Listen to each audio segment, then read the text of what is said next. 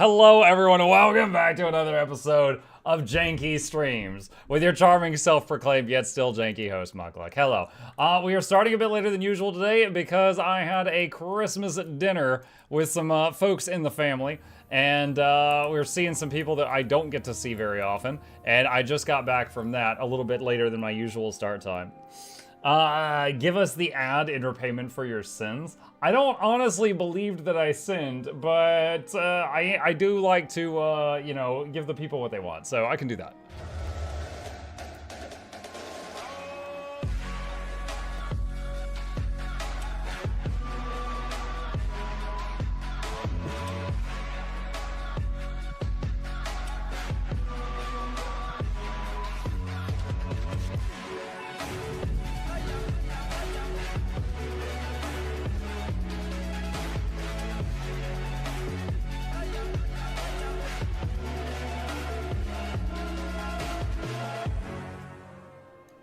All right, so yeah, we're here, starting a little later than normal, but here for the rest of the normal stream time.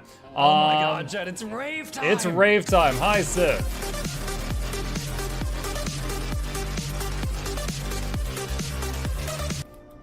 Bluebell on YouTube says, thank goodness you finally got here. I almost died of boredom. Lol. Yeah, sorry about that. Simon, welcome to A Japan, little bit later kids. than usual, but we're here It's time now. for tentacles. Rob says, is this Guild Wars 2 year in review? Yeah, there's a few articles and stuff about Guild Wars 2 today that I wanted to cover. Gonna go over those, see if there's any new information we didn't already know. If there's anything juicy, I'll put it up on the YouTube as a separate video later. If not, we'll just look at it on stream and see what we can find. That's basically it. And then later, do a little bit more progress in Dyson Sphere program. There are some other game titles I'm interested in playing. I've reached out to them because, you know, why do something for free if you can get paid for it? So I reached out to a few companies to see if they'd be interested in doing anything together. If that happens, great. If it doesn't happen, then I'll probably try some of those games out. The next one I'd like to play, once I hear back from them, is Against the Storm, which is a game was one of you guys actually recommended it to me. I checked it out. It looks really cool. I'd like to try that out, but I'm waiting to hear back from them just to see if I can get any business out of them before I do that. What was for dinner? Longhorn. We went to Longhorn Steakhouse. So, when my aunt and her family and my family went there and we met up. It was pretty cool. It's pretty cool. My aunt is kind of in between my age and my mom's age. And so her daughter is like 10 years younger than me. So there's kind of like a weird generation thing. So like her daughter is my cousin, but we're nowhere close to the same age. Actually close to 20 years younger than me. I was math. So we were all just chatting, like her daughter was telling us how she's doing at college. Her boyfriend was there and he was a really nice guy. You know, we talked about video games a whole lot.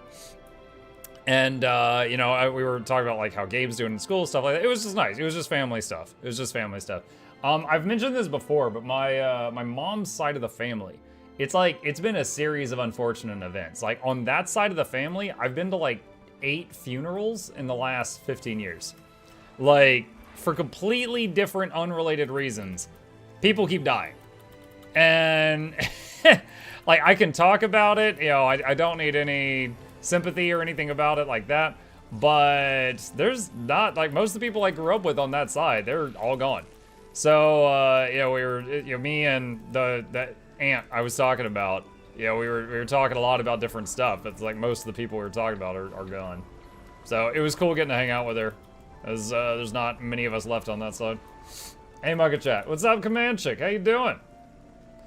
Let's see. Bluebell says, I did. It was very touch and go, but I had to survive on the shorts. I have been putting out new shorts lately. Have been doing that. We'll see how those go. Trying to see how successful they can be.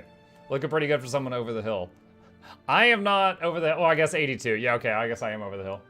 I don't know where the hill is, but I guess I'm on it, or over it. Leaping over the hill.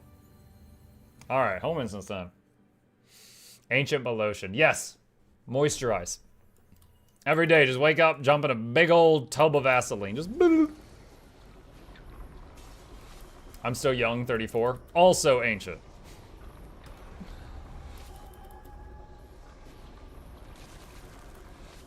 I thought you went over when you crashed your bike. Oh, look at you remembering an old story. I was honored to have almost banned for slap to be made a short.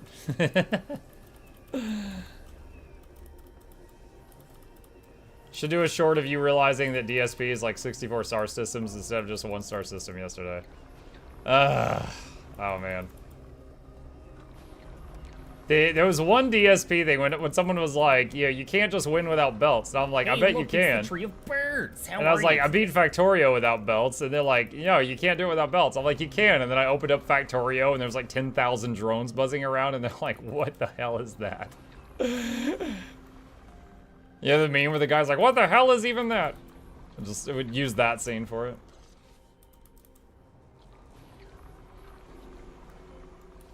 Hello, quick question about elemental infinite gathering tools of volatile glyphs. Worth to get now with the discount and high gem prices, or when to get it, and is elemental a good choice? So the only thing that really matters for when you're getting an infinite mining tool is the glyph. Some of them have different animations. Like volatile tools have an animation, unbound tools have an animation, Consortium has an animation, and some of the animations are faster, which is nice. For example, the fused harvesting sickle, its gathering animation is 1 second shorter than others, which is nice. But honestly, if you could just get any infinite tool with volatile glyphs, I would do it. I wouldn't wait on a different one. Like if you're getting an infinite tool that's doesn't have volatile as an option, I would wait until volatile is an option.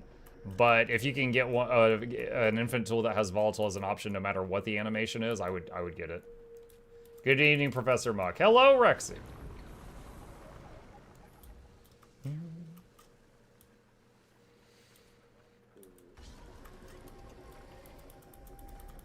Not sure where the Professor Muck's coming from, but yeah, just like any professor, be like, you know, you all should know that 90% of my students do not pass my class because I'm bad at my job. Embrace simplicity. That NPC almost made me miss the cloth rack. When do we get to have some shorts from this week's Mutiny Monday? That one might be a mini. That might have been too much for a short. But I did submit that to Noxxi.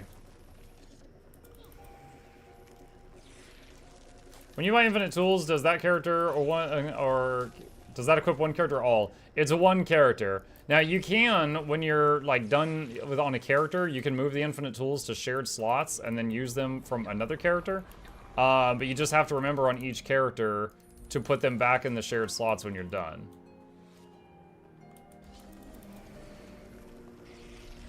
According to Fast Farm, Fuse could sort with the same speed, but I could swear with quickness, Fuse feels faster. So Fused gathers 1 second faster. On top of that, like the Fused gathering bar. All right, watch me. Watch me right now. All right, so look. All right, now watch this. I interrupted it. It actually gathers at like 75% of the cast bar. So the cast bar is like a second faster, but also you can interrupt it because it gathers before the bar is even finished. So because of that, Fused can feel quicker if you keep interrupting it because you'll still get the stuff. Legendary gathering tools win. I've suggested it before. I don't know if it'll happen though. We went hard on that Mutiny Monday. You did.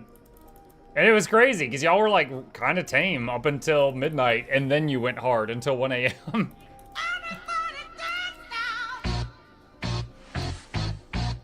Oh boy. You really need to start using Gumbler of Candy Corn for boost for 33% gathering loot. Gumbler of Candy Corn Fur.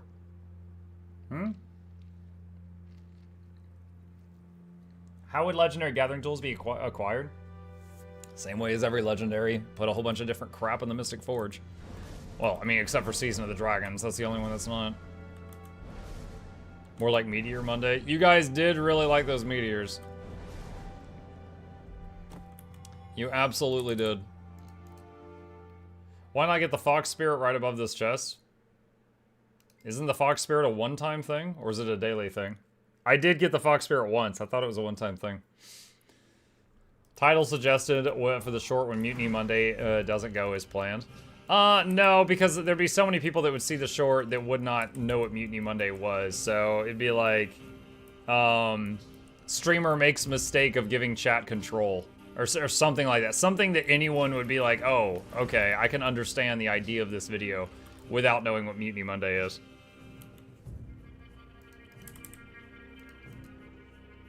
It is, the Fox Chest is daily. I'm parked there too. Oh, well, today I learned. Today I learned.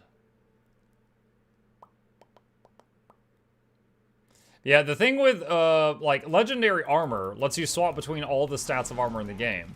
Legendary gathering tools, if it let you swap between every type of gathering tool in the game, you'd still just use volatile 90% of the time. And also, it would make it to where you didn't need to buy the tools from the shop. So, the only thing I could really think of that it would be nice for is it would, if it gave every character on your account access to an unbreakable tool. And then whatever glyphs you owned could be on a drop-down menu. But if they just gave, like, your whole account volatile magic gathering tools, that would make them lose money. Because I bet you one of the main ways ArenaNet makes money is people buying infinite gathering tools. So they'll probably never do an infinite, they'll probably never do, like, a legendary gathering tool that anyone can just acquire. Have you boosted more characters to 80 or leveled more? Definitely boosted, using just Tomes of Knowledge I get from playing the game. I leveled the old-fashioned way to 80, like, I think 2 characters, maybe 3. And the others, just like when I was in the mood to try a new class, I just opened my bank and pulled out like 80 Tomes of Knowledge and then stuck them on a new character and boom. And then I tried out the class. I gave Twitch a basket of meteors and left them unsupervised.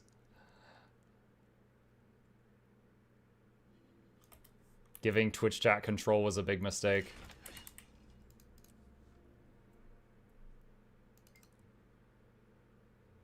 Yeah, only leveled a couple the old-fashioned way.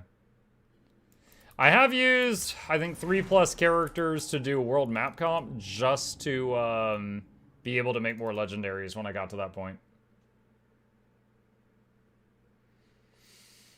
I'm saving my 80 boost for Revenant for when I get a new character slot. Yeah, when I say I boosted, what I'm talking about is usually just like Tomes of Knowledge, not like an actual boost. Uno Punch Man. Uno Punch Man. His Spanish cousin.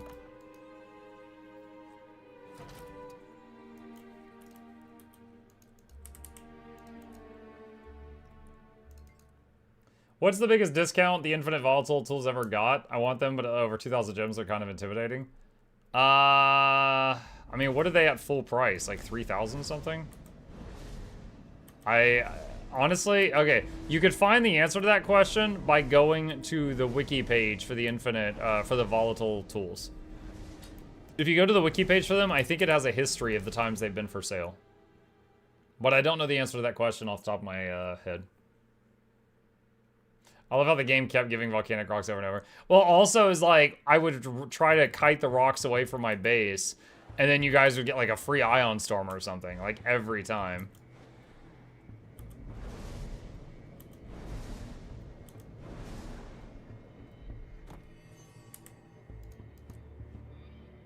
Alright, that is it. That's it for the daily routine. Apparently it is rough start for level 1. Rev? I don't think it's that bad. I think the one that I thought was the biggest pain at low levels was Mesmer. I think I played my Mesmer up to 30, and then I boosted it with, like, Tomes of Knowledge the rest of the way. Let's see. Got a bunch of crowbars recently, so it should be fine in that regard.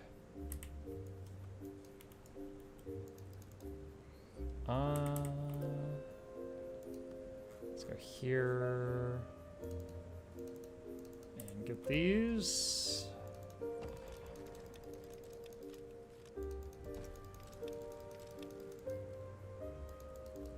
There we go. Alright, wonderful. No, says I'm testing my sanity by playing FF11 again. Should be on the list of games for Mukluk to suffer. I mean, try. FF11. Wasn't that an MMO? I know 7 has Cloud and Sephiroth. I think 14's an MMO. I think 11 might have been an MMO. Are you gonna go for the Obsidian Armor or wait to see what it looks like? I'll make one piece in order to make a guide on how to get it. But as far as will I equip it, it depends on what it looks like. Because I've already got full edgy armor. So whether or not I use it just depends on if I think it looks nice. That's it. 11 was an MMO. Okay.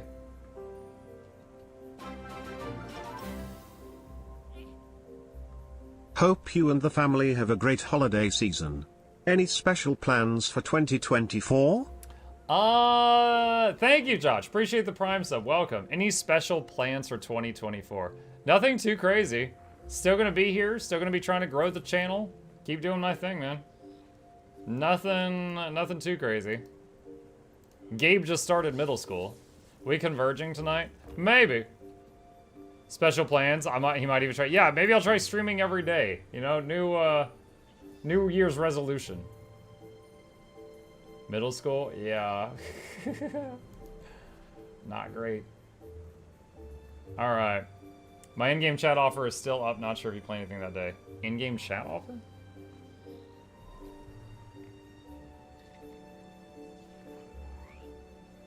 In-game chat offer spells? I'm not sure what you mean. Slyro says, what's the weirdest thing you've seen people do in the game? I just say I saw a bunch of Choyas run over just to Quaddle to get crushed. Oh, man. I got too close to the Goldshire Inn in World of Warcraft once. Hands down, the weirdest thing I've seen people do in a game. For those who never played WoW, a lot of people like to roleplay at that place. In detail. I mean in Guild Wars 2. You didn't say in Guild Wars 2, you just said in a game. So that was the weirdest. In Guild Wars 2, I saw Shy once chase someone and scream that he wanted to hit them with his carrot. So that was something. That was pretty weird, and that was in Guild Wars 2. In fairness, Casyro said the game, and we all know Guild Wars 2 is the game. Oh man, we just lost that game. Where is it? Oh, here it is. Slapping you with my carrot. Oh. Does yours do an equivalent to Goldshire? Asking for a friend. I don't know. I do not know. It's probably the Black Citadel somewhere. Hi, Mugga Chat. Hi, Patimitar. How you doing? From the images we got, the heavy armor looks cool. Yeah, but we just saw the concept art. Waiting to see what it's going to look like in-game.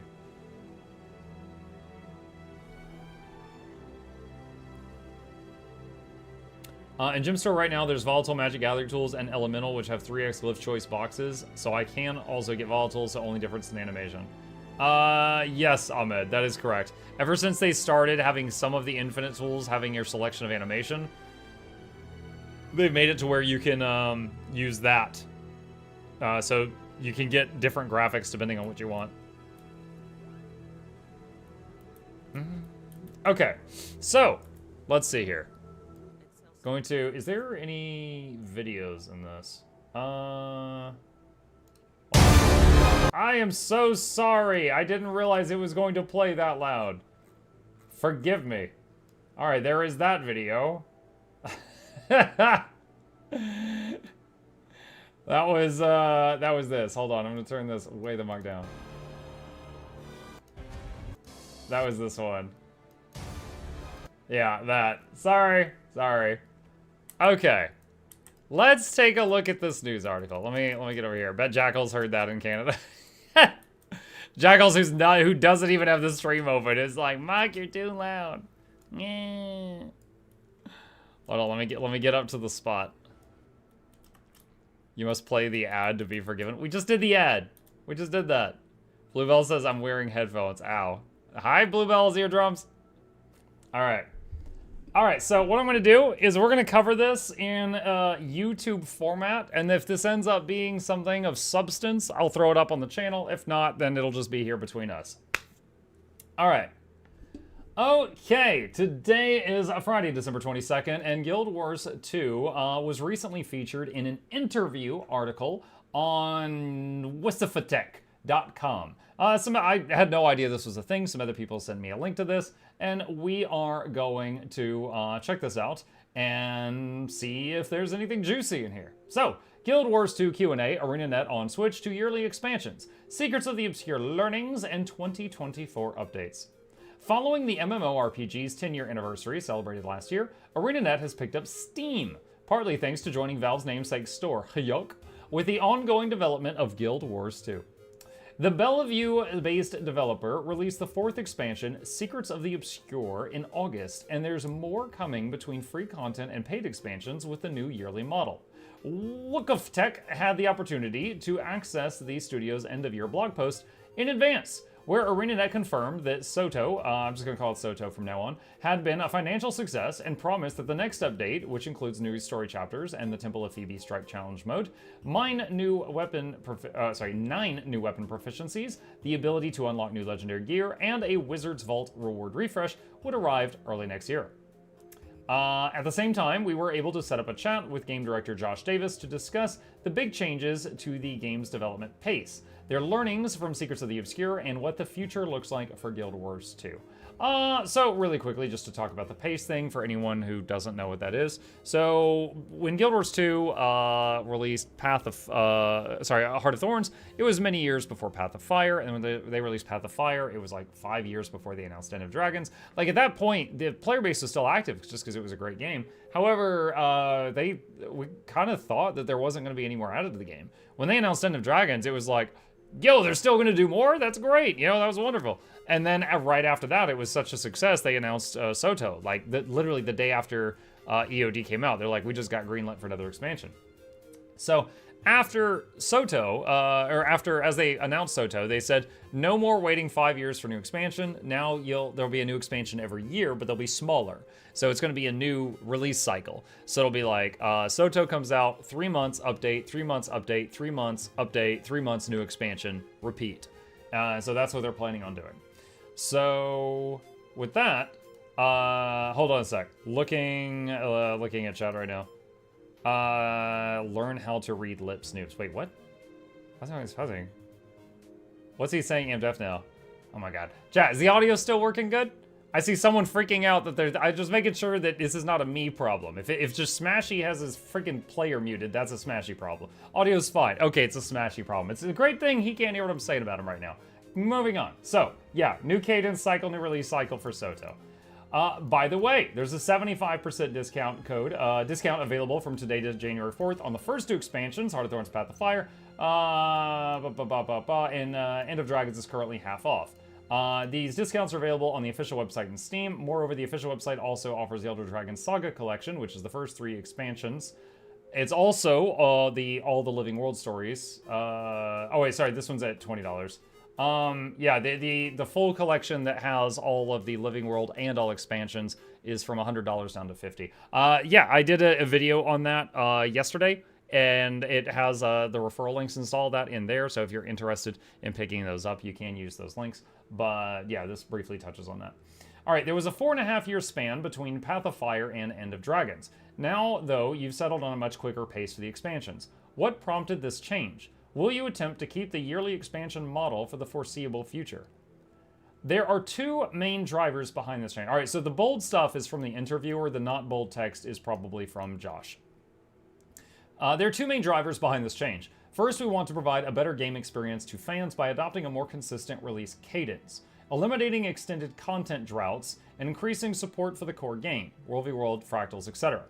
Second, we want to adopt a dev cycle that would allow our team to maintain a healthy work and life balance. We're in a marathon, not a sprint. The structure of this approach allows us to take a long-term outlook toward planning, which helps with scheduling and staffing.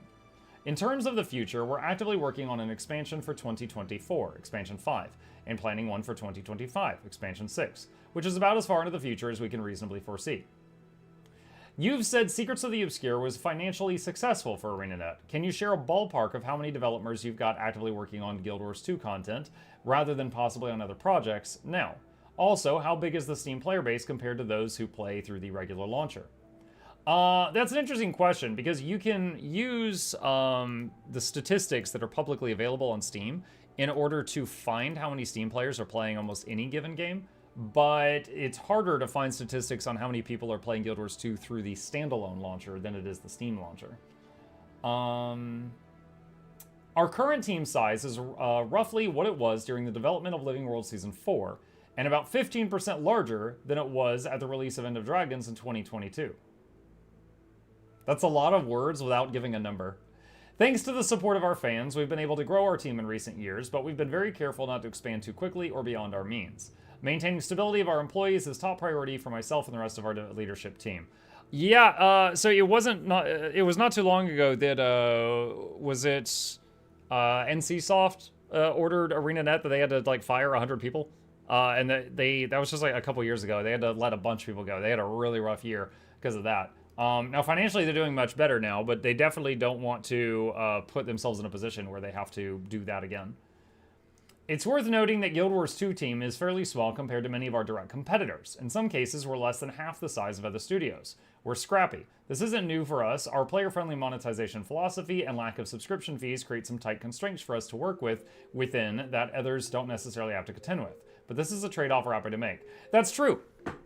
When you compare something like World of Warcraft, you pay for the base game. Well, actually, that's changed over time. Eventually, I think they made the base game free up to a certain point. But you pay for every expansion, and you pay like $15 a month, unless you do like the coin thing. But you know that somebody had to pay $15 a month for that. And then if you want stuff from the shop, you pay for that. This game, you know, Guild Wars 2, you pay for the game, you pay for the expansions. There's no monthly fee.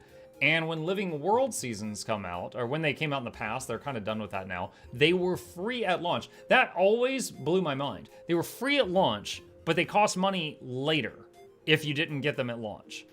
But if you were, you know, and usually for companies, it's backwards. Usually for companies, it's the other way around. Like right when something launches is when people are willing to pay full price for it, and that's when they charge for it. So they have been generous in the past of that stuff. But that means that they've got to constantly push out new stuff to the gem store in the game, which is usually cosmetic stuff. Like there's a new cape here. I think one of the hottest new items right now is the plush sky scale. Just for sake of conversation, is this right here. It's a different skin for your dragon mount. Just makes it look like a giant cute stuffed animal. Stuff like that. So they release stuff like that that costs gems and you can buy it with real money. And that's purchases of expansions and purchases of stuff from the gem store is most of their in-game income right now. They have been, you know, very cool, very good with that. You know, as far as monetization goes, I think that the way they do it is completely fair. I kind of want to compare it to something like Path of Exile. You know, Path of Exile is completely free to play. However, they make a living by just selling cool-looking stuff. There's a few quality of life things in their gem store, but it's mostly just cool-looking graphics and skins and stuff like that you can buy, but you don't have to. So you'll get some people that'll buy a ton of stuff and other people that buy none, and it keeps the company afloat, and no one really hates them for how they do that. And I like that. I very much like that. As for the Steam question, it remains a small portion of our overall player base, but this wasn't a surprise, given that Guild Wars 2 was available for 10 years on our first-party platform before launching on Steam.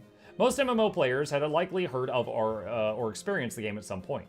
However, something that's been very interesting is how much of our first-party new player acquisition has improved from being on Steam. Our new player acquisition numbers are the strongest they've been since 2016 and 17. Really? We saw more first-time players in 2023 than we did at any point during the COVID pandemic gaming boom, which was a pleasant surprise. That is wild. That's actually wild. Because, okay, so the COVID boom is, of course, referring to when everybody was locked up at home because, you know, we were trying to stop spreading that around. And tons of people just pulled up the internet and started playing video games when they didn't have much better to do. And almost every video game, you know, it feels kind of bad saying it, but it is a fact. Like, this industry got a huge surge of traffic during that because people were online playing video games. Especially, you know, games that were free to jump into. Guild Wars 2, the base game all the way up to max level is free, so there was a lot of people that got into it. And I can back that up as well. Obviously, I don't work for ArenaNet, I don't have their numbers, but I have a massive amount of guides out on the game. So I can see the traffic that those YouTube videos get, and I've got new player guides. I can see the days when those guides spike, stuff like that. So yeah, this is actually incredible that happened. You said you're now able to take a more long-term approach to planning, with lessons learned from Soto that will apply to Expansion 5 in very meaningful ways. Could you go into the specifics of which areas will be affected? We're learning a lot about how we develop and release content on this cadence, which absolutely has a downstream effect on the player experience. The overall shape of development being Expansions 4 and 5 are very similar, timelines, resourcing, etc., even if the content and the features are not. This means that we're able to focus more on refining our development processes than reinventing them. The better that we can identify production issues like undocumented dependencies, bottlenecks, resourcing issues, etc., mean that we can proactively address those issues in future dev cycles. This makes total sense. So essentially, you know, this was the first of their yearly expansions. They had to figure out, like, you know, obviously the artists make art, but, you know, who's going to do what timetable will they have, how much time do they have to work on it, you know, how many zones will they be expected to spit out, how many new sets of armor will they be expected to sit out, the balancing team, how many new skills are the classes getting, how much will they be required to, you know, when are they going to have meetings, stuff like that. It makes total sense that after doing it for the first yearly expansion, they'll almost have a template that they can use to speed up how it's going to happen for the follow-up yearly expansions. Just to take a small break from this, Asmodian Leader in YouTube chat says, how is Guild Wars 2 nowadays? I like PvP. It's great. It's not perfect. I won't act like it is, but for me, it is the best MMO out there. The combat system is still the... Like, anytime I try to play, like, World of Warcraft, Final Fantasy XIV, anything like that, I'm like, God, this combat just feels so ancient compared to Guild Wars 2. Even though it's 10 years old, it was so far ahead of its time when it launched. Obviously, as a Guild Wars 2 streamer, I'm a huge fan of it, but that is my honest answer. Okay, so from our experience with Soto alone, we've adjusted... Oh, we already read this paragraph. Okay. In Soto... you have ditched the elite specializations added to each of the previous expansions in favor of new weapon proficiencies. Does that mean no more elite specs will be introduced in future Guild Wars 2 expansions?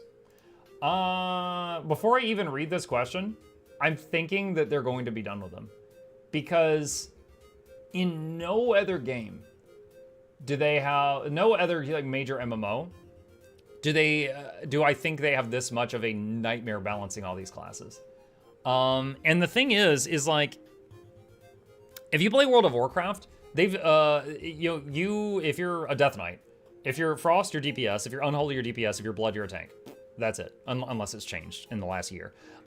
That's it. There's not a lot of ways to build your character wrong. There's some slight, like, you know, do you want to have this cooldown or this cooldown? But there's not a lot of ways to build the character just wrong. And in Guild Wars 2, there's a lot of freedom with your build, to the point that you can make some broken stuff in a good way, and you can make some broken stuff in a bad way. So it's very possible for people to hit max level and still have absolutely no idea what they're doing. And because of that, you know, it's tricky to balance all these elite specs and then against each other, because it's like, okay, you're not comparing Blood DK versus Defensive Warrior.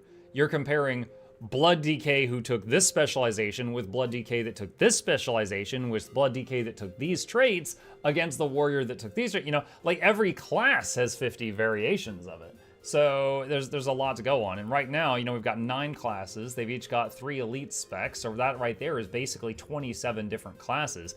They play very differently than one another. It's not just like different flavors, kind of like how Frost and Unholy Death Knights were in WoW, to use that example again. You know, the Soul Beast plays completely differently than Untamed. Hollowsmith plays incredibly differently than Mechanist does. Like, yeah, they're both DPS, but they're completely different. So it's become very troublesome to balance. It would not surprise me if they were done with elite specs. Okay, we're not ready to shut the door on elite specs yet. It's always possible that they'll make a return in a future expansion. For now, we like the flexibility that focusing on weapons offers, and we've proven out that we can add new layers of gameplay interaction through just the weapons themselves. We plan to focus on weapons for the next expansion, but we have a fun surprise in store to keep things fresh and exciting. Ooh, I wonder what that is.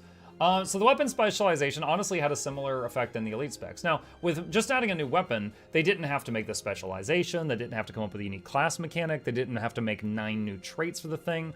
Also, elite specs come with a set of skills themselves. For example, Druid had this glyph, it has these Late on glyphs, dropping off the primer for the month. Happy holidays, Muck. So that's, 1 heal skill, 4 utility skills, 1 elite skill that they would have to make for each elite spec. With weapons, you just have to make the weapon skills, which is more of a nightmare for something like Weaver, but for most of it, it's just, 5 new weapon skills. However, I will say the weapon master training, that did kind of throw another wrench into the difficulty to balance the game. Because when they added weapon master training, when suddenly you had Soul Beast sniping people with Druid staves, every single Weaver was using, every single Catalyst was using Weaver, Sword, and Tempest Warhorn. There was just so many broken combinations. Dragon Hunters were using, Willbenders were using Dragon Hunter longbows. And there was, there was the core class plus 3 elite specs that all got each other's weapons. There was 80 or 90 new combinations that weren't available before. Some of them were stupid and dumb, and others were completely busted, and they had to come in with Nerf bat swinging. They were not ready for that. Now, I don't know if they ever could have been ready for that. But, yeah, so, I mean, it's kind of the same thing as, the elite spec thing, nightmare to balance idea. Very interesting what the surprise in store is going to be. I'm very interested in what that's going to be. Yeah, all Scourges using pistol from Harbinger. Harbinger pistol is a very... You compare it to Engineer pistol, it's insane. It's not even close. It's a busted weapon. And then you put that on a class that is already quite strong like Scourge, boom, 60k DPS, nerfed in the next patch. There's a lot of examples like that. How did you settle on these specific weapon proficiencies for each class? Also, is the Ranger ever going to get rifle and pistol? No, shut up. We don't need more... Okay, this person does it PvP. In PvP, projectile block is everywhere. Do not give Rangers more projectile weapons. Give me a focus or a shield or something. Do not give me more projectile weapons.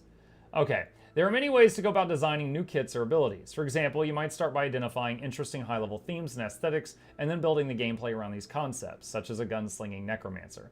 That's how many of the base professions and elite specializations came to be in Guild Wars 2. For Soto, we chose a slightly different tact, focused on addressing shortcomings in each profession. We started the new weapon design process by identifying gameplay gaps in each profession's kit across PvE, PvP, and World vs. World. This included examining high-level roles such as the traditional boon support, healing and damage, and more niche considerations like non-projectile range damage options for World vs. World, due to the amount of projectile hate via reflex and blocks. Thank you. The goal in all of this is to make more professions usable in a wider variety of contexts. There's plenty of gaps left for us to address, but we're making good progress toward the introduction of weapon mastery training, the latest weapon proficiencies, and our ongoing skills and balance work. As for the Ranger getting pistol and rifle, no comment. Don't do it! You've never added focus to anybody ever. Give it to us. Alright. You recently conducted the weapon proficiencies beta. Community feedback seemed to range from very positive to quite negative, depending on the class and weapon addition. Can you share any tweaks that will be based based on that feedback? Okay. All right. Really quick pause here. Bookworm says, I'm personally not a fan of the 3-month update system. Feels like early access content where we pay first and wait for the devs to fulfill their promises, but that's just my opinion. I don't think it's the exact same as early access, but I can understand your comparison. I don't think it's unfair that you say that. Hi, Star, I see you. Crazy as a guard main to hear somebody praying for focus. It's not that engaging. Whimper, the thing is the focus might be the only weapon in the game that's never been added to a class since the launch of the game 10 years ago. So it's kind of like a meme for me at this point. You know, kind of like a World v World alliances. Like World v World alliances win when someone gets focus. You know, it's kind of like that for me. Anyway, also, my favorite legendary in the game is Binding of Hippos, and it's a focus, and only get to use it if it gets added to characters I play. So there you go. That's part of it too. Totally admit that. All right, we're not quite ready to share any news, but we'll be back early next year with a blog post that outlines the changes we're making based on player feedback. The Wizards Vault objectives seem a bit too skewed towards PvP. Is there any chance more PvE objectives will be added to the mix? Yes, we plan to continue refining and adding new objectives across game modes for new and existing content alike. Yeah, honestly, my only complaint with the Wizards Vault is this UI. There's been many times I open this and it's just blank, and then I gotta close it and reopen it, sometimes 2 times to get it to actually load. And then if there's a bunch of things I'm collecting and I click multiple times too fast, I get an error message that pops up. I think this thing is like a Chromium page web browser. That's the only complaint I have about it. The Wizards Vault is grown on me. I think it's okay. I will say I wish it auto collected the login reward each day, because I admit, guys, I forget to click the login reward like 4 days out of 5. I'm still trying to train myself to do that. Okay. In September, you essentially delayed the alliance system in favor of going live with the long-anticipated World v World restructuring. Is there any update you can provide on alliances? Will it return at some point next year? The term world restructuring and alliances are often used by our community interchangeably, despite being very different things. World restructuring describes the new team-based World v World matchmaking system we've been developing for the past years, while alliances are a subcomponent of that system that allows multiple small to mid-sized guilds to group together for matchmaking. As we started digging into alliances implementation, it became increasingly clear to us that we were on the path to building a system that would largely be duplicative of guilds and the functionality that they offer. Players can already create alliance-like guilds that contain up to 500 players. Now, the main downside of this pivot is that not every player has a free guild slot they're willing to use to join a new super guild. We're actively looking for solutions for this that don't require the steep development investment that alliances would. We would have more news to share on that front early next year. We should have more news to share on that early next year.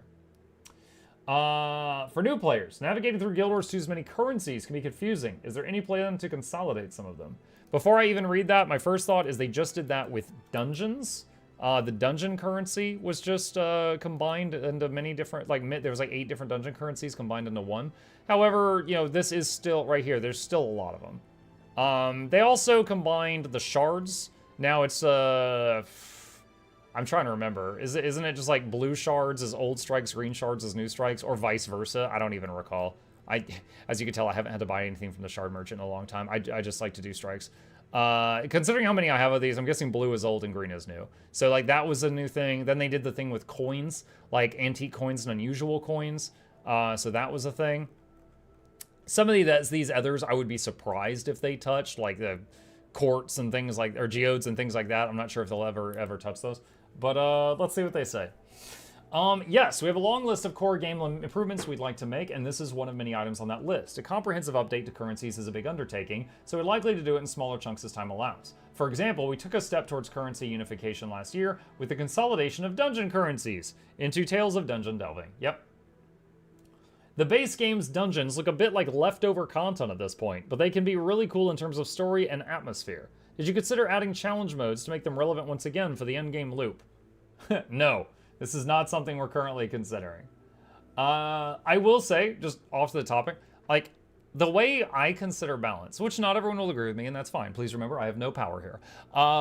Is if you've got 5-man content, like in this game, there's dungeons, fractals, and dragon response missions. How much time do they take, and how much money do you get for that time? Fractals gives you the most money for the time spent. So if fractals, I don't know, it takes 15 minutes and gives you 15 gold. If a dungeon takes 30 minutes, I think it should give you about 30 gold. Those are very rough numbers. Hopefully my point has made it across to you.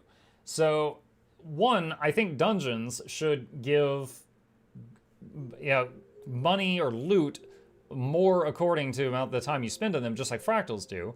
And honestly, I think that they need just like a bit of polish. Like some of them are ancient. and, you know, could use some touch-ups. But it's like they don't need to remake new 5-man content from scratch. They could just go do, like, you know, an overhaul, like a touch-up, like a polishing some of the dungeons, and, you know, they could be very relevant again. But one of the things needs to be the loot. Like Guild Wars 2, I just like the combat system. I'll do any content in the game because the combat system's fun.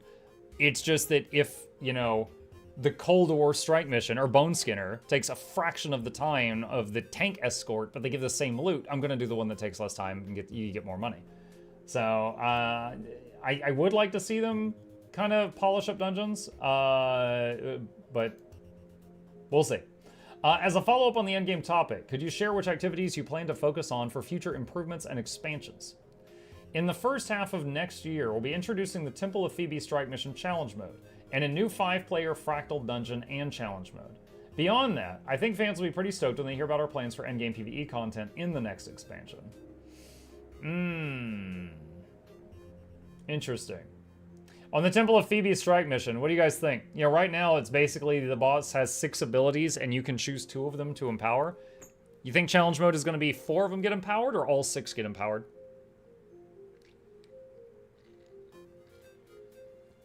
I would be surprised if it's anything other than that. All 12, there will be 6 additional ones also. Let's see. Okay. So yeah, I think fans will be pretty stoked when they hear about our plans for endgame PvE content next expansion. Something to think about. Raid Wing 8? Just more strike... I mean, honestly, I like strike missions, so more strike missions. The way he said that makes me think that it's going to be something new. Something new and shiny. So very curious about that. 50-man raids? Gonna go to Molten Core? There's a growing interest in alternate modes, like hardcore servers, classic servers, etc. in the MMO genre. Do you have any plans to offer anything like servers with more challenging PvE difficulty, for example? Hey, yo, flashback to when someone at BlizzCon asked for a classic server and that guy on stage was like, you think you want that, but you don't. And now classic World of Warcraft has more players than retail. It's an interesting idea, but it's not a priority for us. Trend chasing is inherently risky and could potentially alienate your existing fans if it goes poorly. From what we've observed in the industry over the past few years, it usually doesn't pan out. Fair to say usually, because he didn't say always. There are times it pans out. For now, we're focusing on serving our current community and making Guild Wars 2 the best it can be.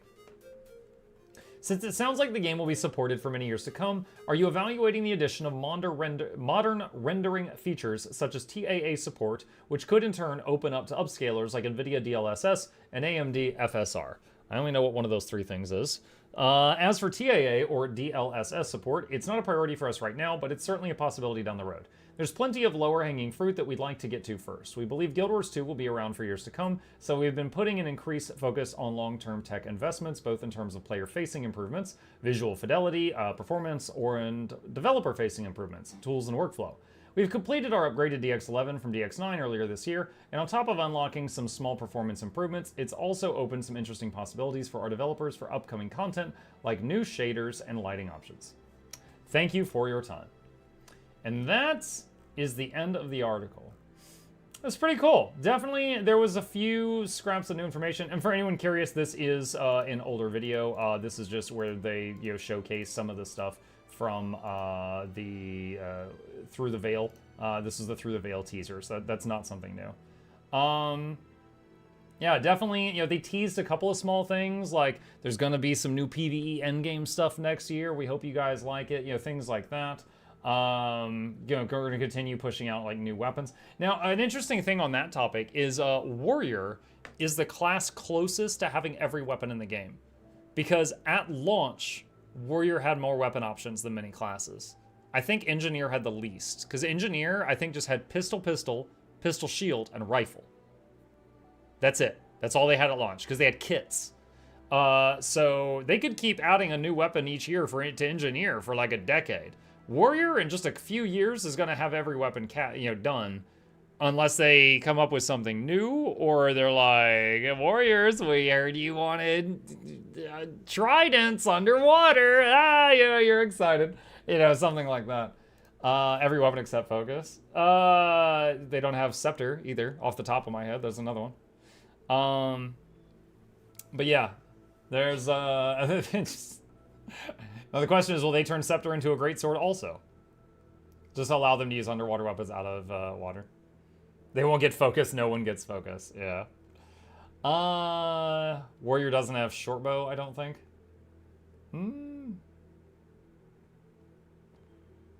Oh, they just have the one that does the fire bow. They can let warrior wield offhand weapons and main hand. My point is they would have to change the rules. Never since the launch of the game have they added a new weapon type, and never have they been like, oh, you can now use torch and main hand. Yeah, they've never done that. So that would require them to change the rules in some way. If they continue doing the yearly thing and they continue adding a new weapon to all classes each year, in just a couple of years, warrior is going to be full up, and they're gonna unless they mark it like an overhaul. Like what's the least used warrior weapon?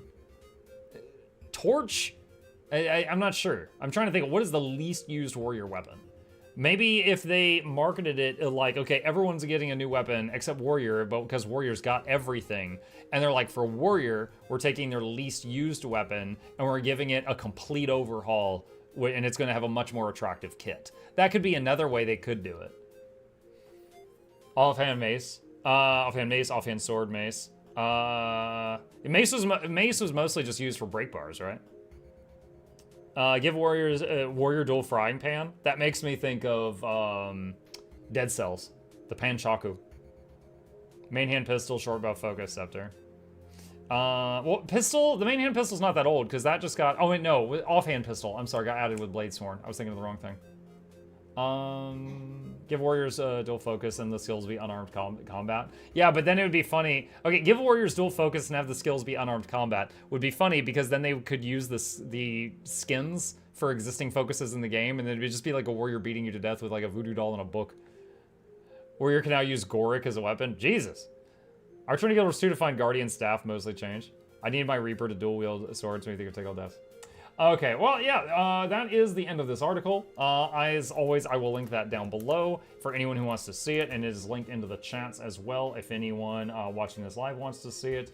But yeah, there was a few new little breadcrumbs, little tidbits in there, and it was really cool for Josh to do this. So, you know, shout out to them for getting this done, and thank you to the community who sent me this link, because I was not familiar with this website. I did not know that they did this. And yeah, any additional comments on this, any little tidbits you think I missed, put it down below. Tell me how I'm wrong. All right, I think I will put it on YouTube because there was some substance to that. I think the blog post is more or less the same as this. We'll check it in just a second.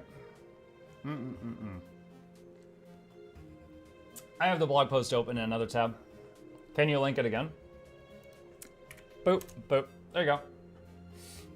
Okay.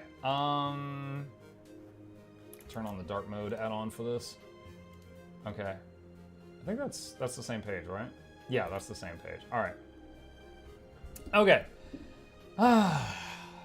Let's go into the next thing that we've got.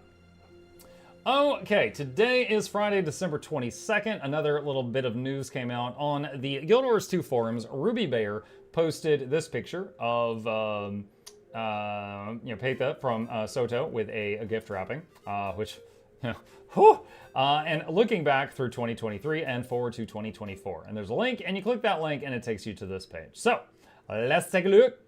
Hey, Guild Wars 2 community. I'm Josh Davis, Game Director for Guild Wars 2.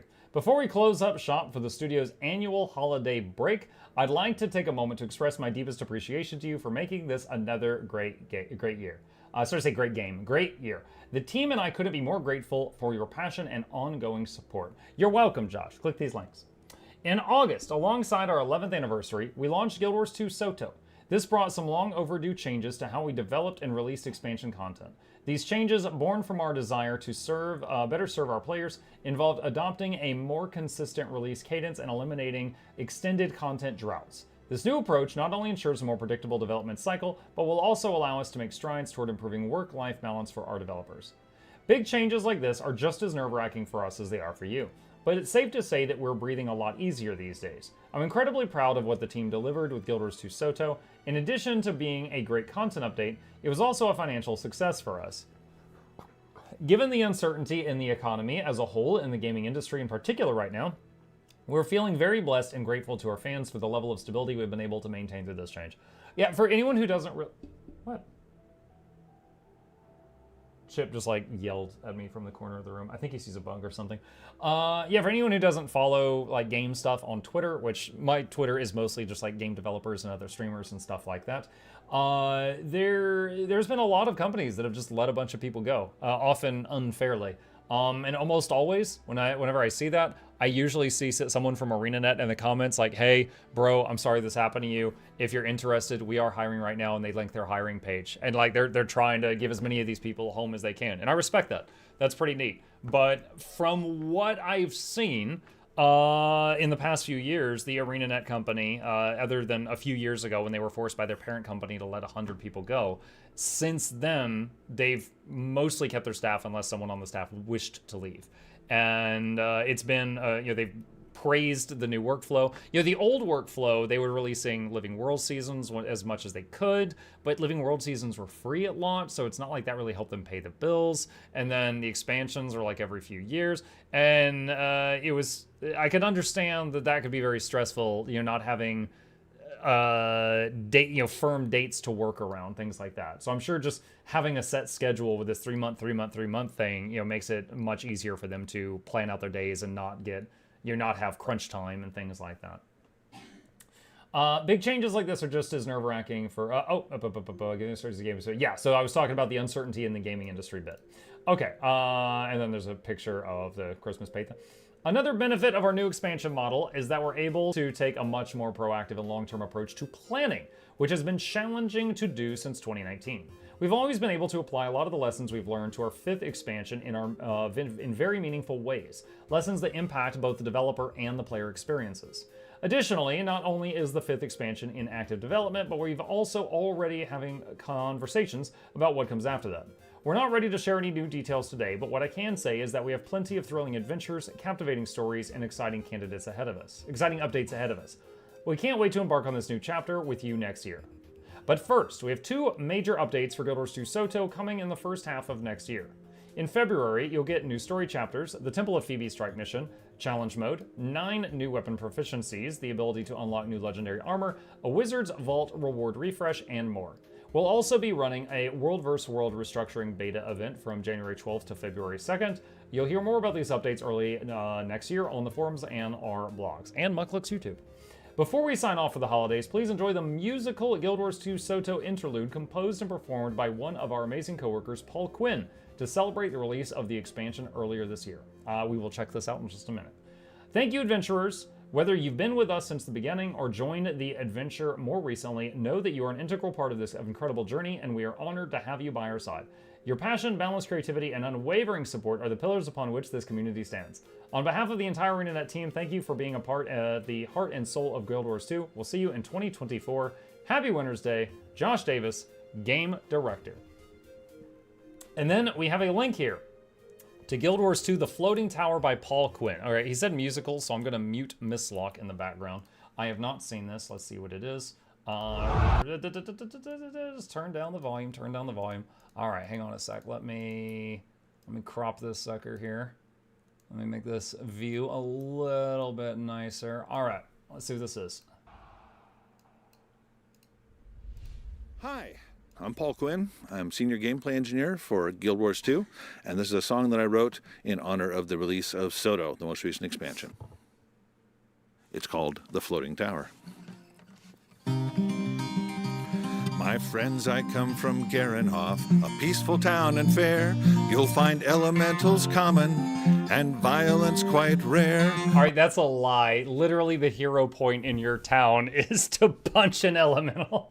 Our town gets many tourists, drawn not by beach or beer, but by long-standing mystery of a paradox so clear. What is that floating tower?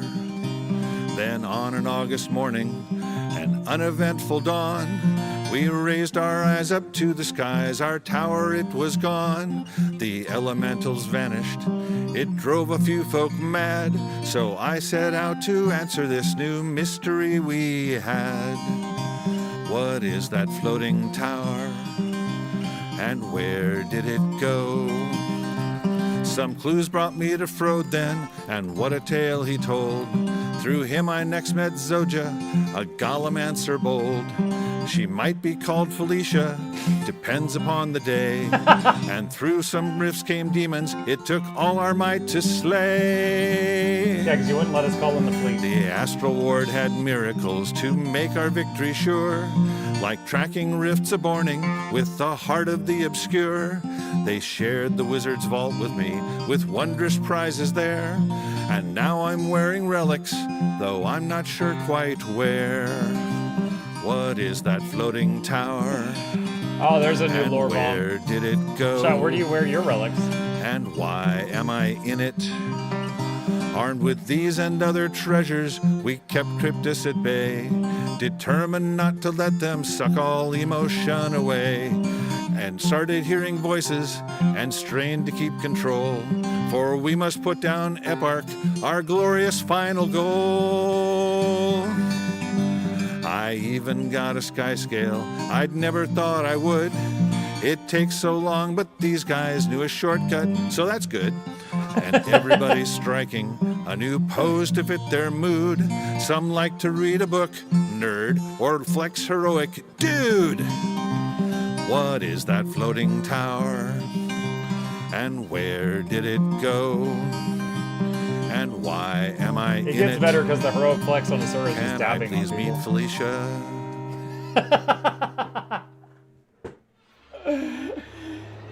That last line.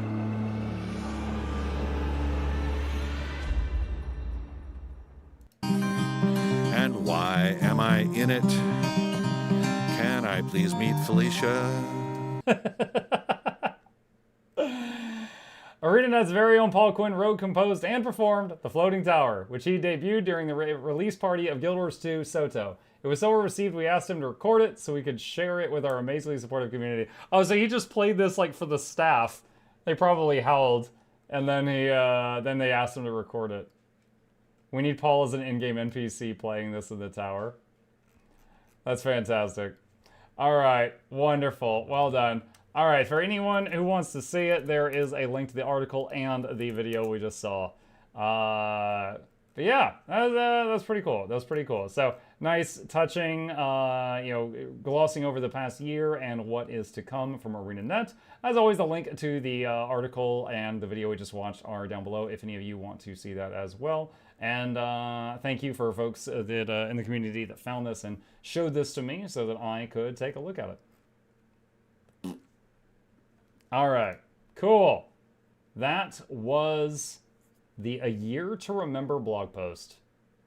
All right, let's minimize that and that. Okay, pretty neat stuff. The song started out slow, but it got funnier as it went. Pretty sure the answer, can I please meet Felicia, is any day now.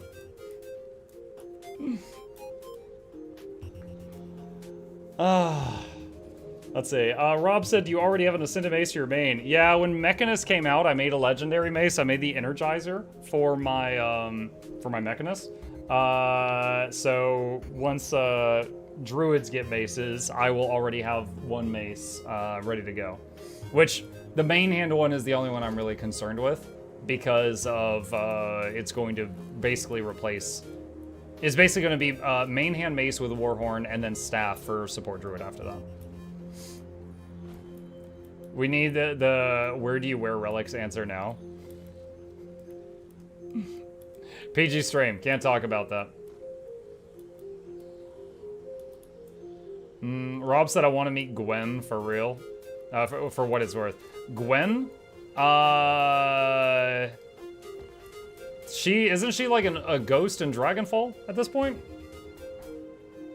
I'm pretty sure she's a ghost in Dragonfall and being really racist toward Ritlock.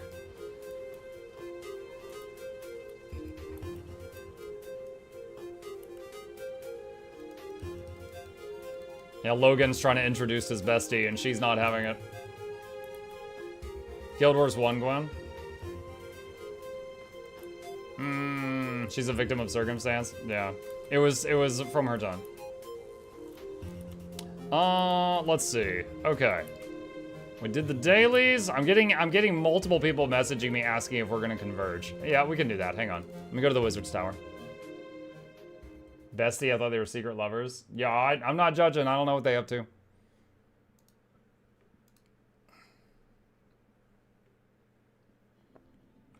All right. For anyone who is in NA and is interested, I am making a squad to converge. I'll sacrifice some motivation to open it up. I just need people who are interested. So anyone who wants to converge, go ahead and do the squad join command on NA, and we'll get everybody a bunch of essences, maybe some money. We'll see who's interested.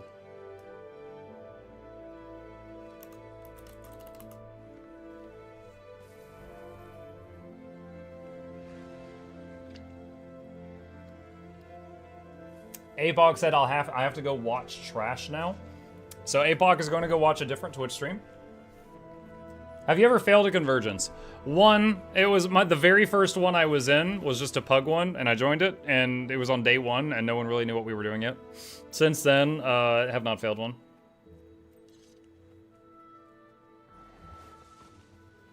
How do I join?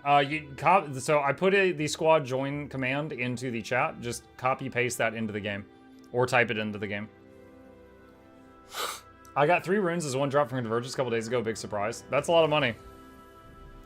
I heard someone got, was like Iron Maiden got a stack of like 7 or 8.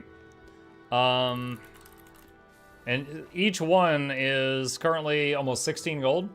So getting even one is a very nice bonus money. But if you get a small stack of them, that's even better.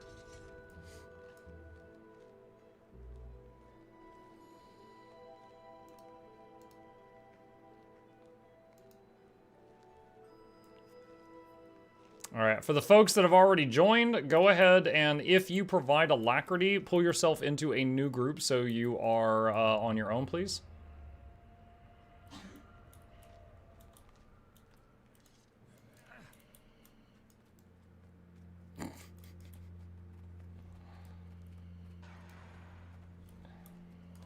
Today was the first time I nearly lost one. I feel like the people are becoming more lazy in the convergence. The primary way that you could lose it at this point is like if you're not paying attention to Zoja's health in the final bit. Then it'd be possible.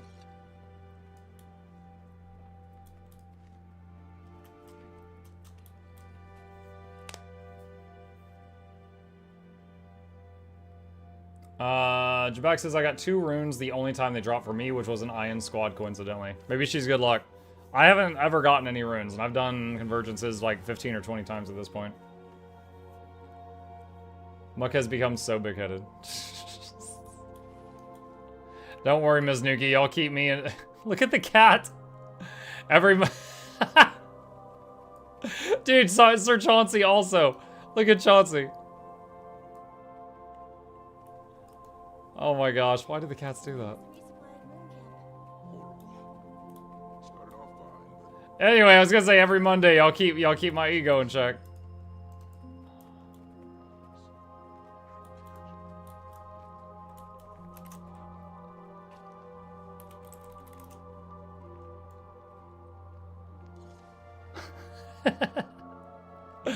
All right, anyone who provides quickness, please join up with the alacrity providers.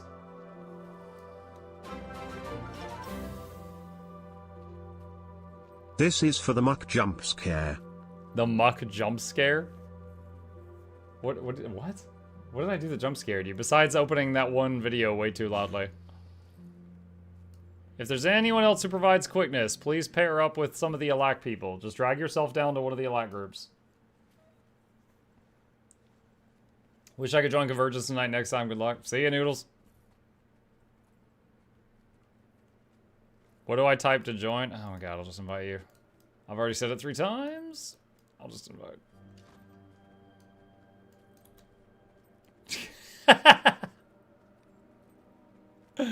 I actually didn't know that bobblehead elixir affected you in the character screen.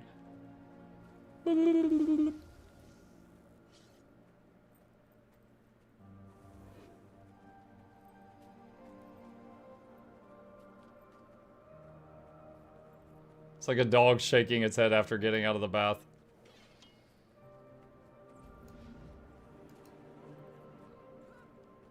All right, pure DPS, please fill in the groups until they have 5 people in each one.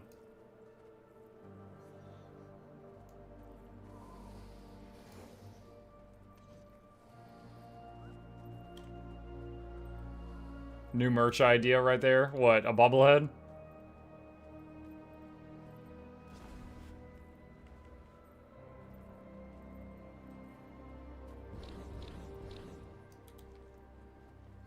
That definitely puts the funk in Funko Pop. Oh, God. All right. I'm going to enter the convergence. Mukluk Bobble. If we got at least like 25 people, we should be able to do this fine. It'll be just a little bit tight. Zone in, please.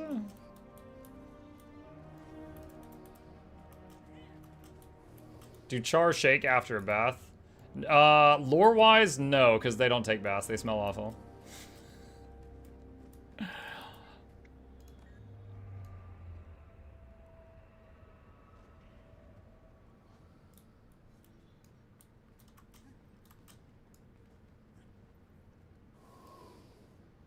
Alright. Dragging these last 2 people down.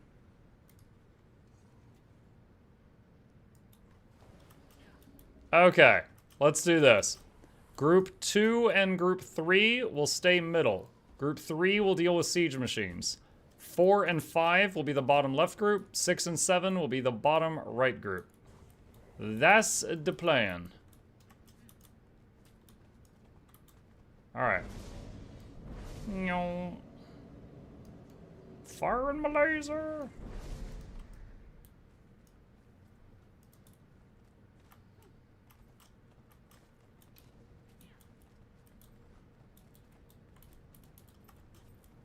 I think they need to make even bigger wizard hats that kind of go down past your shoulders. That way in high grass, you'd look like a traffic cone that came to life.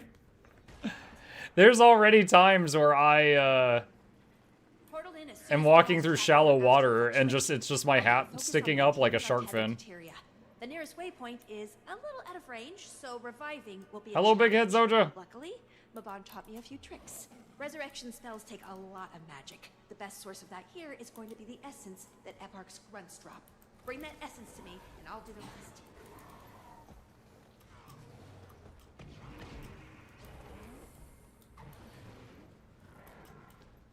Now, we're about to get started, but there is still open space if anybody else wants in.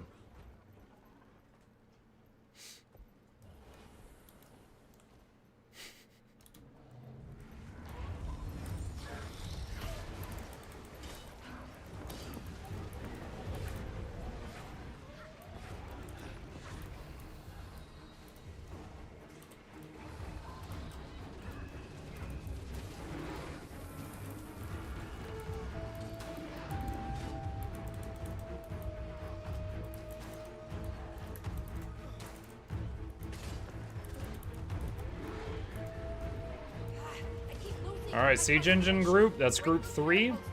If you guys will please go handle those.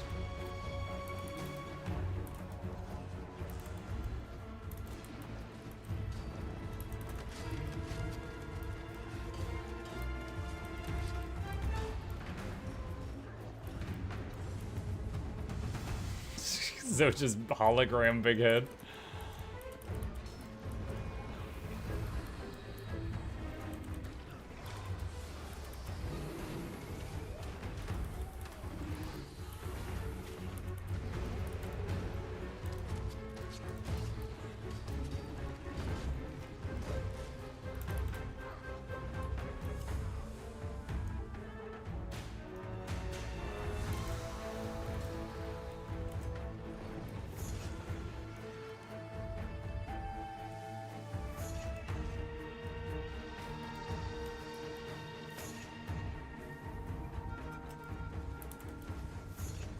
20 seconds till the champion spawn.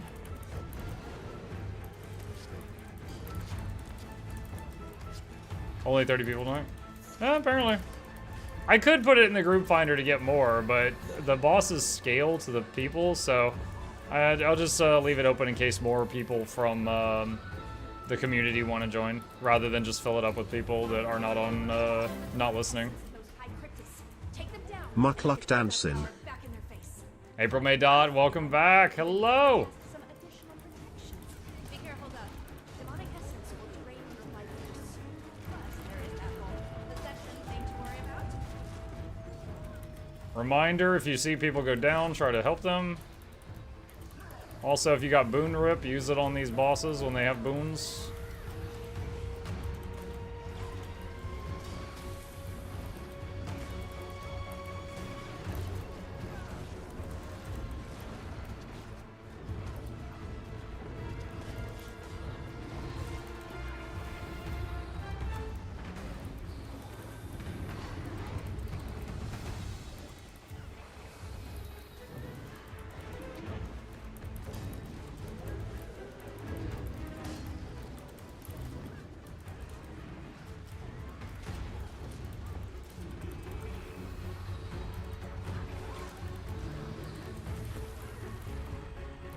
Spite's coming from the west.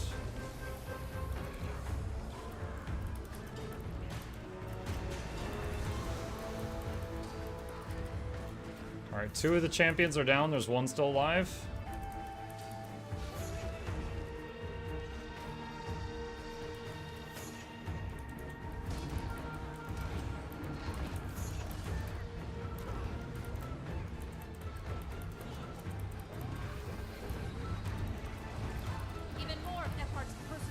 Alright, it's time to split up. As a reminder, I'd like 4 and 5 to go to the bottom left, 6 and 7 go to the bottom right. Everyone else stay middle, except for when group 3 is handling siege. Loranity, hello, welcome.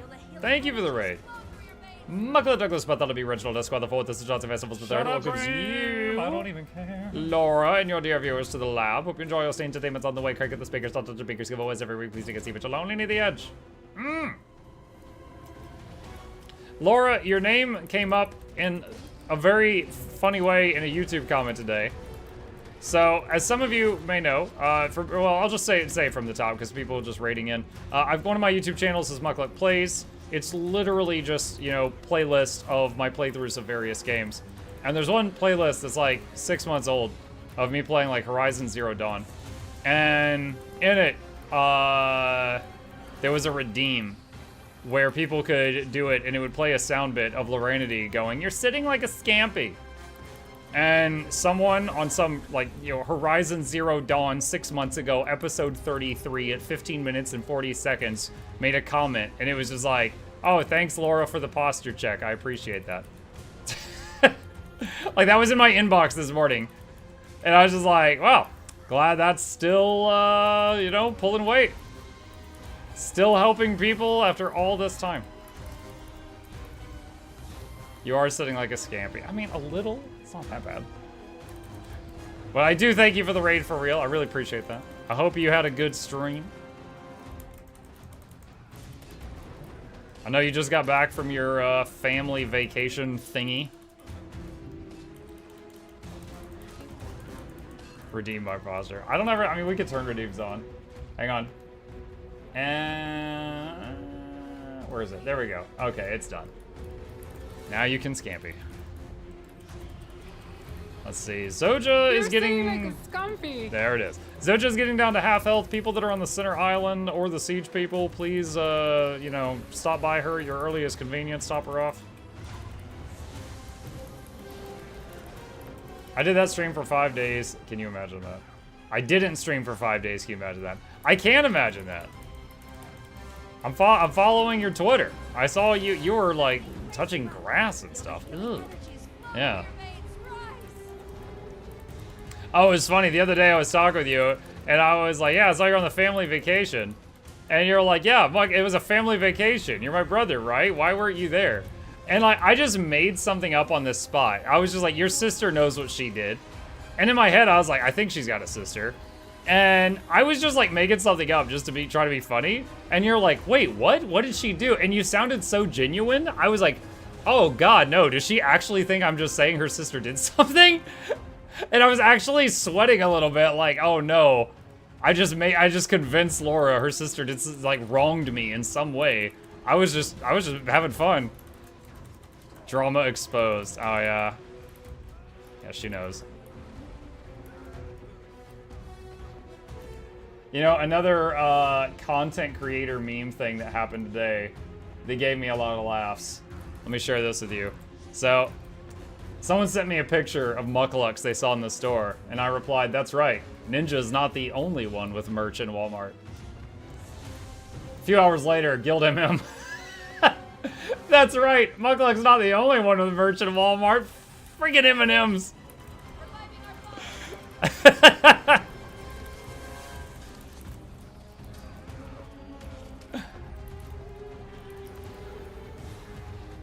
Now we just gotta find Loranity brand socks or something, and we'll have come full circle. It'd be easy to find a teapot. I don't know about a mighty one. Guild M&Ms.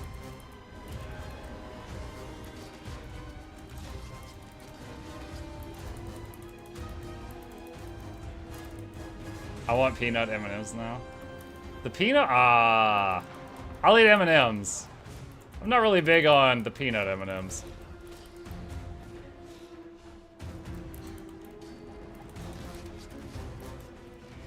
If we're going for things that are within that genre, I'll take Reese's Pieces.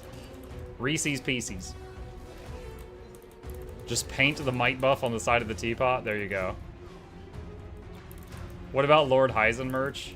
What would Lord Hyzen merch be? Laura, we did get a suggestion for new merch during this very stream. A bobblehead. A bobblehead that looks just like this.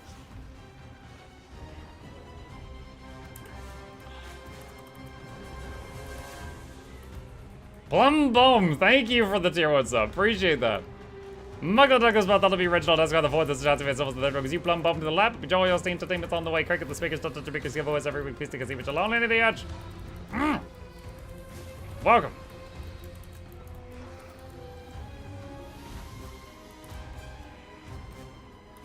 Bobble Funko Pop. Yes. Mounts are fighting with bobble effects. Oh yeah, I know. Pets too.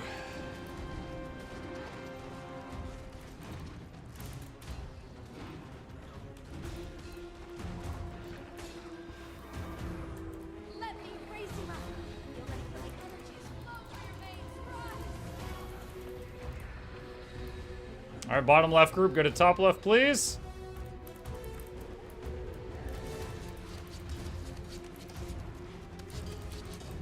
Is there a point where you can't join a convergence, like how there is in Dragonstorm? Like, I'm wondering if someone could still join at this moment and just mooch.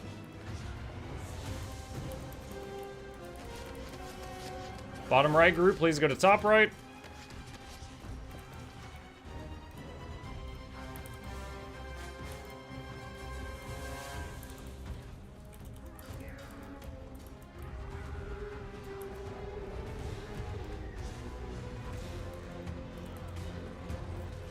Cut off is when final boss starts. Gotcha. Oh, chat! I got a funny little tale for you guys.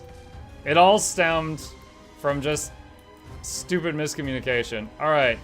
So tonight, my aunt, well, it depends on where you're from, I guess. Her and her family, which is her husband, and her daughter, who's in college, and her daughter's boyfriend, who's in college. The four of them, invited my family, me, Anna, and Gabe, to join them at Longhorn Steakhouse for kind of an early Christmas dinner. We don't have a lot, we and them don't have a lot of family that live in the area that are still around, so we're like, yeah, that'd be great. We'd love to catch up. So we go there, and she made like a reservation, and they're like, how many people will it be?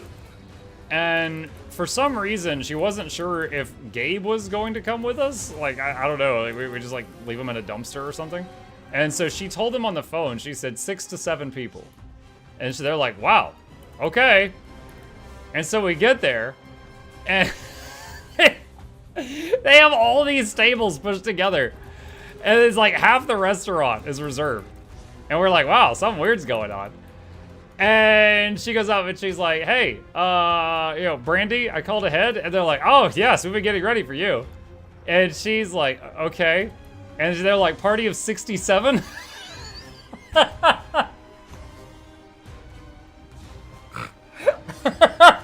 And we're like, what? No. Party of 6, no. And she's like, no, I said 6 to 7. 6 to 7. It's 7. It turned out it's 7. There's 7 of us. And they're like, oh. Oh, God, stop. Stop. You know, we had reserved like half the restaurant. And then like, oh my God, I was giving her such a hard time about it too. Like fast forward near the end of the meal, she was like, man, there's still like hardly anyone here. And I'm like, well, yeah, you reserved half the restaurant. Oh man, it was, dude, I'm just imagining how much business they lost. Like people called in and they're like, hey, can I get a table? They're like, sure, it'll be an estimated 2-hour wait. And the restaurant's half empty. Yeah, but there's a party of 67 coming in. I was like, oh no. That's it. That's the whole story.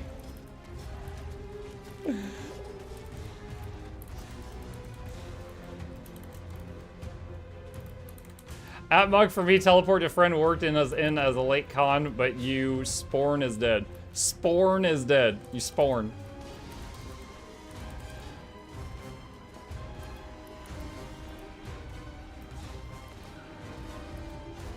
To be fair, that's on the restaurant for not confirming a party over 10 people. Yeah, I don't know. Dude, it has been many years since I even tried making a reservation somewhere.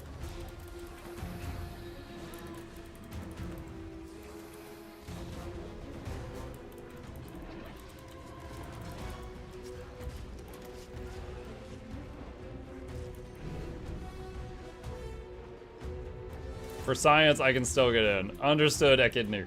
Or Eknidu. I wanted to read your name like it was Knuckles.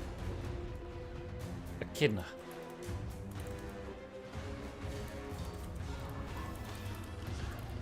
I like how earlier I couldn't get a full squad for this, but then when I'm like, I wonder if you could still mooch, all of a sudden, there's so many more people. Did you have a nice meal? I did. I did. I was a little worried because I had that root canal last week, but it was okay. Like as far as like the ability to eat was okay. Yeah, the food is good. New siege engine is up.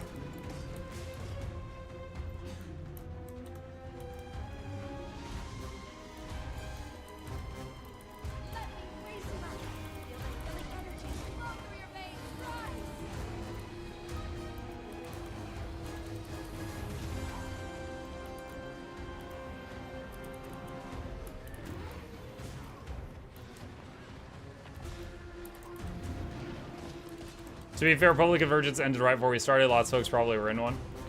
Completely understandable. Have a nice day.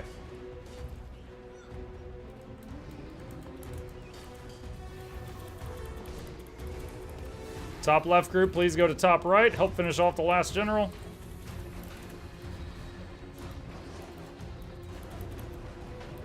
I see half of y'all are coming to the middle. Not necessary. Please help the top right.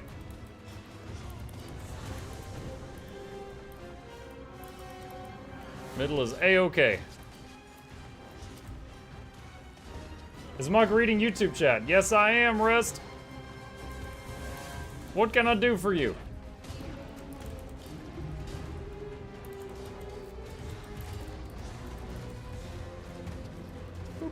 Imagine having a YouTube stream that says questions are welcome or ask me anything in the title and then just not reading the chat.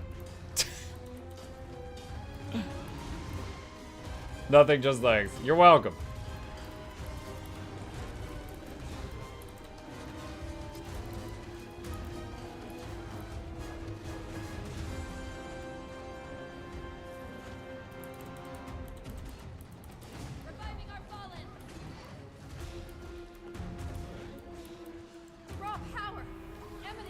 Alright, final boss is gonna be spawning in a minute. Focus to keep it vulnerable to your attacks.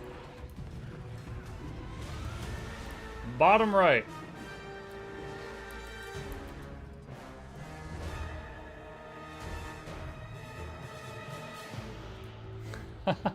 Oh no, the giant fluffy sky scale head. He's so fluffy!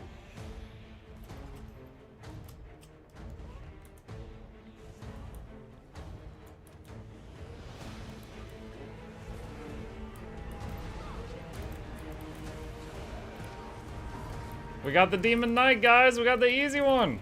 Rejoice.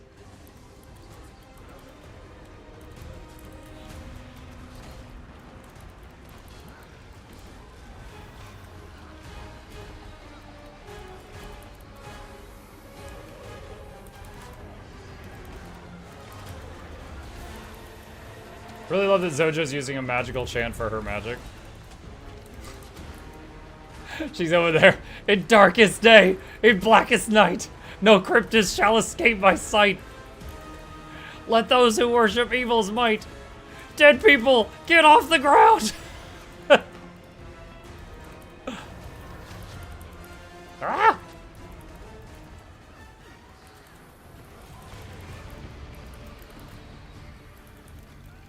What do you more? I see what AMA is that it gives you content.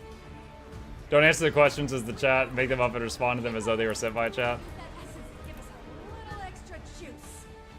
Let me raise Yeah, just look over it like, oh yeah, 16th century. Yeah, no, my day was great. Thanks for asking. Yeah. Oh yeah, the mailman. Oh man, yeah, you wouldn't believe it. just make up questions.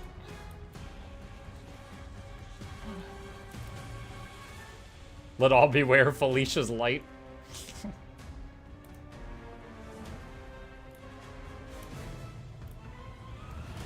Beware my power. Felicia's light.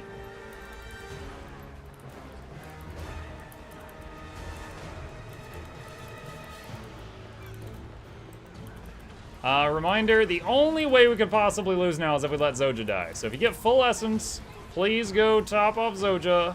As long as she's not full. That's the only danger right now.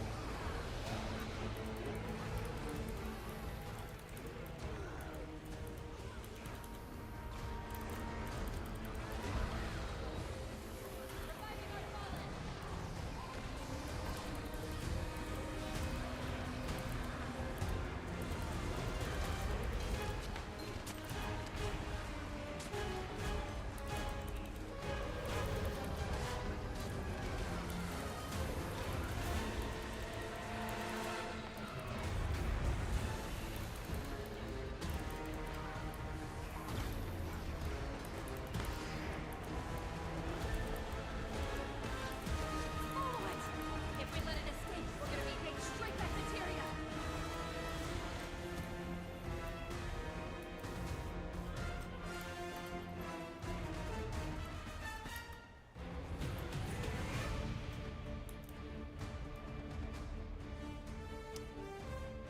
Do you know why Sorrow and Converge has such a short CC window? Chopperdy, I have not noticed that it does, honestly. I know Sorrow, or I consider Sorrow to be a bit tougher than the Demon Knight, but honestly, that's because it has so many more like knockbacks and stuff. If it has a shorter CC window, I truly haven't noticed.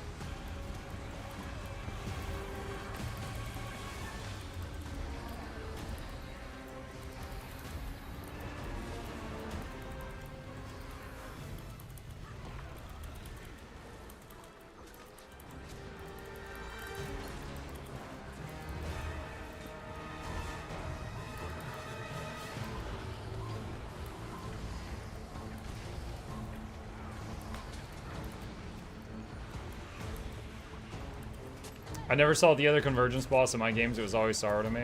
I saw only Sorrow the first like 4 times I did Convergences. And people told me there was a knight that was way easier. I'm like, what are you talking about? I had no idea.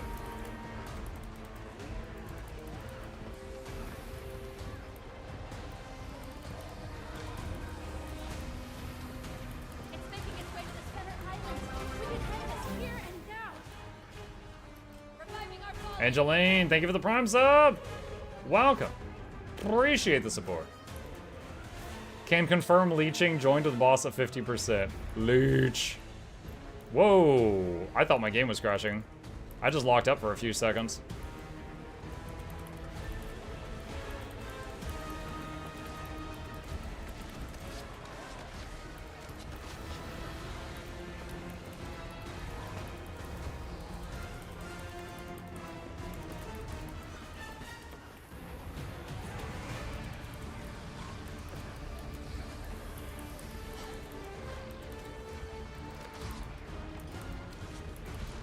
Maybe private convergences never lock.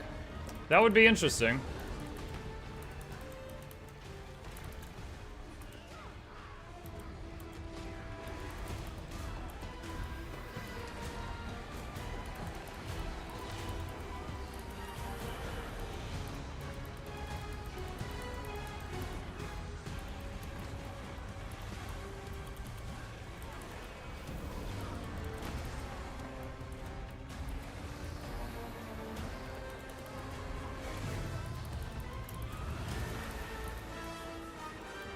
GG! But at least that's a few less of Epic May your Express bags be on full of supreme runes of Let's holding, head chat. Don't know if anyone actually got that. We'll see. Very nice. Open. I actually need the green ones, so I'm gonna pick the green ones for mine. Boop, boop. And yet I'm still overflowing with the red ones.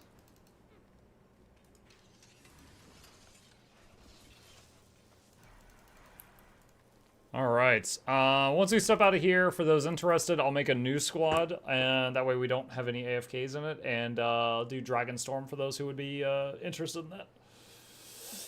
Even in this game, your community wants to hit you with meteors. That's okay, in this game I can heal through the meteors.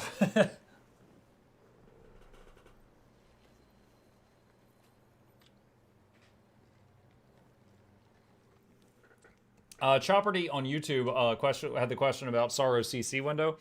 T-Gauze on Twitch said that the Sorrow has a timed CC window that pops up on occasion, but the Demon Knight has a recharging CC bar that's just always there. It's either there or it's recharging just constantly. If that's the case, I just hadn't noticed it. Alright, I have made a new squad for those who wish to join, and I am heading to Eye of the North. Boop, boop.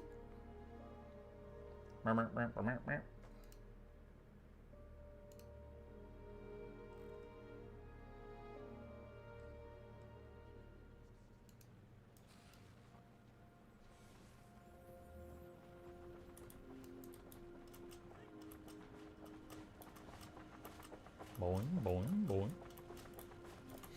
All right, take me to Private Dragonstorm. Let's go.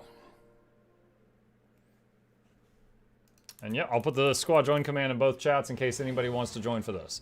Good. Destroyers are crawling all over, and there's no dragons. They didn't make things easy. Clear out the firebugs and make way for the prisms. Do you still get loot for Dragonstorm if you did the public? I think the first time each day you do it, you get more loot. You can do it multiple times each day, but you'll get less loot after the first time. I had a YouTube short about this exact spot today. I wonder if any of you saw it.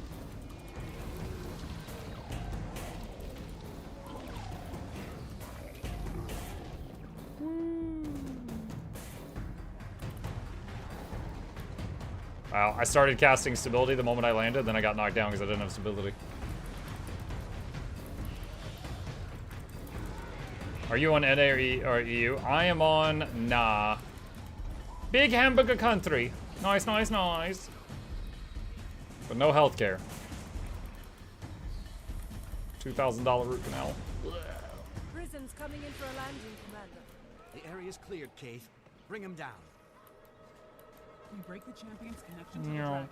Then we use that magic against them. By the way, after you asked if someone could still join it or if someone logged like Dragonstorm, yes, I was able to log in, port to Wizard's Tower and join. Yeah, some people said that they joined in the middle of the boss fight when it was like 50% health. It is very Nice of you to interesting. clear out the trash for me, Commander. Did you grow?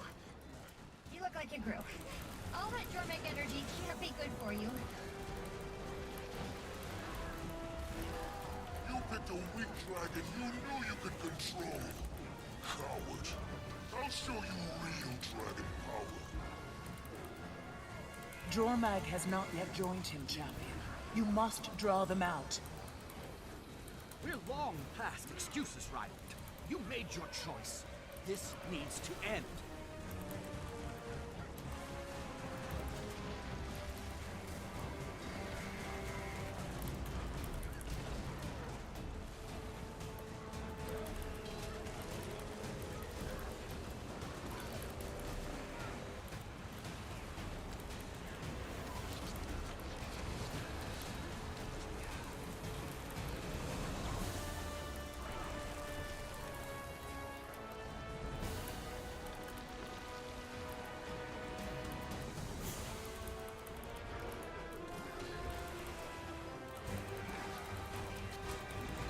Ah.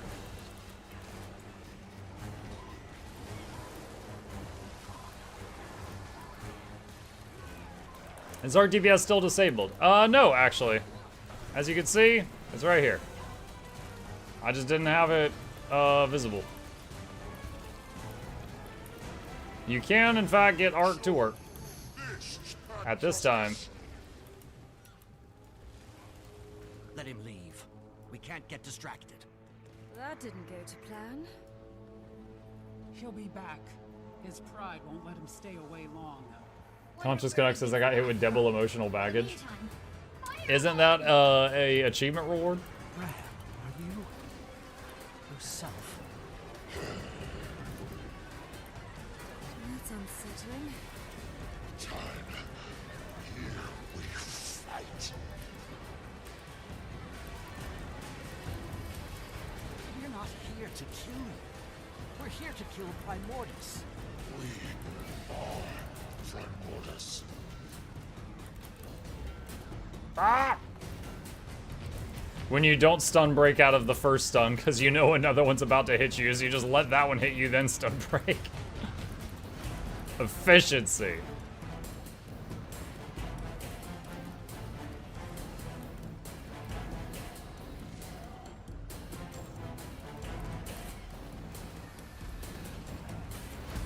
Hello, Michael Chad. Hi, Mayna.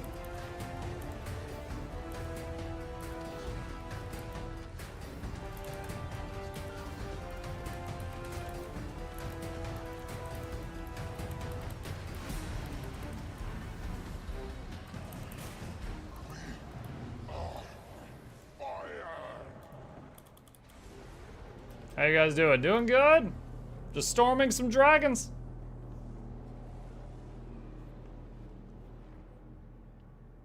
Cyrus says I hadn't got their Icebird yet. They really thought it was a good idea to kill off two EDs in a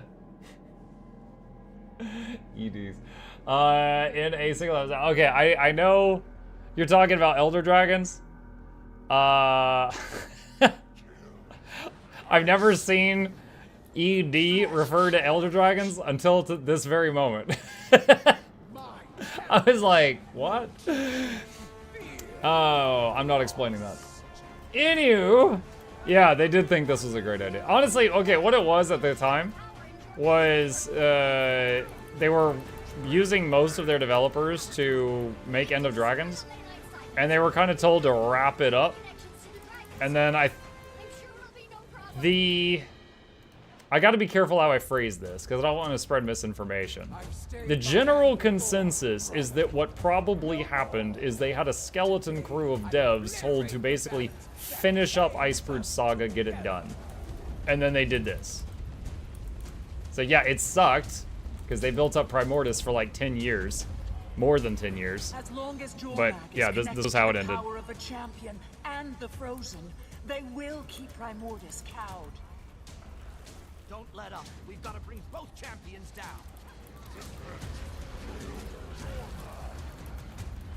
What do you think we're trying to do, kid? They did the Game Awards wrap it up. Yeah. You start Iceberg Saga, then you start hearing the wrap it up music. Same time. One is not enough. We've got to bring Ryland. I'm honestly very curious how the original plan went. Wooden Potatoes, one of the largest Guild Wars 2 YouTubers of all time, for anyone who doesn't know him, he predicted that, like, we had the Iceberg Saga, and that it was, you know, obviously all about Jormag, and that after that we were going to have a Flamebrood Saga that would be all about Primordus, and it would spend like a whole season building up each of them, and then some kind of finale. But as it stood, it was like we had the Iceberg Saga, then they got greenlit for an expansion, which they probably didn't expect to happen, because they hadn't done an expansion in, like, you know, 4 or 5 years at that point. And then they were just told, like, oh, wrap up the thing you're currently doing. That's going to be the last of the free content. And if all that's true, I'm very curious what, like, I don't know if they'll ever show it, but I'm very curious what the original kind of storyboard was. That's the word I'm looking for, like the original storyboard.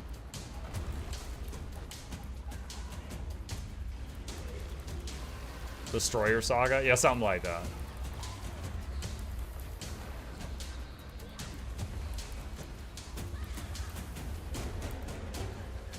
As it stands, you know, what they did makes sense in the barest bones of ways.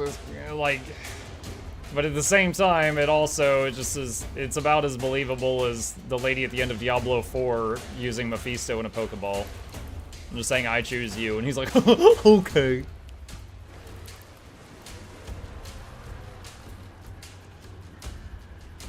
Is that Noxxi? Oh, no, that's not Noxxi.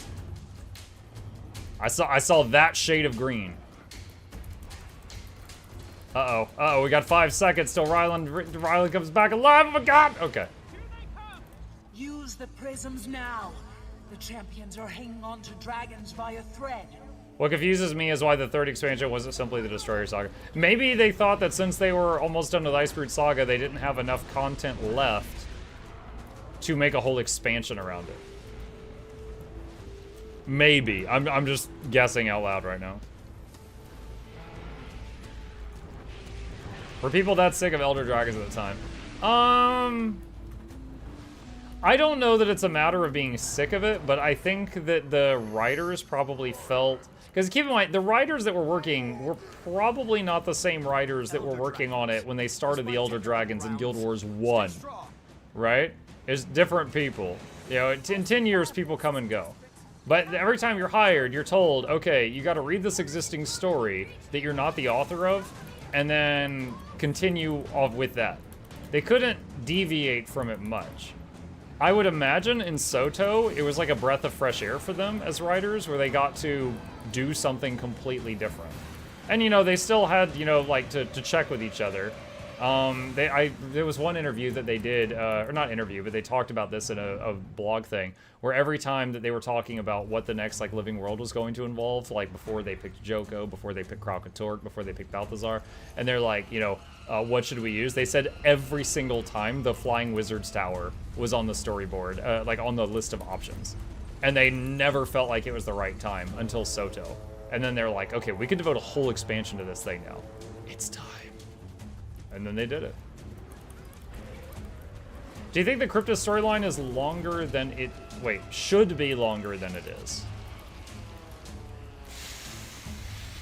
I mean, it could kind of be as long as they want it to be, right? The whole thing with Cryptus is we're basically dipping into another world, messing it up a bit, and then coming back. So if we just stay on that world and do a lot, it could be very long. If it's just like in and out, then that would be a whole different thing. I gotta say, I don't particularly like hanging on, like, the Naos and the inside of the Convergence. They're very depressing to look at. Like, no, the artist did a fine job. That's not what I'm complaining about, to be clear. It's just, you know, it's all grays and, like, bloody trees and stuff like that. I don't like looking at it. So, I would be happy if there was some mechanic, like, you know, like it's hell or something. Like, you know, living people that are there cannot stay there long. Like, and they kind of have that because they talk about how hard it is to breathe the air there. But I don't want it to, I don't want to have a base of operations in Naos and then, you know, get 3 new zones that are all in Naos and it's like Hellfire Peninsula all over again. I don't want that. I think a brief adventure, you know, in and out, 20 minutes, let's go. I think that's fine. The connection's weak.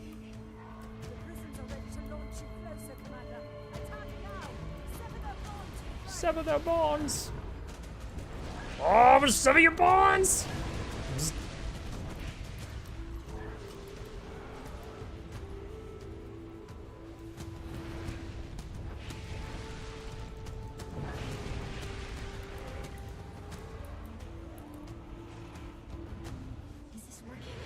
Is this really genuinely actually working? Stay focused.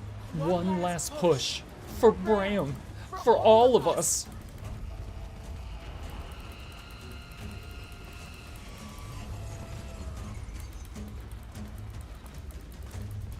Boop. Champion, Help me! There's too much. This power, it's so wild. Get to the prisms now!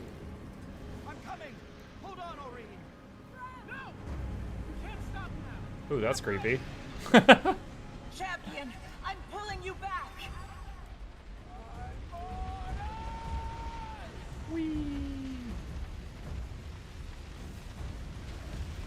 Now, Kith. You're damaged by playing this too much. The freaking delivery post guy in the sky. Wait, what?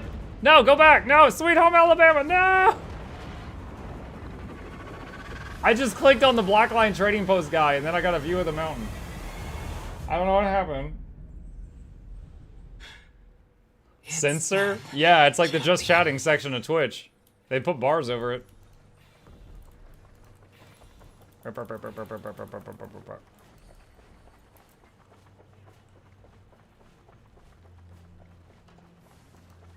Alright, GG, friends.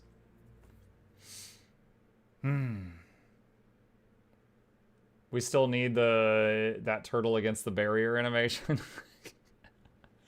Yeah. Good game, all. Thank you.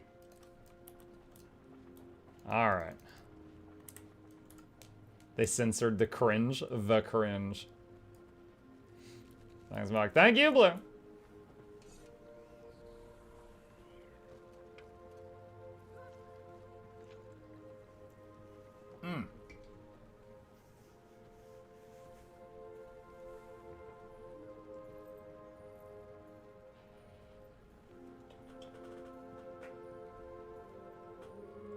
He's like, what do you want?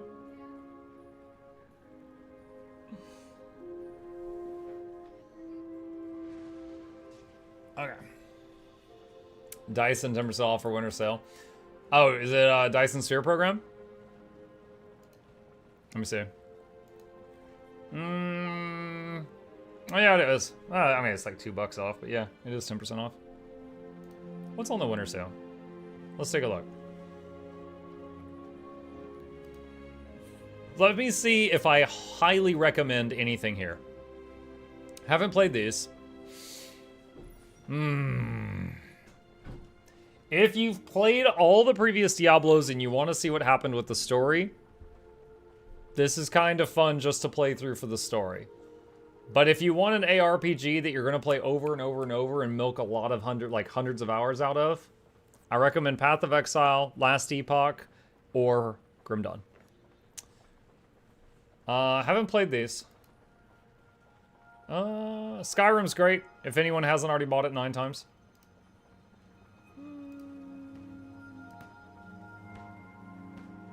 I bought this once on PC, and then I couldn't get it to run on PC, and then I refunded it.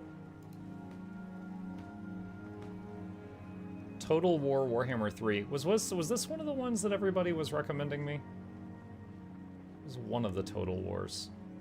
I don't remember if this was the one. Reviews are mixed.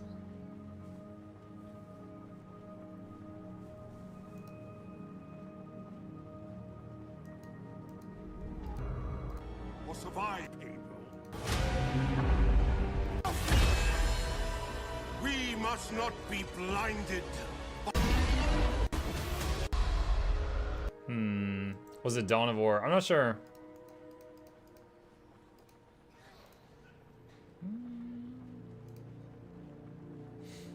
Dave the Diver.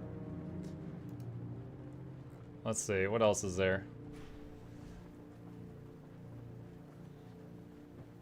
I haven't played Void Train since its early access. I wonder what they added to it. Rattopia. Wait, is this what I think it is? Oh, shoot, wait, hold on. Is this still in early access? Oh, this is in early access, okay. I was keeping an eye on this game. This was made from the same people that made Ratropolis. It's like Oxygen Not Included plus Redwall. I thought this looked fun.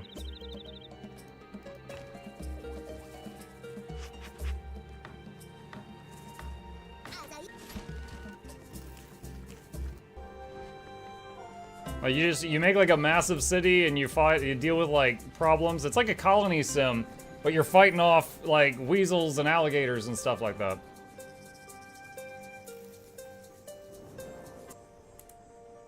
Yeah, I might have to get that one. Against the Storm, I actually reached out to them to see if they wanted to do any work together recently. If they say no, I'll probably still end up buying that game and playing it. We'll see what happens. Steam's having a winter sale. We're looking at the games that are on sale right now. Green Dawn's Return, Long Dark, Planet Crafter. Played State of Decay 2. One of the previous Guild Wars 2 mods helped produce this game. He sent me a copy of it. Played Minecraft Dungeons with Gabe. That was kind of fun. Maybe you should buy that. Dungeon Defenders 2. I already have Dungeon Defenders 2. Or that. Cult of the Lamb. Cult of the Lamb's a great game. Maybe that. Says these games are on my wish list. Maybe I should get them. I don't even remember putting some of these on my wish list, but at some point in time, I thought they were pretty cool. It's my bedtime. It's your bedtime. So if I just keep ignoring you, do you just have to stand there forever? Mm-hmm. Okay. Jedi Survivor was alright if you like Souls-like games. Wait, was Jedi Survivor the first one or the second one? The second one. That was the second one? Okay, the second one, I hope they fixed the problems they had. It had a lot of issues at launch. It was still kind of fun to continue the story, but the actual like gameplay elements, there was a lot of bugs. I hope they fixed it. Jedi Fallen Order was the first one. There we go. Gabe knows what's up. I haven't played it or watched any of your playlists. He knows everything about it. Wait, can you scroll up a bit? Hmm. I've heard of that one. No Man's Sky? No, the one below it. Power Wash Simulator? Yes. Where have you heard of Power Wash Simulator? Also, I like how he's blasting a Christmas tree with a pressure washer as if that's not going to just knock all the ornaments clear off the tree. Basically, you clean stuff for fun. Alright. Hold on, chat. I'm going to tell the boy goodnight. I'll be right back.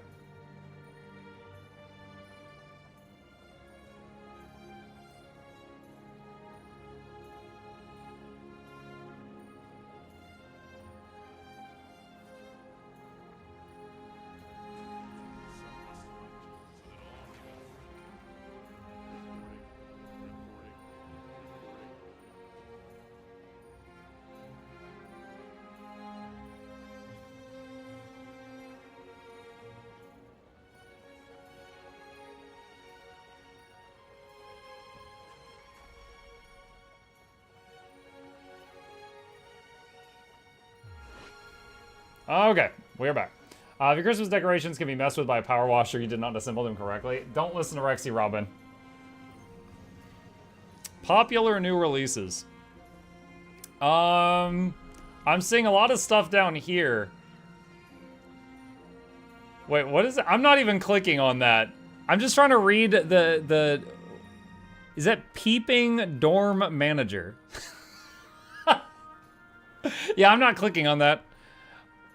Fallen Shinobi, Kaiju Princess. Dude, like I've scrolled down too far. I'm hitting the Shugo section. We got to go back up. We've delved too deep. Thysi says, what is the difference between Protection and Aegis? Protection is a buff that makes you take 30% less damage from 33% less damage from hits. You can keep Protection up 100% of the time with the right people in your group. So it's just all hits are reduced by 33% that you take. Aegis will block one attack. Like, you can use Aegis and completely nullify one incoming hit. So if you have, now the Aegis is the boon that is the most skillful to use, because you could use it at the wrong moment and block a really weak hit and it doesn't really make much of a difference. Or you could use it at a crucial moment and block a massive hit that would have killed everybody. If Dawn of War 1 is on sale, you should get it. Hang on.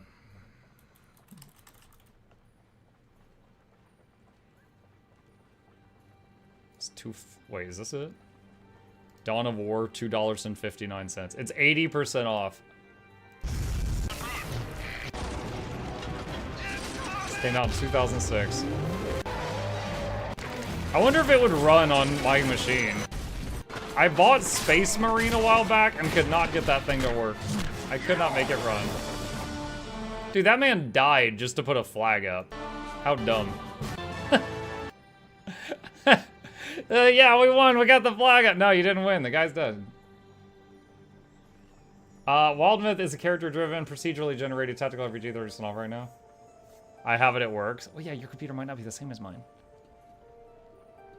Wait, works with boxed retail or Steam versions of Dawn of War Dark Crusade. Wait, hold on. Does this play on its own, or do I have to buy this other thing to go with it? He died doing what he loved most. What, putting up flags? Muck, have you ever played Tomb Raider games? Yeah, I have. I mean, yeah, I played Tomb Raider 2 when Laura was made out of triangles. I also played... What was the most recent Tomb Raider I played? Hold on. They're all just called friggin' Tomb Raider. Rise of the Tomb Raider. Okay, hold on. Tomb Raider. This one I played 9.6 hours. Did I never play this one? I guess I never played this one. I don't know how I got this. Maybe I got it on sale or something, or someone gifted it. Yeah, this is the last one I played. Dawn of War 1's amazing. It has multiple expansions and huge mod support. I recently played Soulstorm, the last expansion for Dawn of War 1.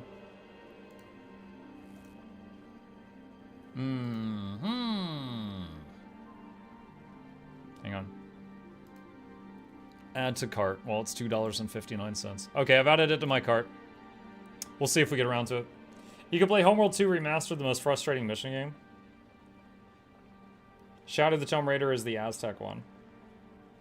The goofy thing with the Tomb Raider games is like breaking into a tomb that no one's been into in years. You have to solve some intricate puzzle to get in there, and inside there's like bandits. And it's like, how did you guys get in here? And then you open the ancient Aztec chest, and there's like a machine gun ammo clip. Like, what? I remember the way when you would fail to do something in time, like a prompt would come up, like lean left, and you failed. Like you would see Laura just die in the most brutal ways. I remember there was this one scene, she was going down some rapids, and it was like, you know, move left, move right, move right, move right, move right, left, right, center. And, you know, I had to do it a few times, and every time I messed up, she would, like, get impaled on a stick or something, and then just, like, gurgle to death, and I was like, oh my god. Do you recommend Remnant 2? Remnant 2 is pretty good. Remnant 2, hang on just a second. Oh, cancel. I hit the wrong button. Give me a minute. I have got a review video of it that I am going to pull up here. Remnant 2. Is it worth it? Alright, so this is a video reviewing Remnant 2, and it will not spoil you, but it'll tell you, basically give you a quick rundown of the game, show you how it works, let you know if I had any problems with it, and like how much playtime you can get for your money, stuff like that. That's my thoughts on Remnant 2. It's not suitable for stream, but have you watched Conan O'Brien's video of him playing the Tomb Raider game and getting to the rapid scene and dying? I have not seen that, no. Why do ancient undiscovered areas have lit torches? No clue. Janitor comes through and lights them up. Wildermyth has gameplay like Fire Emblem with tactical stuff, but choices you make affect how the story goes. Stories can easily cover like 100 years and a few generations of people in its course. It looks really fun. Sounds like one where they had to make a lot of branches, for sure.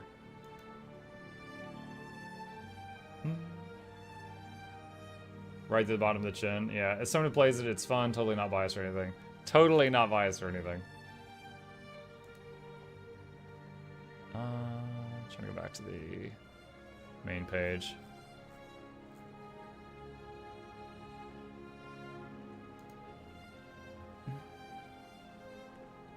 It didn't look like he did the Warhammer 40k Dawn of War Master Collection or the other one. Wait, what? The one we just looked at? Hold on. This was the one that we just looked at. Dawn of War Warhammer Dawn of War Game of the Year Edition is 80% off. This is the one that we were looking at a second ago. Oh my god, what is all these titles? My lord. It's a lot of titles. Those are long names. Is Styx 2 still on the cards? Yes, I just haven't felt like it recently. Just been playing other stuff. Let's see. Wildermyth. Lots of people talking about Wildermyth in both channels right now. Oh, you found it. Oh. And I was like, wait. Hold on. Oh, you like right there, I was like, oh no. found it. Oh, my journal, my drawings. These pages are old, Mom. Well, careful. This is all from your hero days? Ha, and before. I was just a strong-shouldered farm girl once. I had long black hair. Sure, Mom, but what about when the Gorgons came? Yeah, and you saved the town. Well, we fought the Gorgons together. Your father was there. Oh, she's... It's like Paper Mario. Shy, bookish, cute, of course. But that day, he did magic. So I was a warrior. Folks called him a mystic. We chased those stone-eyed Gorgons past the hills to... Her husband's like, I believe in equal opportunity. You go fight at the front line. This is where trees walk. Where the ruins of other yonderings lie like buried bones. And met a moth-winged man who kept moonlight under his hat. And you... Yeah, maybe. I could see myself being okay with this game someday. Not really in the mood for this kind of thing right now. She found where the relics go. She found where the relics go, yeah. Still cheaper than Train Sim DLC. Isn't that the game that's like thousands of dollars to get all the DLC? Or like tens of thousands or something?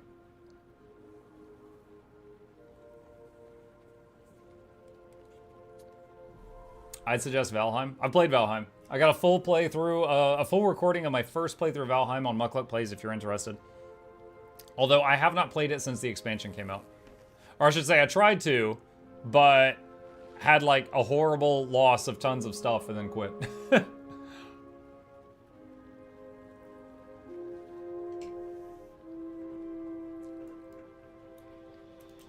Aska looks promising. Haven't seen that one.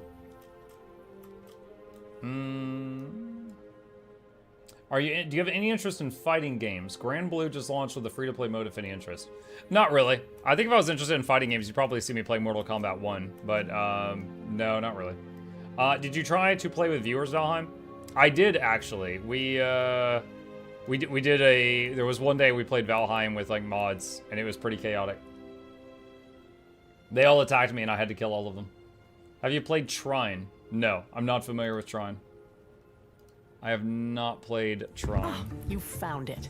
Oh, my journal. My How many drawings. Trines are there? There's a lot of Trines.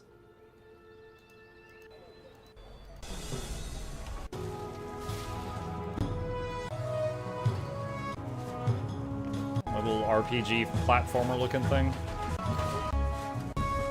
This almost looked like a game you played in an arcade where you put quarters in the machine. Puzzle platformer. Yeah, but Silk Song is a puzzle platformer, and that'll be out any day now. My knowledge of MK1 is only from the Johnny Cage memes. Oh yeah, so your whole knowledge of MK1 is a guy that punches other guys in the nuts. Did you enjoy Armored Core 6 or Lies of P better this year? I enjoyed both. I would say I enjoyed... Okay. Alright. One, I did review videos for both of those. Armored Core was cool, but a big part of the story was just replaying the whole game 3 times. That got kind of old. Like, the game was fun, but I didn't want to play the first part 3 times. That got old and annoying. But it was a fun game. Lies of P, at the beginning was fun, The ending, I had way more fun because by the end, I had finally made a build that I really enjoyed. And so I was doing way better at the end and having more fun at the end than any of, like, leading up to it. It's also very pretty. Yes, that is true. Yeah. Have you ever played Ended Lilies? Ended Lilies. Quietus of the Nights.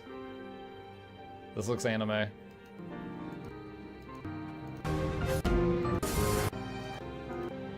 No, I have not played this.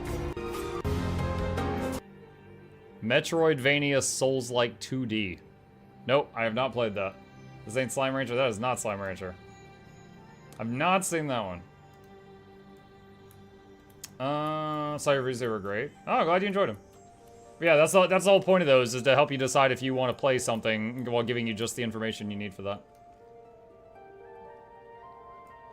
Well, you guys can keep bringing on the suggestions. I'll take a look at them. For now, though, I am going to swap over to our second game of the evening. We have caught up on all the Guild Wars 2 news.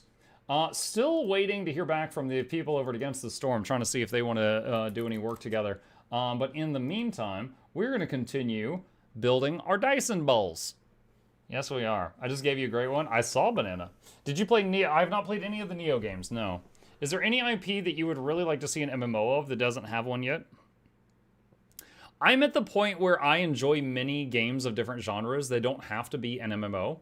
Like, there's so many games, or so many MMOs specifically, that are, they almost feel the same. Like, early ESO, early World of Warcraft, early FF14, they all feel like the same game.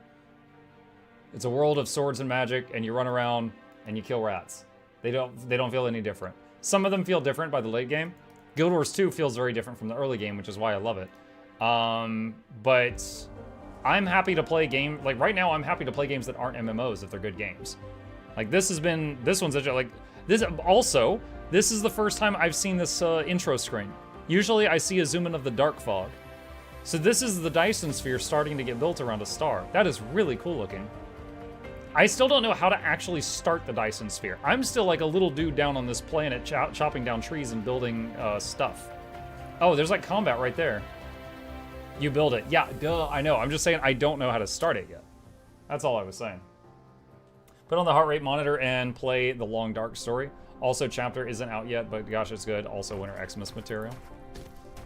Let's see. Okay, so for those who were with us last time, we managed to destroy the Dark Fog on this planet. Wait, what's going on here? Oh, I see what's happening. Okay, we'll deal with that in a second.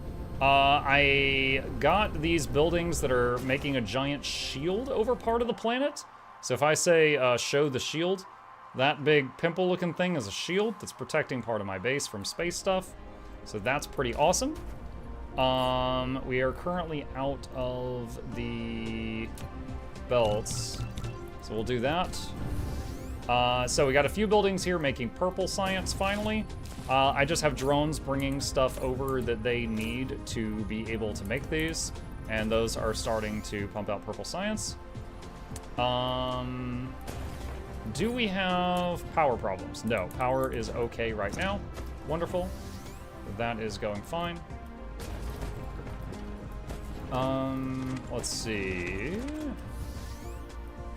And also last time we played, we set up the fractionators, which is turning some of the hydrogen into deuterium. I can never say this word. Deuterium. So at this point, we have so much deuterium, so that's no longer the limiting factor to us having more fusion rods. So we are missing some fusion rods, but it's not because of the deuterium. So what is it because of? Where's a building that's making those rods? Over here. This thing. What are you waiting on, building? You're waiting on super magnetic rings. Okay, this building makes super magnetic rings. What are you waiting on? Electromagnetic turbines. What about you? Same thing, although they're low on magnets too. Okay, super magnetic turbines is over here. That's this thing. Is waiting on electric motors. Motors is being produced, but not fast enough. Okay, I guess we have found our culprit. All right. So let's do a few things here. One, we're going to put the hat on this building. Muck, no pronounce good. I can say calzone.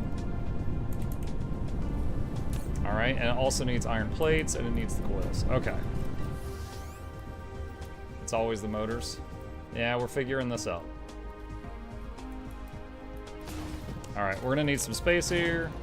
Boop, boop, boop, boop. I'll move those. All right, so to make motors, we need a shop that has 3 space going in. So we're gonna use my blueprint.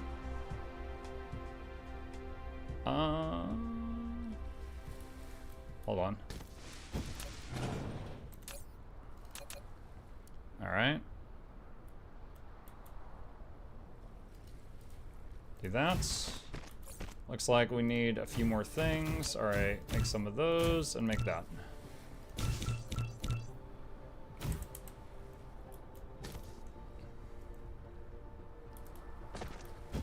Took so freaking long to set up these blueprints, but it's so much easier now. All right, motor. Okay, so it needs iron plates. It needs gears. It needs magnetic coils.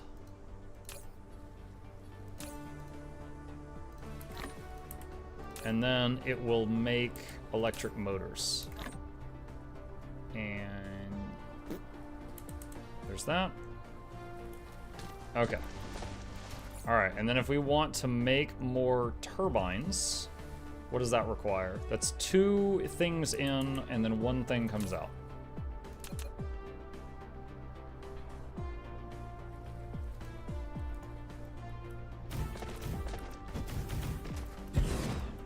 I get what you mean. I forget what you Josh says. How about how MMOs usually skimp on the RPG part, to paraphrase? I mean, well, Josh Face has like hundreds of videos talking about MMOs.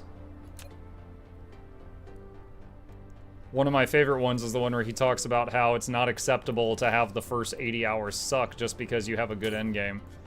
Make the first part good too. All right, motors in. Magnetic coils in, and electric engines out.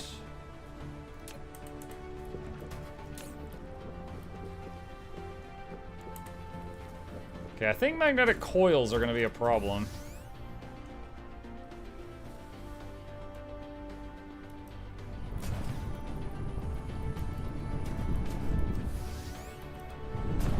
Let me see.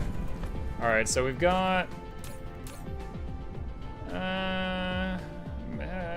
we do have 2 buildings pumping out magnetic coils right now. They are going.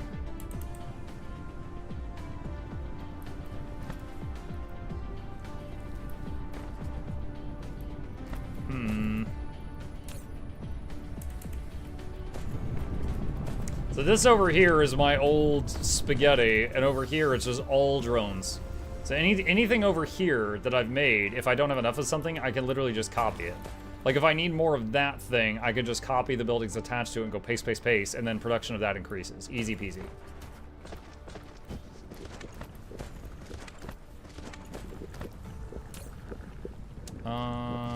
What's going on here? Not enough refined oil. Uh-oh. Why?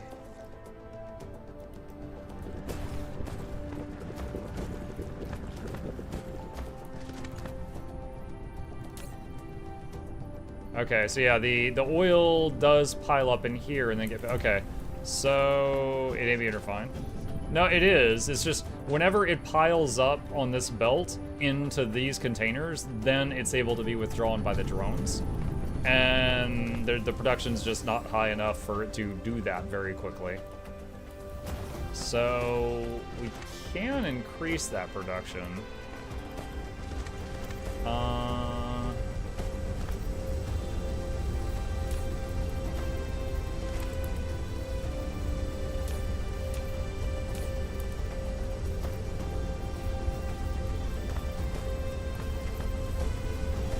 Looks like we need maybe more of these things right here.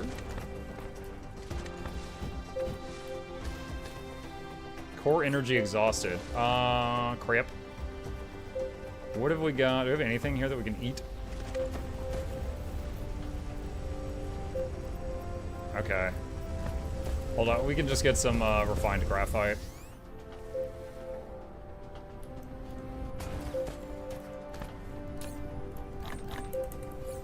Nom. Okay. Just gonna chew on some pencils. Easy. Rocket engine? No, let's not eat the rocket engines. Those take a while to make. Let's not do that.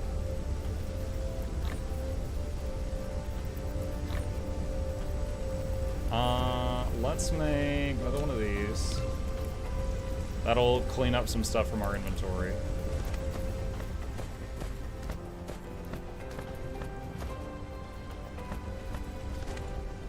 Okay, is this... That's 1 in, 2 out. Alright. Let's get rid of that. This is coal, right? Yeah. Alright. Just make a copy of that there. So that's another coal power plant. We just moved it, so it's out of the way. Are you powering anything? No, not at the moment, you're not. Lack of item. We don't have any more splitters. Alright.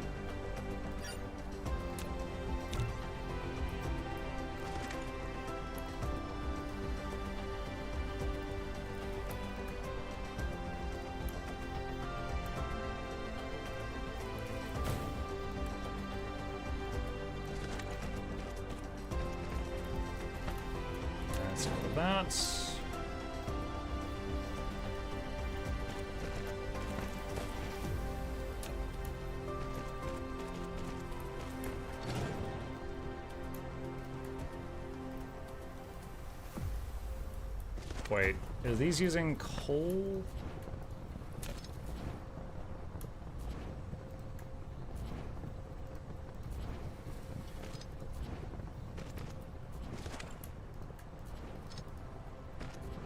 These are using, yeah, these just use coal. Okay, that's fine, that's fine, that's fine. Alright, so with that...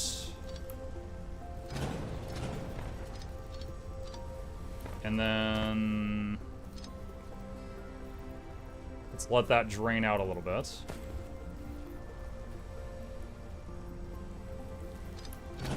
Okay.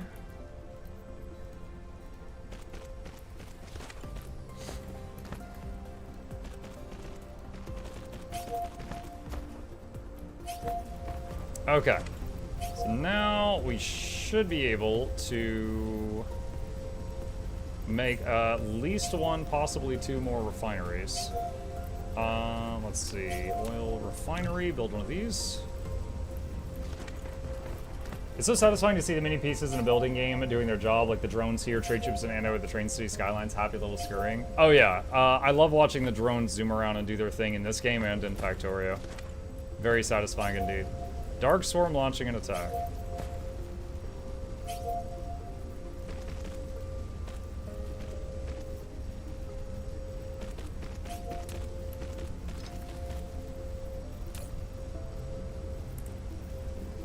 Alright.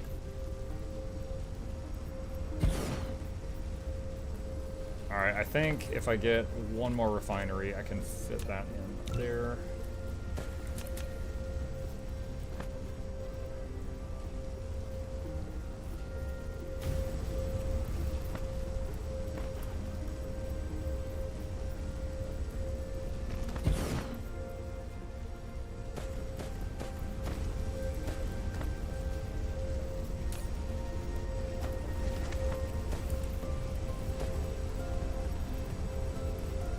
Okay, so we've added 2 more oil refineries to that line.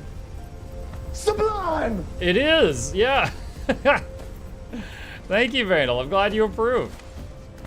You're absolutely right.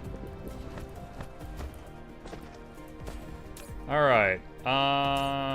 Engine's not piling up. Engine, it's working. That's fine.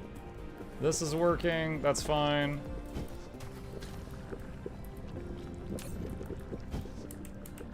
Magnetic ring thing is working.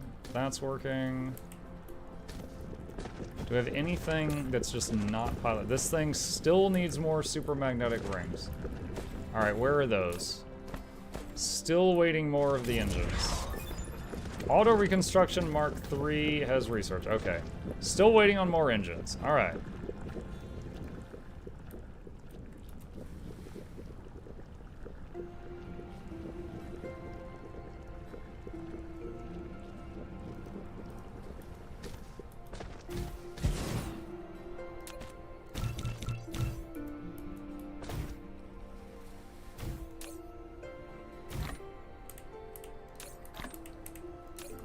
There we go. All right, engine production increased.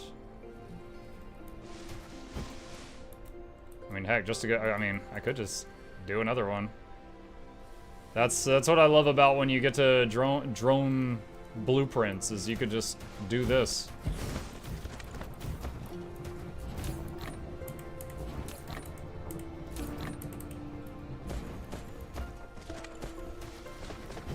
Spicy Home is getting attacked by Dark Fog. I'm pretty confident in the defense there. So there's 22 units attacking it. We just gotta watch that number and make sure that number goes down and does not go up. What is being researched right now? I don't even know. This. Logistics stuff. Which uses red, blue, and yellow. Oh, I see tons of red and blue, so yellow must be what we're waiting on.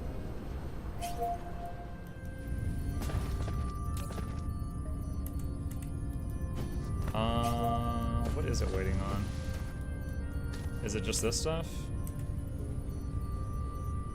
Yeah, that's what it appears to be. Are they waiting on something? They're waiting on more organic crystal. Organic crystal is waiting on more plastic. And the plastic down here is not waiting on anything. It's just taking a while.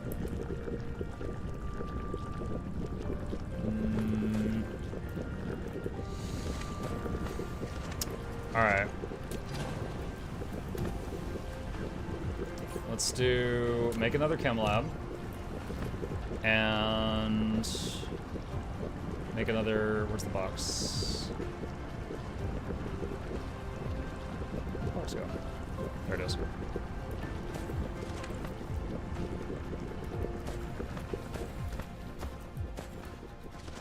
I just wanted to have a buffer somewhere. It could be anywhere, honestly.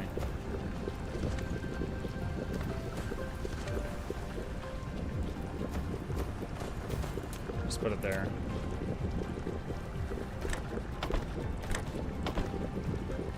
Okay, there we got a plastic buffer. Alright, and... Alright, and now we have another lab making plastic. Okay, great.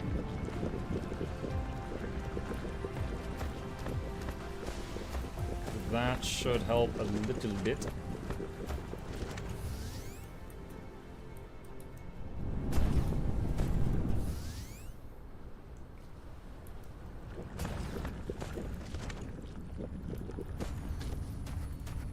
I also had,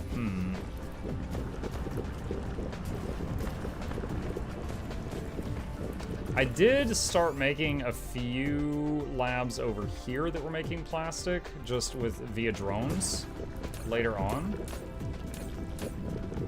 Yeah, they're producing some. It's getting used up pretty quickly, though. They're having to wait on oil. Yeah, like this one's running now. It makes one plastic and then it has to wait a bit.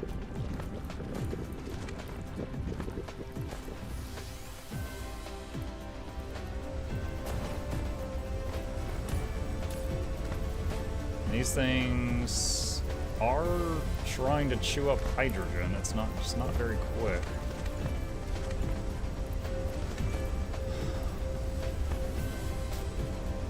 I need to fit more of them on the line.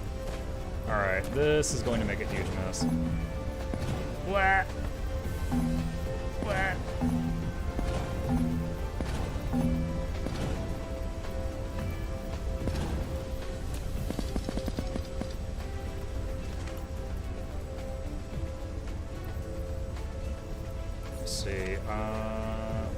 There's a... No. No! Put that away. Where's the... Is it splitter? Yeah, splitter. That's what I need.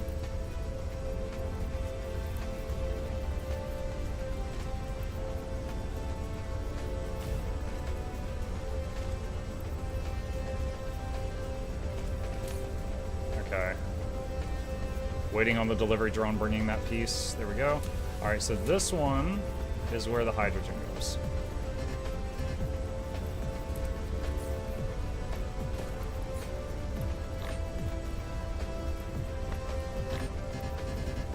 Alright, that's fine.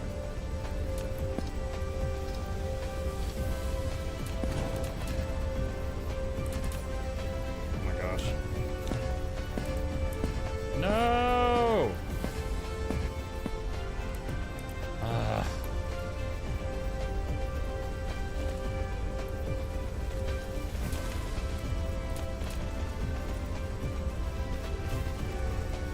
Okay, so there goes that stuff.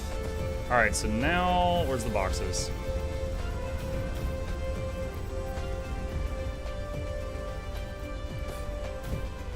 Okay, and then I need a hat.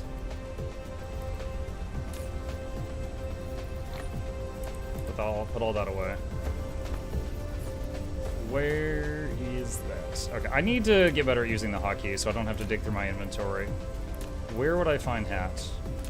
1, 2, 3, 4, 5. Maybe this isn't easier. Wait. Okay, it's 6 and then F1. So easy. Okay. Distribute to others. There we go. And do that. Okay. Alright, I need another oil refinery. Maybe 2. And then we could extend our get rid of this mucking hydrogen project.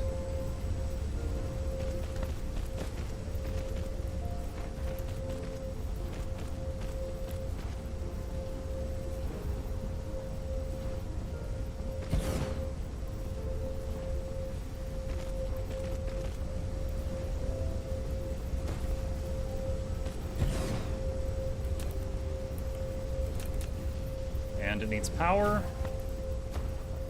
There we go. Oh, how's our power grid, by the way? Terrible.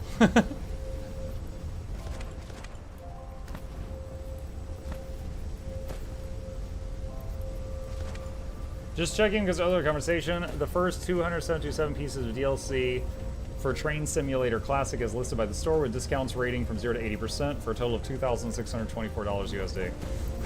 Is that all? Easy. Get you some of that value, chap.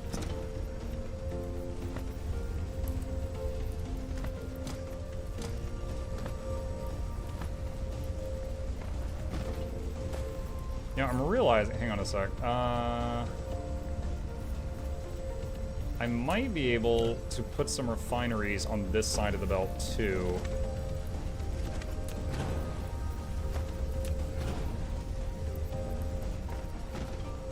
Let's see, it needs to pull from there and there and then deliver there.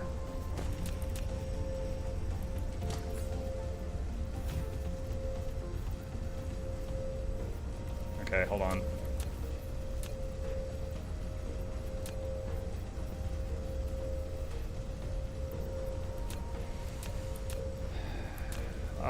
This is so much slower for me, but it'll be faster once I learn these hotkeys. Extractor. Why is the refinery not right next to the extractor? Alright, 5 and then F6. Okay, there we go.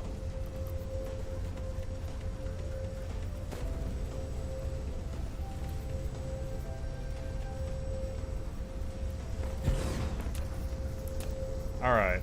So, coal in, hydrogen in, product out. Copy recipe, paste recipe.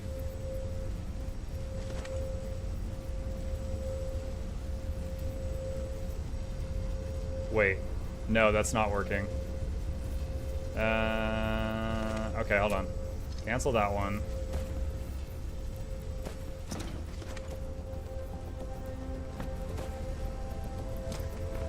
Alright, I see the problem.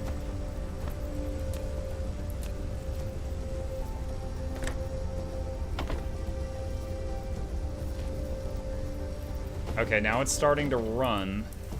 Now it needs an exit point.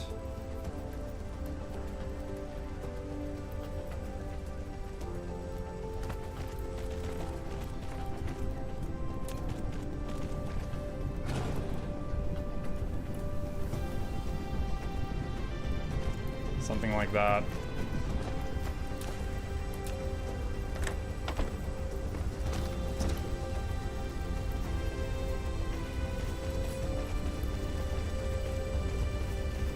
Okay, with that, I should be able to make 1 or 2 more of these.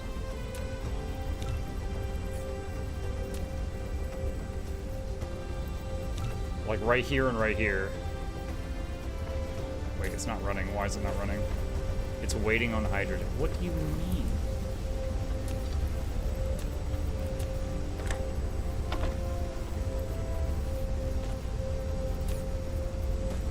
Okay, now it's working.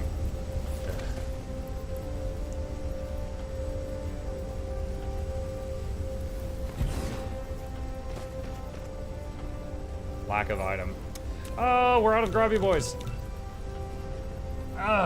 Who is this game and why must it be? Shifty, this is Dyson Sphere Program. You start off as a robot chopping trees and you end up with a whole planet covered in a factory, and then you end up with multiple planets covered in factories, and then you fight against that big swarm of aliens over there, and then you build a thing around a star. And you make Dyson balls. It's Factorio, but on giant balls. You're gonna love it. Note that loving it is not guaranteed. Thank you for being my favorite cozy streamer. I hope you and your family are doing well. Have a happy holidays. I'm glad you enjoyed the content, Shifty. I am thrilled to have you here. I'd have to polish my resume if you weren't here. Why are the buildings to the left while the belts point upwards? Pull off of the middle belt. So these buildings pull in oil, combine it with hydrogen and coal, and it makes more oil than they started with. So oil goes in and out of these buildings. Like this row here. This row is doing something different from this row and this row.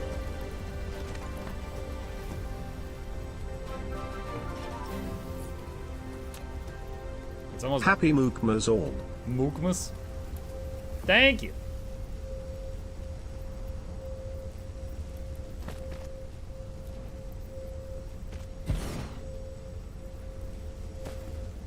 Okay.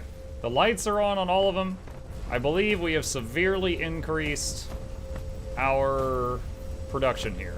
Wonderful. What is happening? God! Oh my goodness. I hate Christmas music.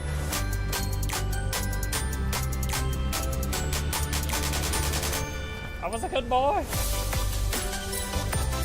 This is worse. Come on, guys.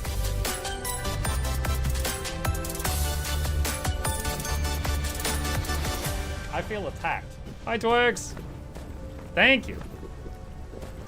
Now, once again, checking on these things, and once again, they're slowed down by the super magnetic rings. All right, and where are those, you stinkers? Why are you so slow? Where are those? Here's one. Waiting on electromagnetic turbines. All right, where's production of electromagnetic turbines? Right here, and here, and here. And they are all waiting on electric motors. And electric motors are waiting on magnetic coils.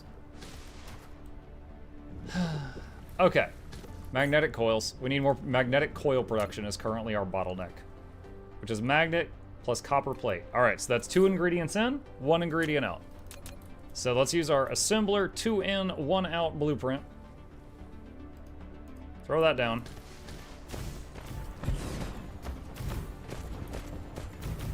Alright. And you are going to make magnet coils. And you are going to request magnets. And you are going to request copper plates. And then you are going to distribute magnet coils. And then...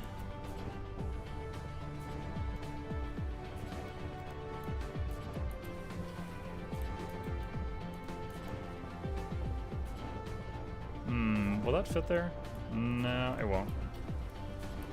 I'm trying to leave that copper available. Copper! So I can access it later if needed.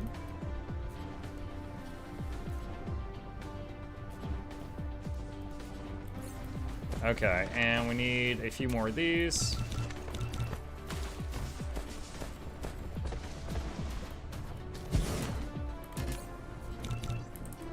And we need some more power poles. Merry Christmas to you as well, Flashing! And then I just need to put some drones in these copies, and then they'll be off to the races. Alright, we got three more full setups making magnetic coils now. Easy. Oh my god, what happened here? Oh, earlier, when it auto-picked up all that freaking hydrogen. That's what it was. Okay. Alright, hang on.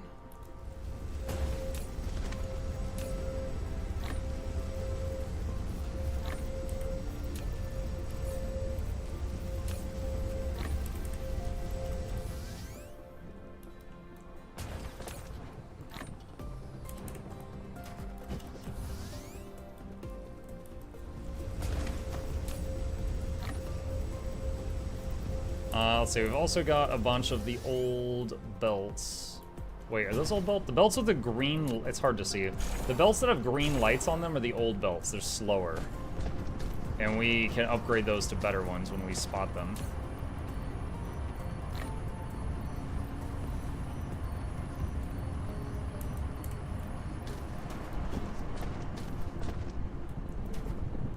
Is this still... Yep, okay, so I've only got one building making crystal silicon, but it's more than enough for what we're doing right now, apparently. Just got a new battery backup. I didn't realize it was the size of a desktop case and it weighed 25 pounds. Dang, boy, it's thick!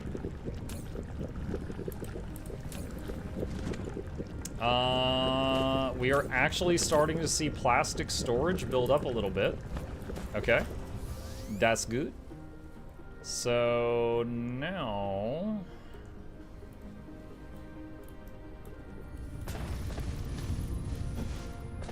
However, that plastic is not necessarily making its way down here.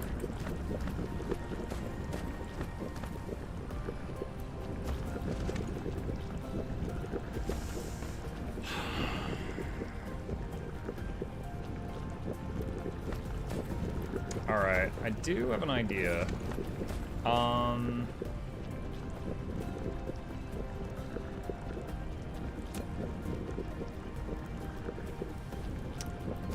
So most of the other things that need the plastic...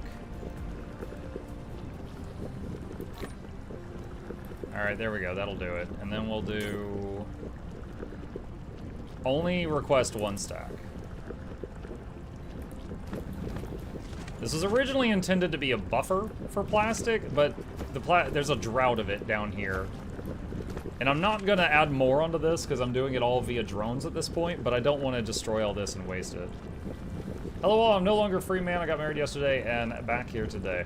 Leo Rose, congratulations. Or I'm sorry that happened. I'm not reading all that.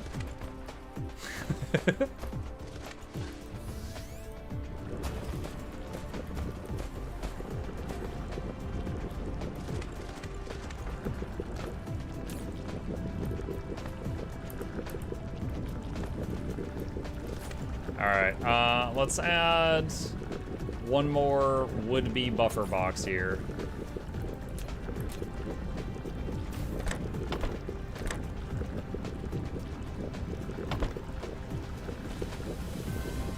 Alright, so So this is only meant to call plastic over when there's not enough on the line for the organic crystal stuff.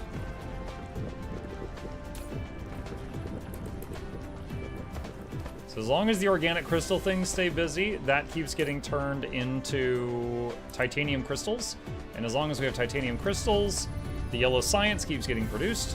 And as long as the yellow science keeps getting produced, the researching keeps getting done. Although, we could absolutely make that run faster if we made more of that stuff, but we're not going to do that right now. Oh, look, there's a nice shot of the hive. For those who haven't seen it, that's the enemy right there, up there in space.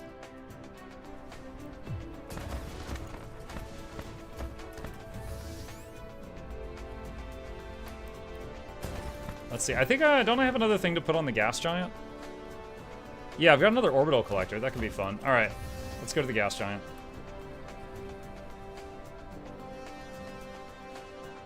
Okay, somewhere on the equator, I've got a bunch of collectors already there.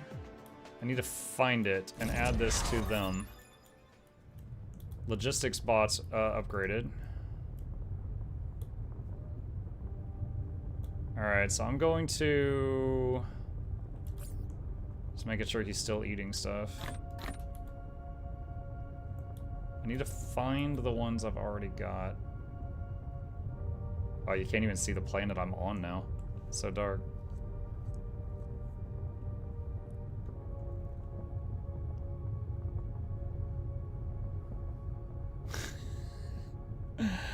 Where is it? Oh, here we go. There's a dot on the mini map now. We're coming up on something. That should be our collectors.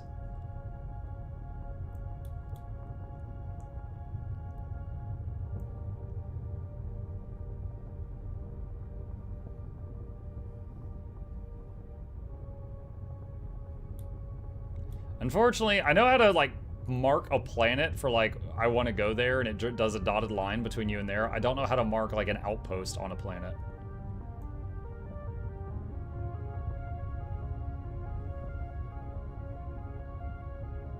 Okay. All right, new collector.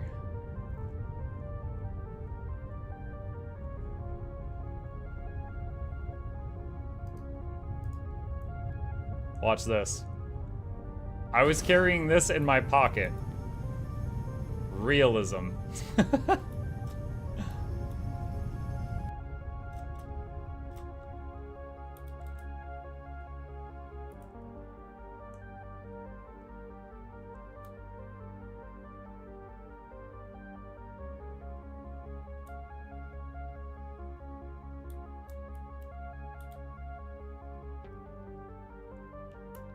I still don't know how to brake, so.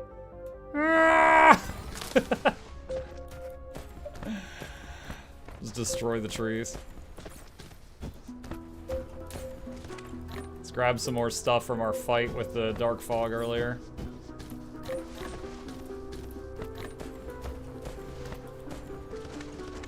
Oh, this is the wrong way. That's where we killed the one dark fog base we've killed. That's where we killed it.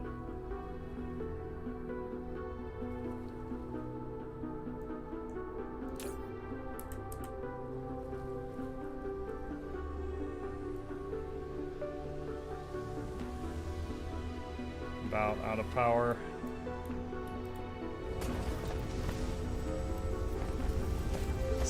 Oh, logistics drone's coming to me to help clean up my bag.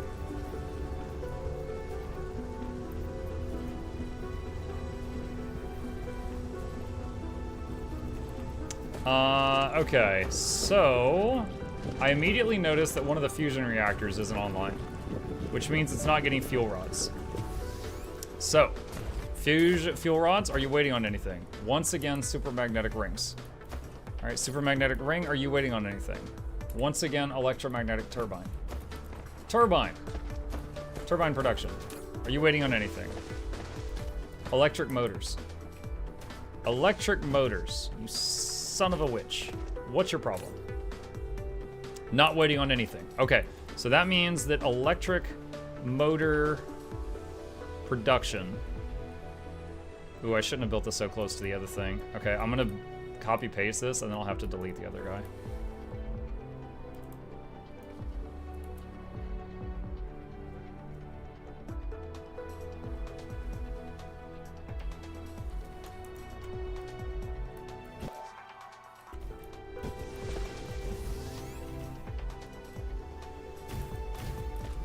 All right, perfect. All right.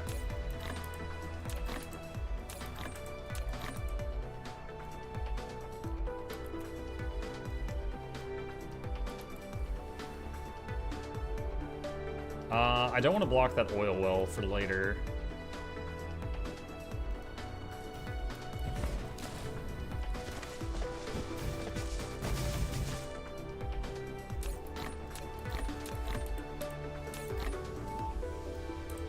All right.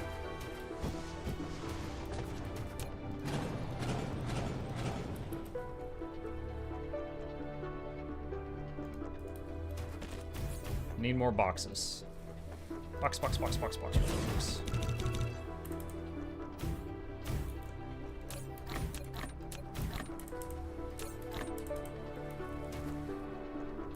Okay, that's 3 more setups that are making those. Now, I just removed a bunch of windmills, so let me place them back down.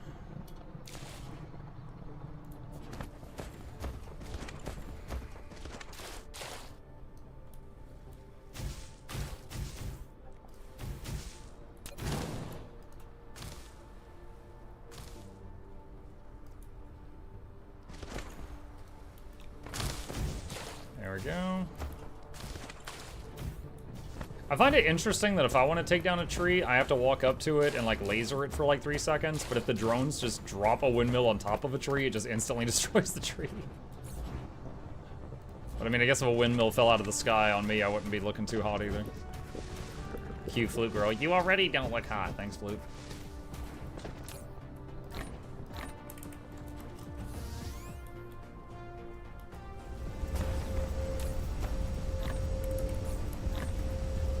Okay. All right. Now, how much time before this production gets going? I mean, it's already going. The electric motor production is happening at all of these things.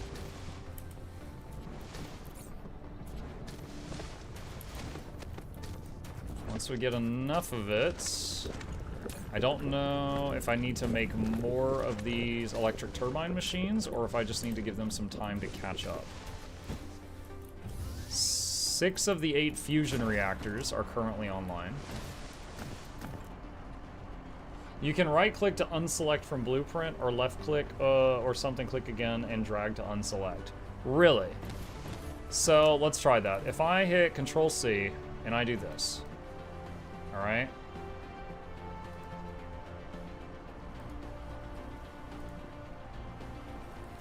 Oh, it's like right-click and drag. Ah, well, you know what? I didn't know that. Thank you.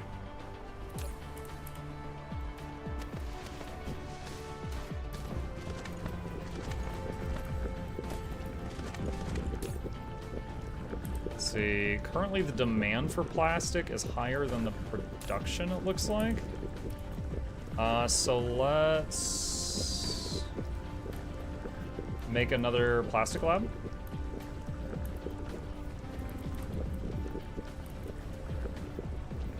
Or 2? Why not 2? Why not 2, chat? I can make 2 labs. That's my God-given right. This is when the game starts getting really good, when you can be like, copy, paste, paste, paste, paste, paste.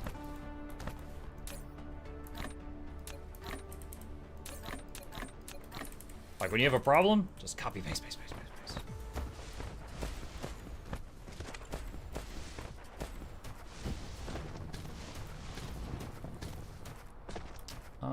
Where is the umbrella-looking thingy? Is there not one over here?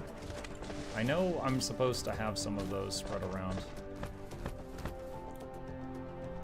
That. Signal tower, that's the word. Make a few of those. Paste, paste, paste, paste, paste.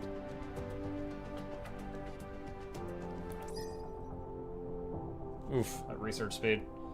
Should probably work on that.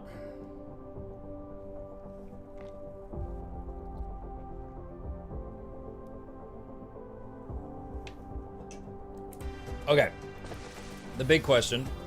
Can I expand yellow production, yellow research production, without messing with my current infrastructure?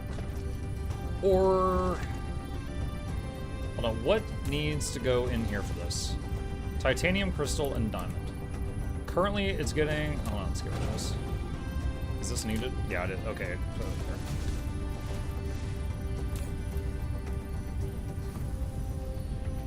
Alright.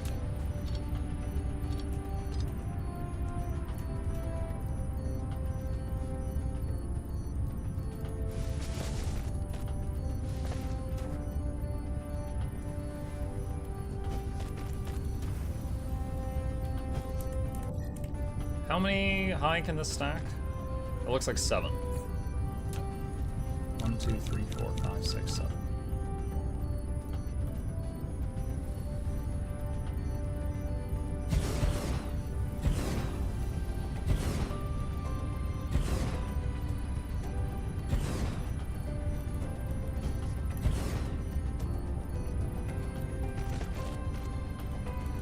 Alright. Crystals in. Stuff in. And output on the same belt as before. Make yellow. Oh, okay. Now, the question is, can this sustain? I don't know if it can. Right now, we've doubled our yellow production. I don't know if we can sustain that or not. It's gonna depend on these things. We might have to make more of these guys. Which might in turn mean we need to make more organic crystal plants. Because, like, for example, this machine is ready to go, but no organic crystals are reaching it because there's not enough coming down the line. So if we need more yellow science production, we need more organic crystal production. Which is water, plastic, and oil. I haven't really set it up for water to be picked up by drones. I can.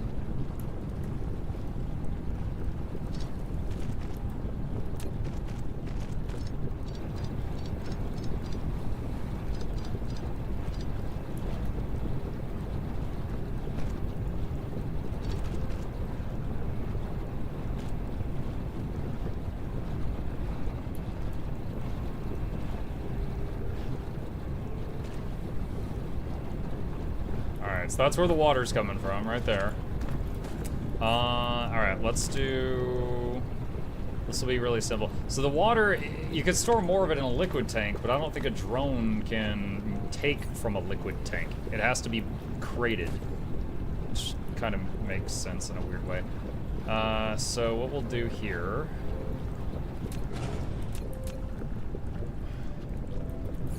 is get the box. Stack it. Give it a nice little hit. Grabby boy. And distribute water to others. Okay. You know what? I'm even gonna give it 2 grabby boys.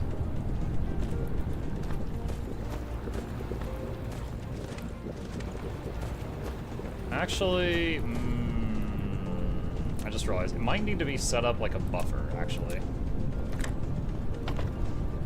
So that means 1 in, 1 out. Okay, so now we've got water in the drone network.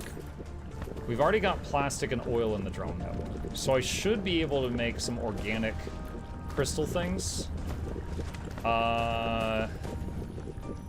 As needed. Now, where would that go? We would,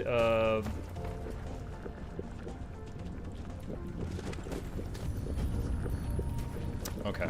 Hold on. That would be 3 materials in, 1 material out. Where would we want to build this? Maybe over here. Core energy exhausted. What the heck? You're always so hungry. Do any of you that play this game know if there's a way to destroy a large area, like where you like drag a box or something? I only know how to click individual things. I say destroy, but you know, dismantle, pick it up, that kind of thing.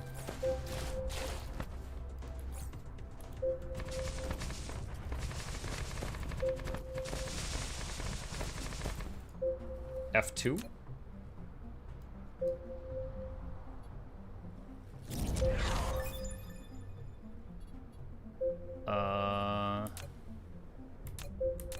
Huh? Logistics about carrying capacity. Okay, cool. You hit X, then you hit F2.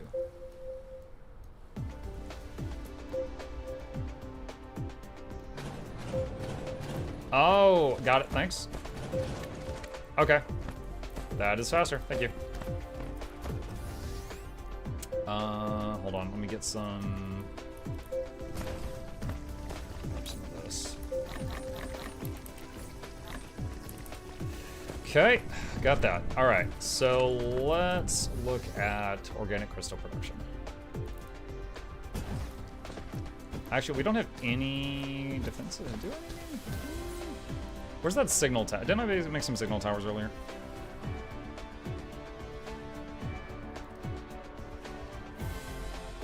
Yes. Wow. Look how long a power connection that has.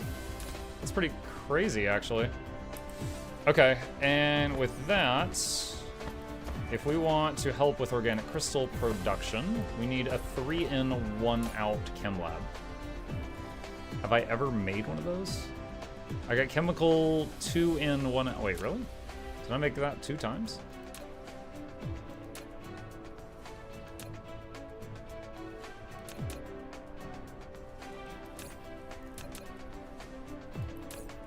I guess I made the same thing twice. Okay, I'll have to make this and then adjust it.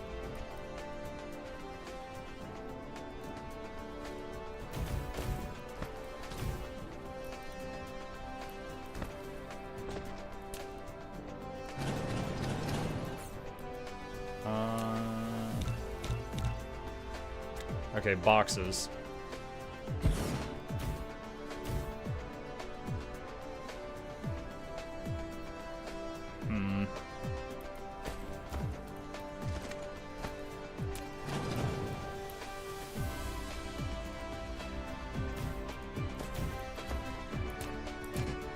Figure out how to... Oh god, are we out of that now too? Ah!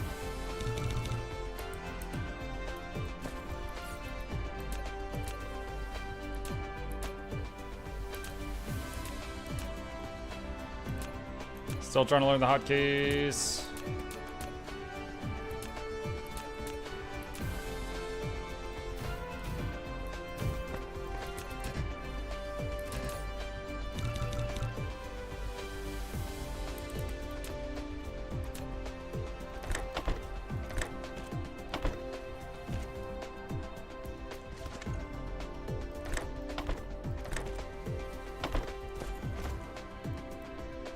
So those 3 are going to go in. So this will be request from others. Request from others. Request from others. And this will be automatically distribute.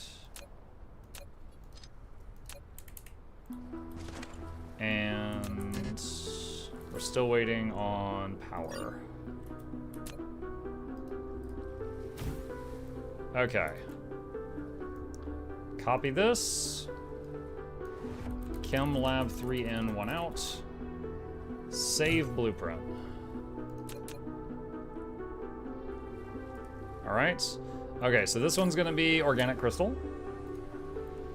And it's going to be request plastic. Request refined oil. And request water, and out goes organic crystal.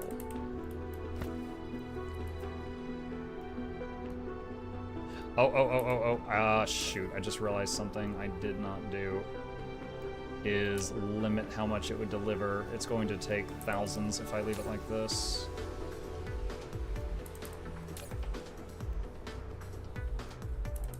Which means I need to fix that on the blueprint. So Chem Lab, 3 in, 1 out. Make another one. And it looks like we're out of the crates.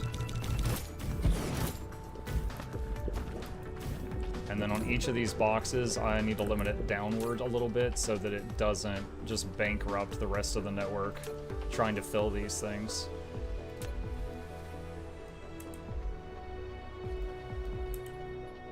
Okay, and then ChemLab 3 in, 1 out, remove that one. And then copy this new one. ChemLab 3 in, 1 out. Save. Okay.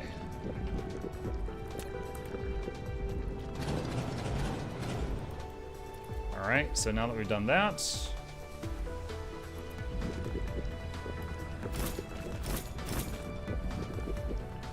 game is really weird about when you build close to the equator.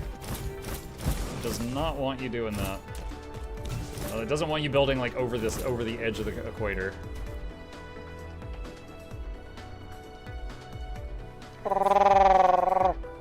Hey Neovalar, what up?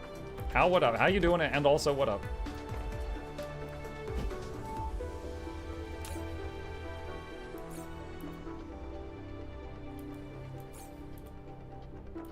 Waiting on that last chem lab to finish. And as I thought, the yellow science is now struggling.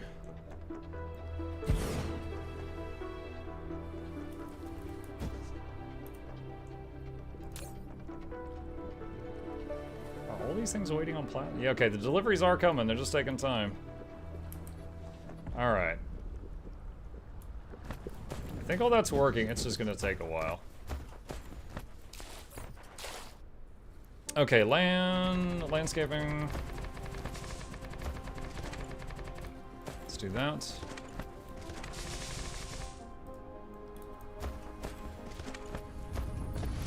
All right, so next up is moving this belt out so it's out of the way.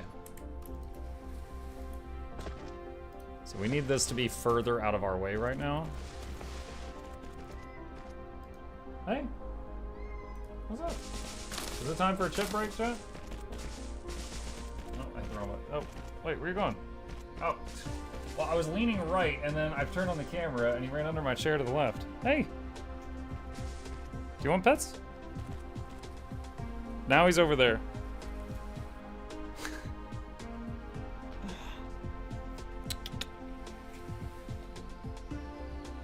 You want pets?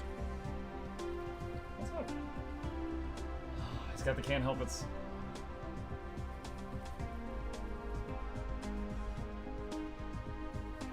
Well, I can't reach you now. Make up your mind. Ah! He has made up his mind and he has chosen violence.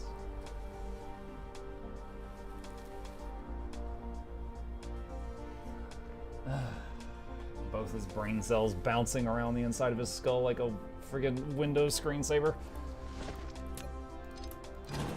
Okay. And do that. Alright. So next up, we need something that moves some of the organic crystals being produced over here over to this area over here.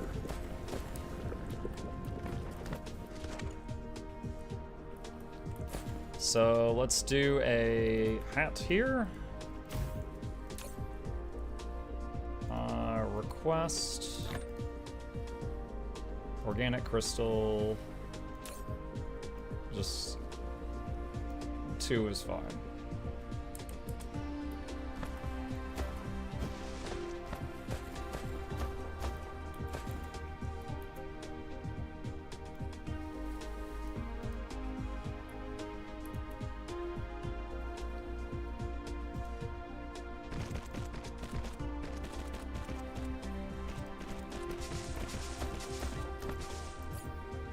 Right, and... Uh-oh, I need more... the net-looking things. What are these called? Graphene. Graphene production... not great at the moment. Might need to keep an eye on that. I've only got one building producing graphene, which has been fine for a long time, but it might not be now.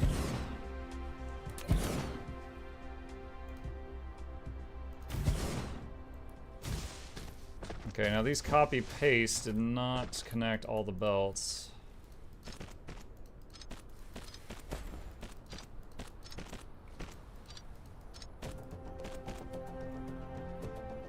Wait. Oh. I made these go the wrong direction.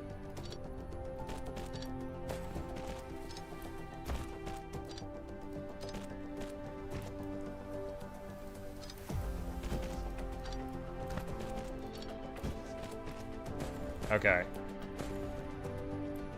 I think that fixes it. What's going on over here?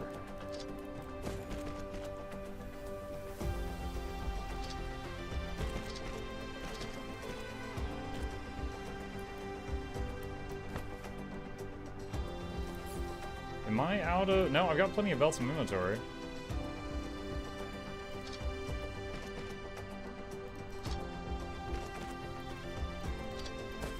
I don't know what I did while I was making this.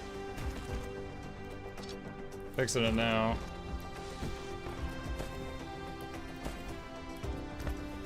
Alright. So, production of organic crystals, much increased, which means the production of titanium crystals much increased, which should mean more yellow science getting made. However, I notice all these machines are not currently running. Why? Or wait, are they? No, some of them are hurting for more plastic, and some of them are hurting for more oil. Okay. Let's go over here. Alright, this is where the oil is all getting made.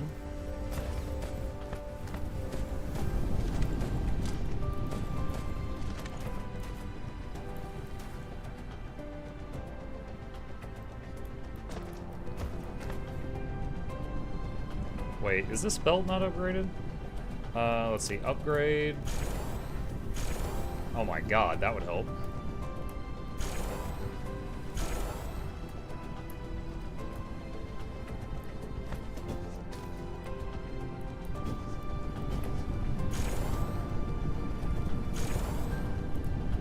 Alright, I'm looking for more little belts that have green lights on the side instead of blue lights on the side.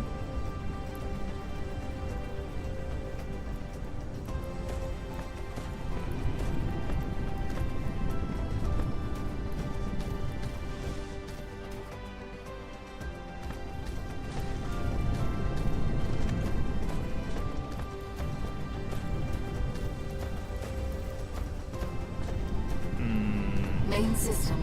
Activating combat mode. Hey, Shugo. What happened? Alright, so there's this machine here that sprays, I don't know, it like lubes up the crates, and then they're better because they're lubed. I'm wondering what happens if we lube up the oil. Which seems like double lube. I'm not sure how that helps, but you know. I wonder if that gives us more oil. I'll get an area upgrade with UF2. Yeah, so I know that you can like, what is it, F2, but then I don't know if it gets the whole belt. Does it? Maybe it does. I have no idea what I just upgraded.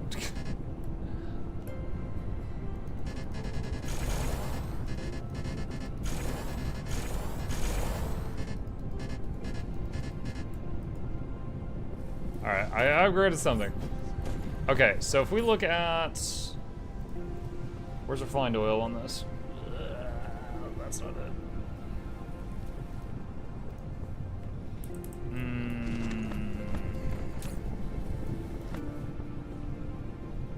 When this item is used, spray to the proliferator gain between extra products or speed up. So I should probably put a proliferator on this track. Alright, hold on.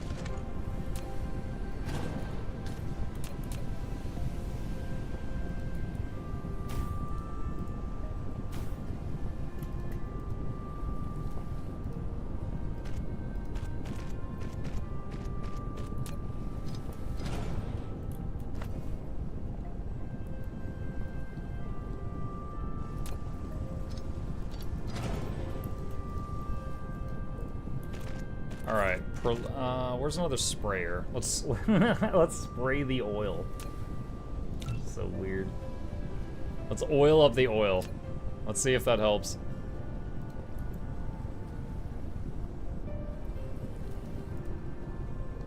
We're going to need a splitter here.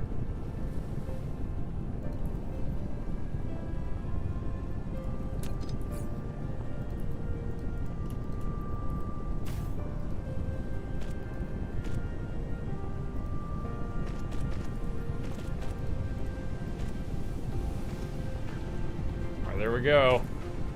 We are oiling the oil. So far, I haven't used the spray stuff much. I've been doing it on copper plates, or copper ores it comes in, and iron ores it comes in to multiply it. But that's all I've used it for so far. I'm sure I could be getting more out of it, but oh well. Okay, the old green belts that we just upgraded are in my bag. Let's go feed those into the system.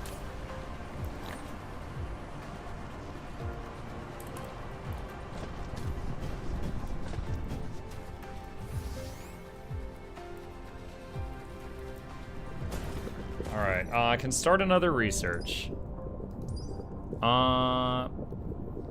Let's see. Making the logistics drones, for how I'm playing, I think making the logistics drones better is going to have a major effect on my base. So I'm going to work on that. Okay, so this stuff is still a problem, but it's because of the organic crystal. We're still not getting enough of that. In fact, this one's not even running, and it's because of plastic. Are all of these waiting on plastic?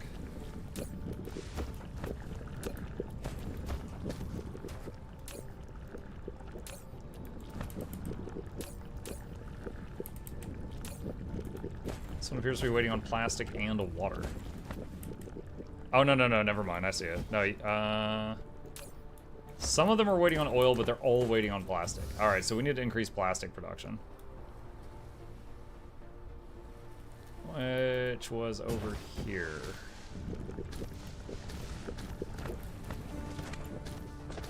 Way over here. Wait, what is this waiting on?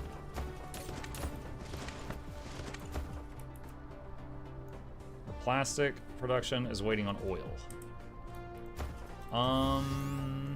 Wait, is this the oil belt? It didn't used to have any space on it at all. Now it has space. Okay, so oil from the refinery is slowing down. I think it's finally time to use this oil geyser. Okay, so oil extractor. Oiled oil of the lube has +5 to slippery. Yeah. He's got that gamer focus going on. Yeah. Oh, I'm sorry, guys. Yeah. Purple Sun says, "May I bother you with a random road trader question?" Purple, if you're, I'm sorry it took so long. If you're still here, you can absolutely ask me.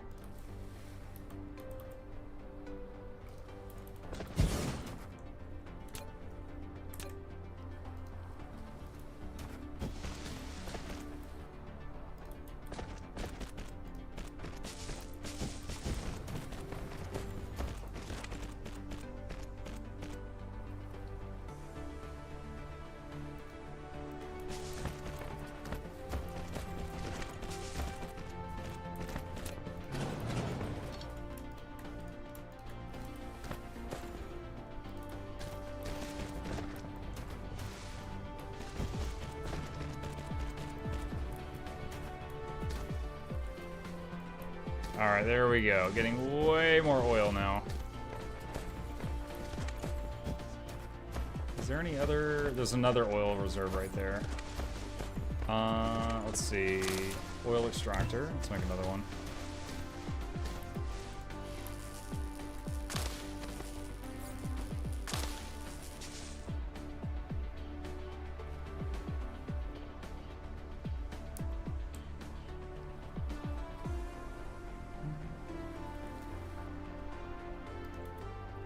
Unfortunately, guys, I was neglecting the chat, and I looked over and someone asked a question on YouTube chat over 20 minutes ago. I was like, oh no! And I don't know if they're still there, which makes me feel bad. I need to do better about breaking my focus to look over at that stuff from time to time.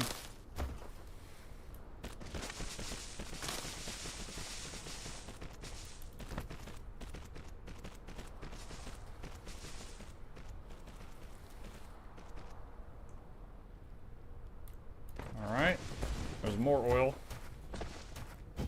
It's a hard game to break focus on. Yeah, I mean, especially when you're new. I'm having to think a lot on this one. Guild Wars 2, I've played it for 8,000 hours. I don't have to think that much on it. Unless I'm doing, like, Doom CM or something. Then we activate both brain cells.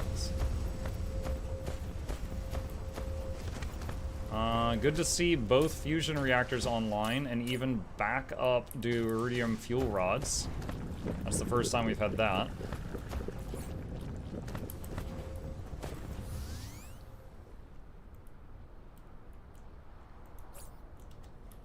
Let's see.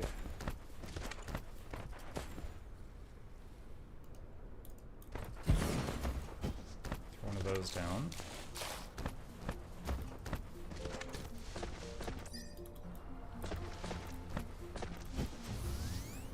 I haven't really been using we have been producing purple science, but not actively using it right now. I'm wondering how much we've got saved up. Not a lot. A bit, not a lot. And what is the reason for that? Primarily, what is this? Processors. Primarily processors.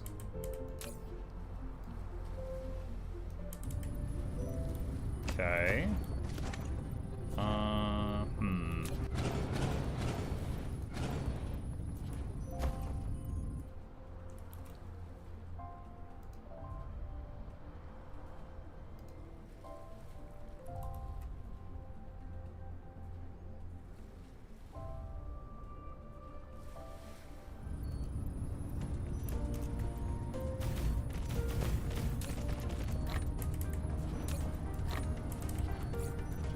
Alright, and 1, 2, 3, 4, 5, 6, 7.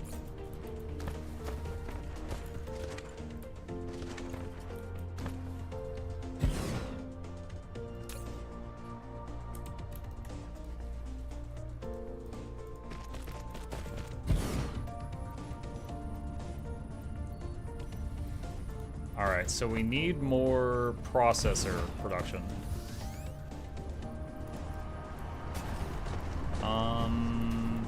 So this, I think up until this point, this is where my processor has been getting made. So this actually isn't in the drone network at all. So I'm probably gonna have to put this in the drone network also. Okay, so let's do that.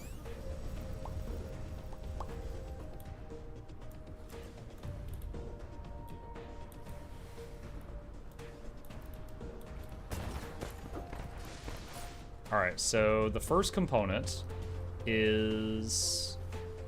I can start yelling at you, I'm willing to make that sacrifice. You know, back when I started, well, not started streaming, back when I started getting a decent audience, sometimes when I would not pay attention well enough, there was one mod, Casual Geeky Girl. I forget how we set it up, but she had the permission to, there was a command in chat, there was like exclamation ping mukluk. And it only worked when she did it, because Flute Girl would abuse it. Like, Flute was a new mod, and she was already going mad with power, and she would ping me for the dumbest stuff. And whenever they would do it, it'd be like, bing, in my ear, and I'm like, oh my god. And anytime I wasn't paying attention to something in chat, she would do that to get me to look over. But none of the other mods could be trusted with that, but Cass was okay with it. Maybe I need to set something like that up for the YouTube site. Until I can get these chats merged. Okay, what is this? Microcrystalline component. That's 2 in, 1 out. Alright, so... Wait, what is this?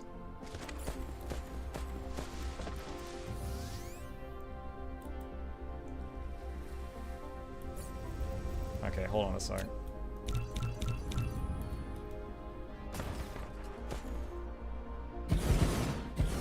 Okay.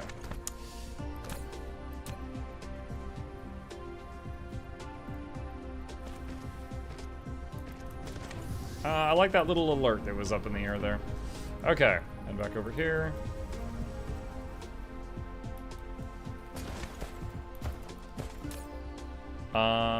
Two in, 1 out.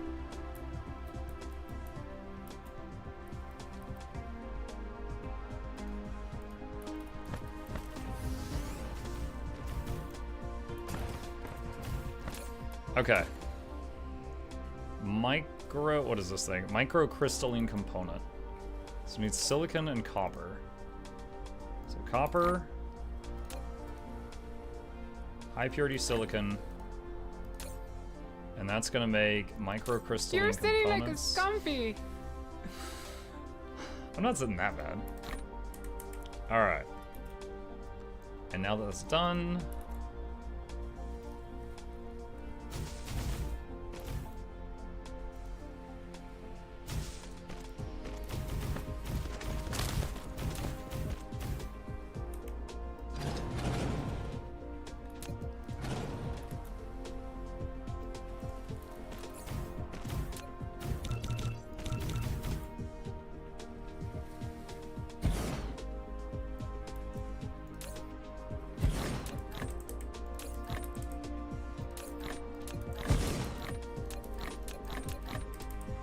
alright, that's 4 buildings starting to pump out the microcrystalline components.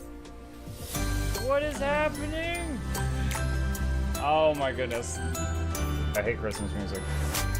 Ironic. Processor. 2 in, 1 out. I was a good boy. Ah, this is worse. Come on, guys.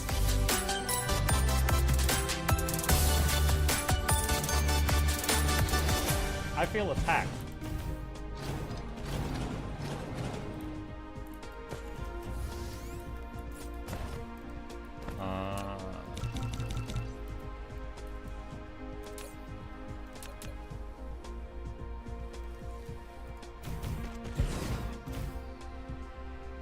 Oh, shoot.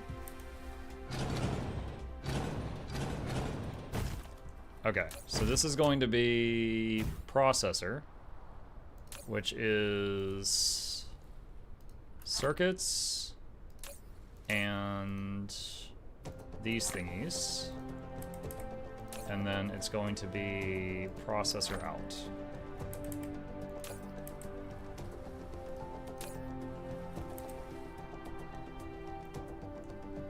Okay.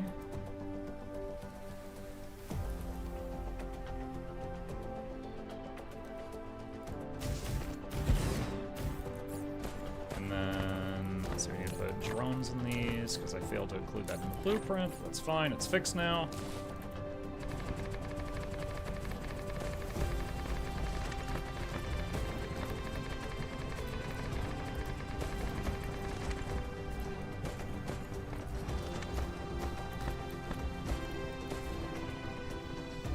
Also, I was thinking about this the other evening, forgot to mention it. You'll know you've hit endgame when you preemptively pave an entire planet. Yeah. I don't know if I'll get to that point. Right now I'm still having fun.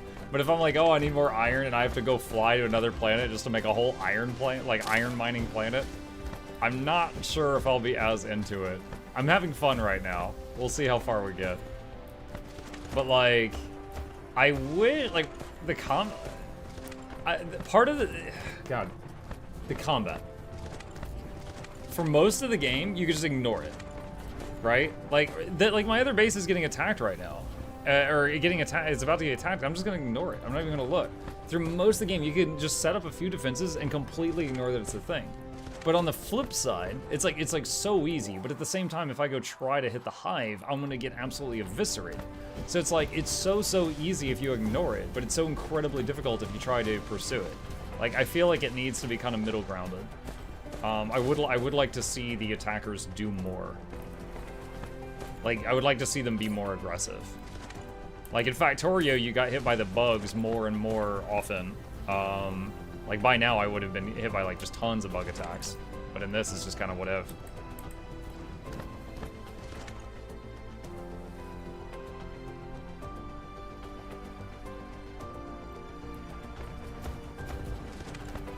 But, not asking them to change it, I'm just saying that I am having fun, but for it to be like my perfect game, it's a bit different from what I would desire.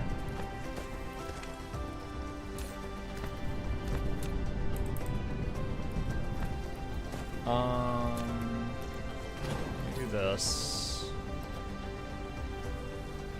Wait, am I out of boxes? Ah, shoot. I'm mess that up.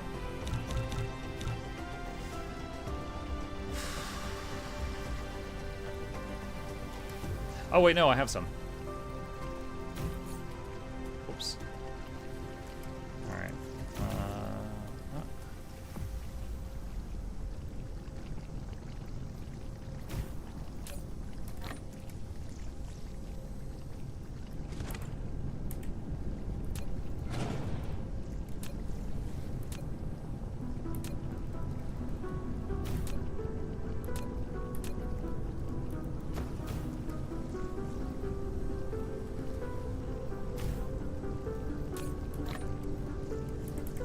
Okay, there's more storage for stuff coming out of the spaceport.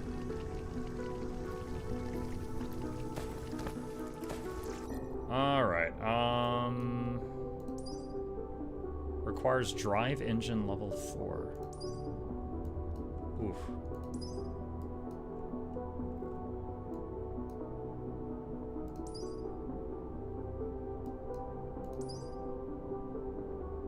Ground squadron expansion. Sure. I wonder if that affects the just the squadron in my pocket, or also these. Oh my god. Or also these things.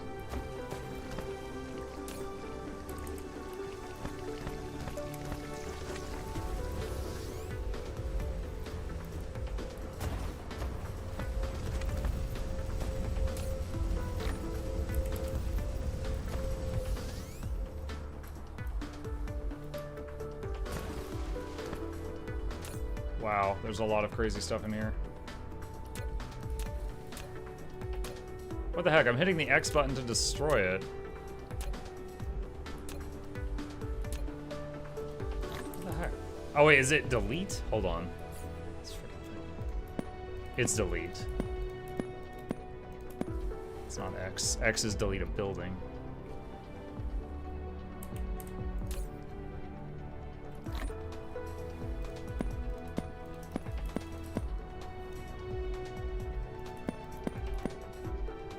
Where's all this water coming from? Oh wait, delete just throws it on the ground and then the drones are picking back up. Delete doesn't even delete it, this freaking game. Delete does not even delete. Delete drops.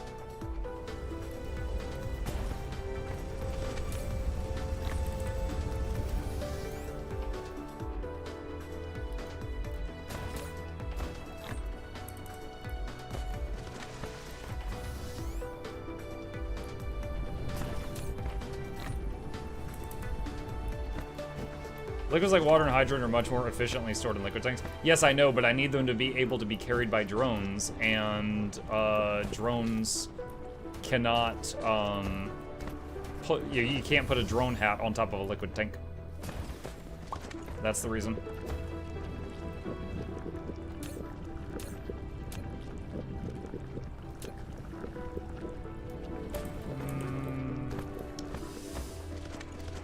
Organic crystals. Still, honestly, not great production.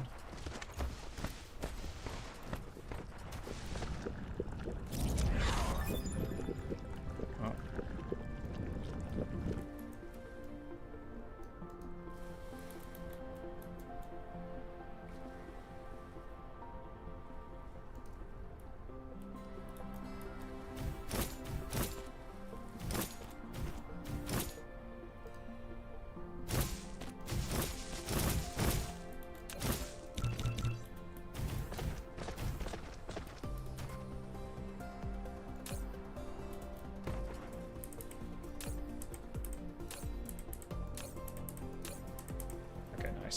Good.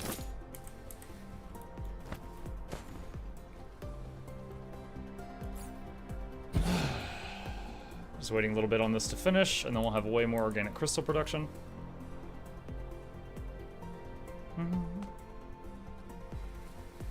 How much RAM does this take? There was a button to see, wasn't there? Where was that? Someone tell me how to pull up the performance tab. I don't remember what button that is. Someone had me do it one time before.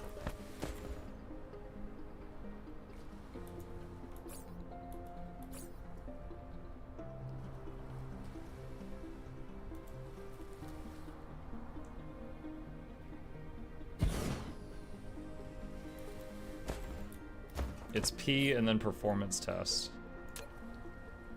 Oh, there we go. That's crazy that that's like a tab in game.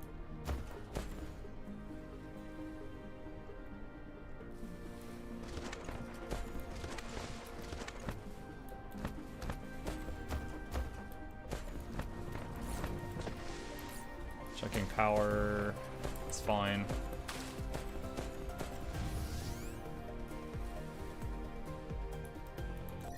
Alright, ground squadron. Alright, so squadron. So we have 8 planes in our ground squadron. What about in the things that fight on the ground? Yep. All of them got more too.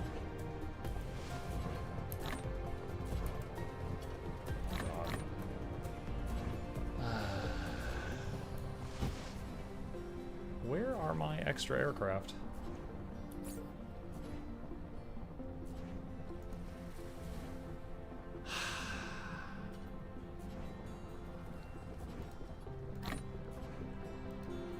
Ah, there they are. Jeez. That doesn't... Oh, you gotta manually do... Is there no hotkey for this?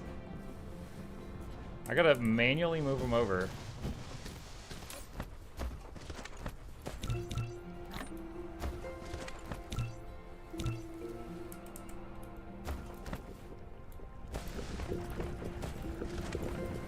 I guess it's okay. We're not in combat right now, but... It's also, I haven't found an easy way of making it so these things, like, let's say I had one building that just made lots of airplanes, which I do, and then these, like, could request replacement drones when they die. They didn't make it easy. You can make a battlefield base, put a storage on top, and then put a hat on top of the storage, and then have the storage request the drones, but then this whole thing will fill up with drones. Unless you do this... But it'll still request a stack of them. So instead of 8 drones, it'll request 108 drones. And then, because you blocked all of this, it won't pick up the stuff off the ground anymore, which it used to be able to. So it's like, unless there's another way, it, set a filter on the scores. Oh. I mean, what, filter for what? I mean, like, yeah, I could do that. But the thing is like, it'll just say, oh, only drones can go here, but also anything including drones can go everywhere else. It would still fill the whole thing with drones if I did this. And the problem is that you don't know what's going to go in those squares. Just to show you, hang on just a second. All right, here's some battlefield bases that saw a lot of combat. Like, look at all the stuff in here. Like, look at this mixture of things. Like, you wouldn't assign spots to all these, they just are. But I would love to see something that's just like, you know, call it, like, without even having to do the whole, like, triple layer nonsense, just request new drones when destroyed, you know, something like that.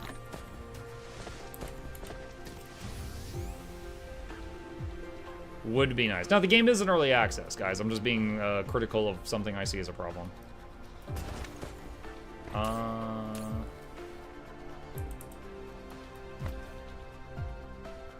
What's going on here? Okay.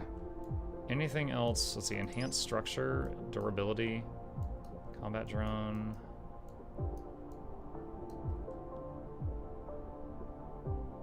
Distribution range? Sure.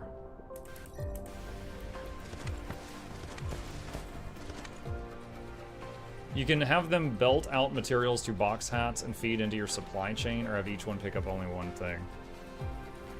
Thing is, I never know what they're going to pick up. I just showed you that one box that had like 20 different items in it, and it's because the dark fog things that you fight against, when you can loot them, they drop all kinds of different things. And if when they die, they crash into a tree, you'll get the tree too. So you get wood and leaves and stuff.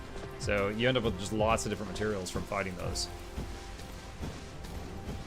So really, just bottom line, it's just A, the logistics station is awesome for picking things up before they rot, and then B, you want it to be able to refill these, but right now it's kind of a pain doing that. You can set filters so it doesn't drop wood and leaves at all. I don't mind that it picks those up. I eat them for fuel. It's not a big deal.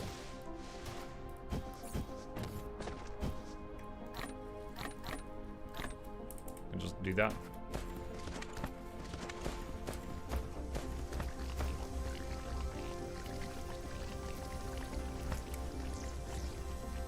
Oh, we are actually losing Duridium. Interesting. We were unable to use it all up earlier, but now we are.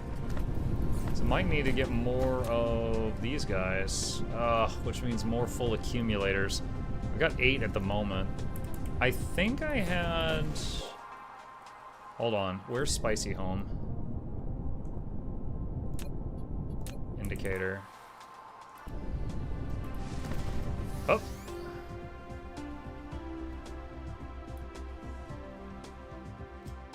What is it called? Spicy Home. Because it's on lava.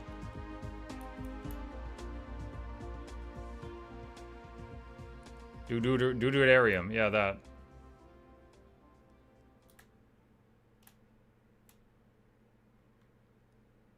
There's the Dark Fog Hive. Wow. The Dark Fog Hive is closer than Spicy Home. I've never seen it closer than that. That makes me kind of nervous.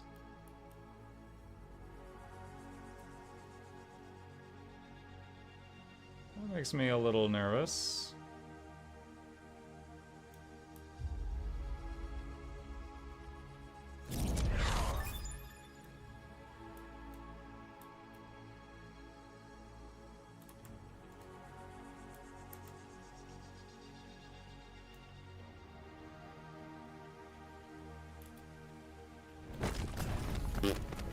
And then I crash landed and died.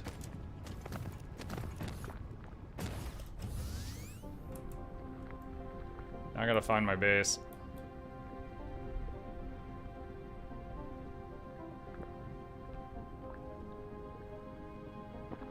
There it is. So I can see this one has gotten a few kills. It's got some stuff in here.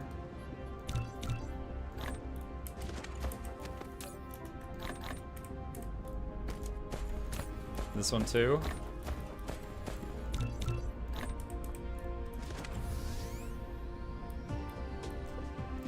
This one also. Man, none of these have lost a single drone either. They didn't have any replacements. So every single one of these buildings have gotten some kills.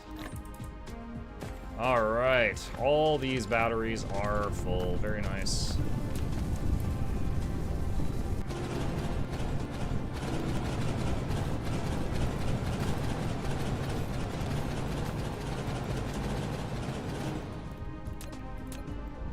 Okay, so with all those full batteries...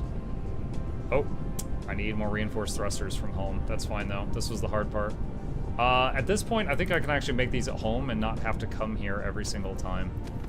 Just double checking the income, this is where I get all my silicon. It looks like it is still doing just fine. And this is also where I get all of my titanium. And it looks like that is still just doing just fine also. Although we can increase that a little bit. Okay. Alright. So zoom out.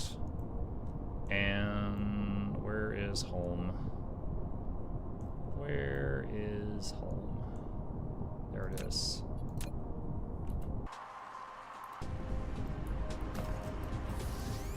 Oh, wait, I do not have enough fuel to get home. That was going to be a one-way trip in all of the worst ways. Let's recharge for a second at these pylons. That was going to be a bad trip through space. What is this? Grading crystal. I have no idea how I got this. A rare ore with naturally formed grooves distributed across its surface. It's used to produce precision optical components and high-power exciters. Collected from grading crystal vein rare.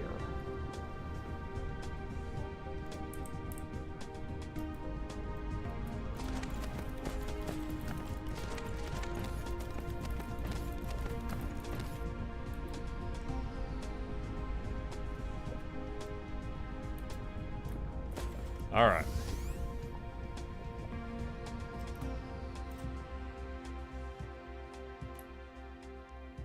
All right, speeding up. No dark fog in the way this time, getting me scared. Okay, don't know much about solar sails.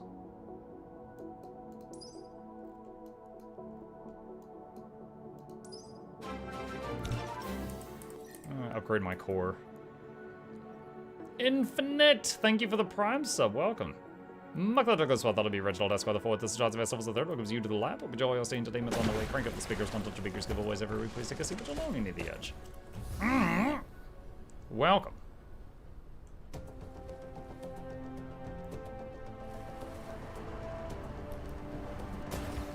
Okay. Why did I come back here? Oh, that's right. Needed the thruster thingies. Why are we here? Just to suffer? They're in a box. What is it I need? Reinforced thruster stack. I don't have those on logistics, so I can just grab a stack from there. Alright. Wait. Was that? Nope, that was not it. Is it this one? Reinforced thruster. That's it. Okay, there we go.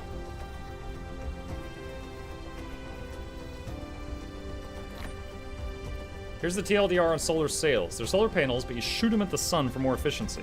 Apparently being closer to the sun means more power production or solar production. Right, so does it, but, so, okay.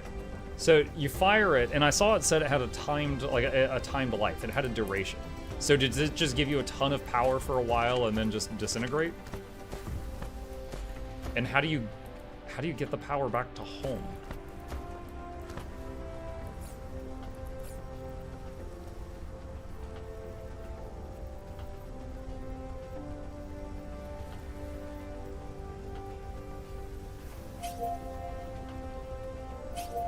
A thing called a ray receiver. Okay.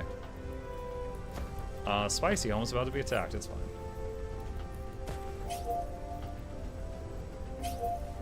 I'll make one sail. After this, we'll figure this out. Ray receiver. Alright, so that's a building I've never made.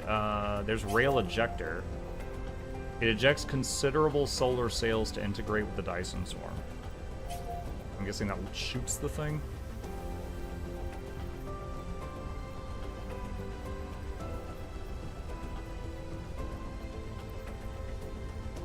Ray receiver, there you are. Receives high energy rays transmitted from the Dyson swarm or Dyson sphere. The received energy can be transmitted directly to the power grid or stored as critical photons. Once you start constructing a Dyson sphere frame, the sails start to fill it and become permanent.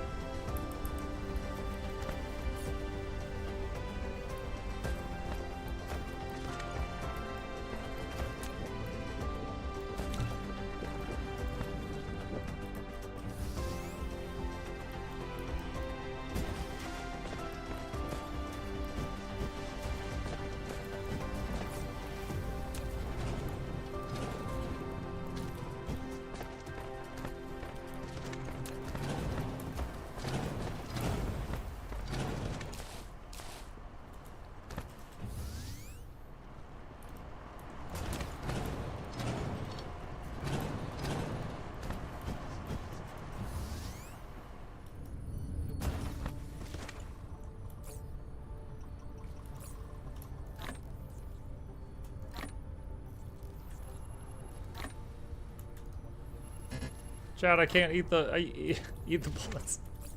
As soon as I started saying it, I was like, wait, that sounds like suicide. No, I just meant literally like nom nom nom.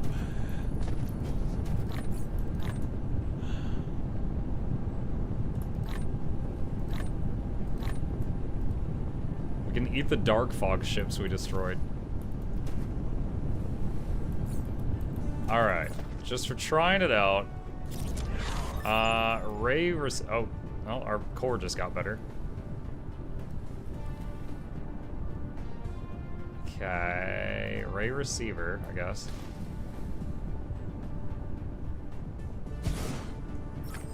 You've built a ray receiver. Oh. It can receive high energy rays from the Dyson sphere and directly transmit them into the power grid. However, due to limited receiving efficiency, the ray receiver will request greater input power than the actual output. You can improve the receiving efficiency by continuously running it or upgrading technologies. What? It requires greater input power than output.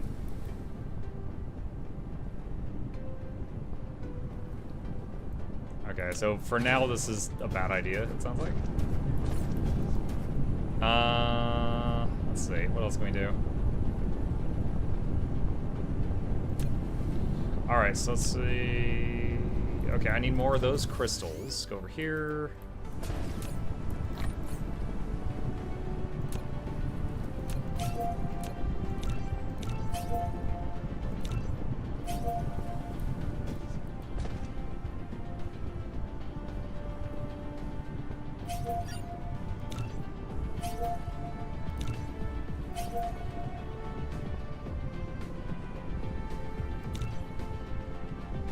Alright, making lots of batteries to charge up.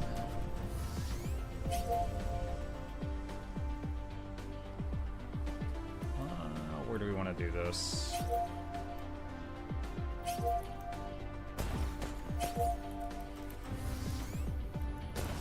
Here seems good.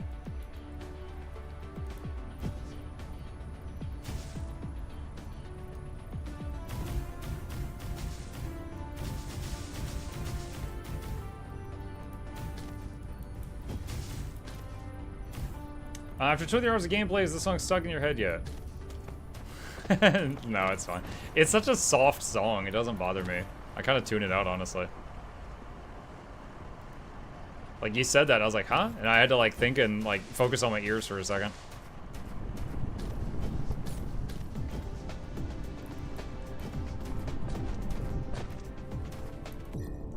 Okay, Mecha Core is upgraded.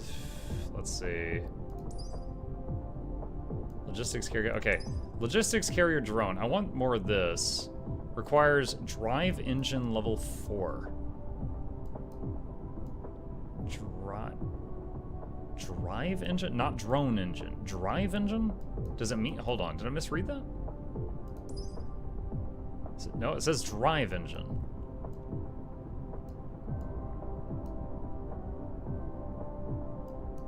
It was right below drone engine? Oh, hang on, did I overlook it? Ah, thank you. The Mecha Cruise speed? That's a prerequisite for faster logistics, okay. They're inspired to go fast when they see me go fast, chat.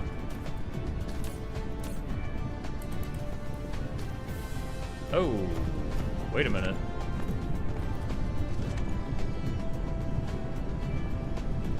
Our iron production is not enough.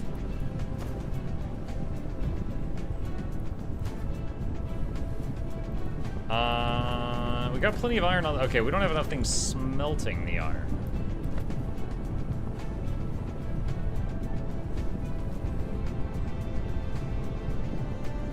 Okay. We may need to. Okay. Where is another iron node? There's copper, there's stone, there's coal. Crude oil, stone, iron, 12 iron. All of that is already being mined. Or some iron that we haven't touched. Or. Hold on. Idea.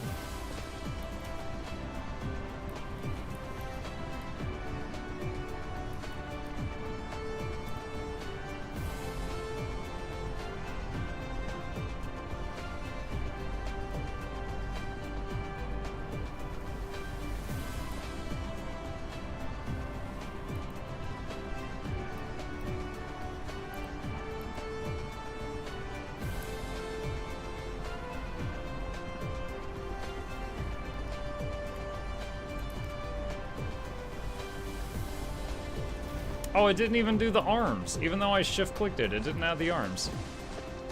Stupid thing.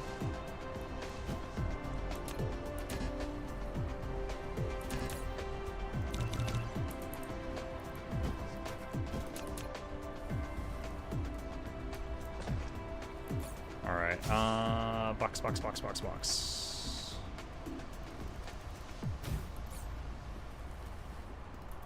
Pet.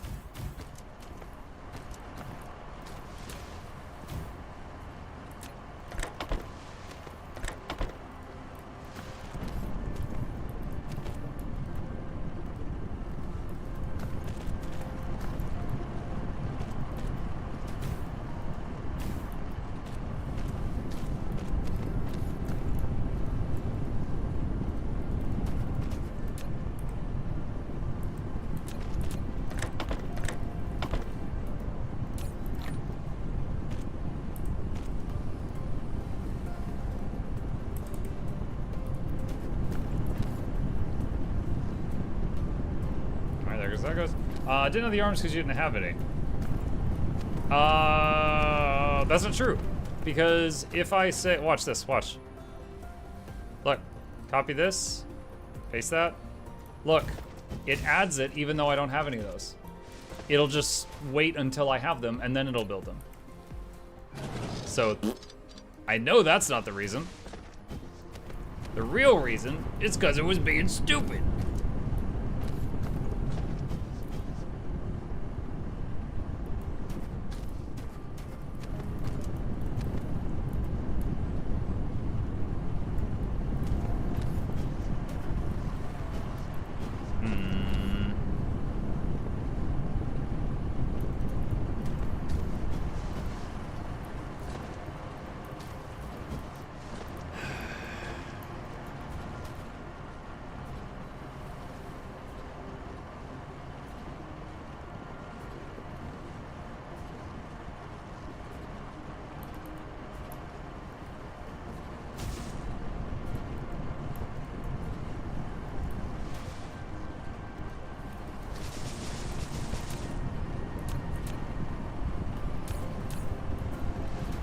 Doing?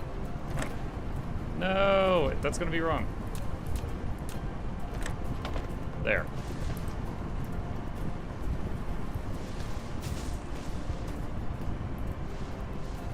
Oh my gosh. Thing is, like, look, if I shift click this, it includes the arms. Hold on, if I do it like this.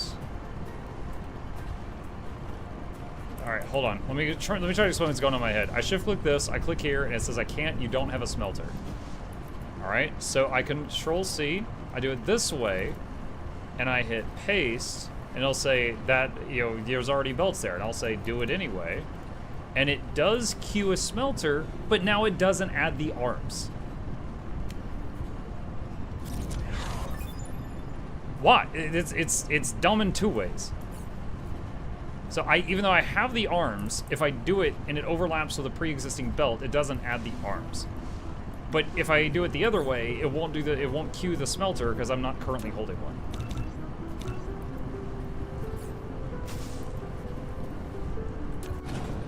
So I need to get all the materials in my bag, then shift click it, and it'll do everything.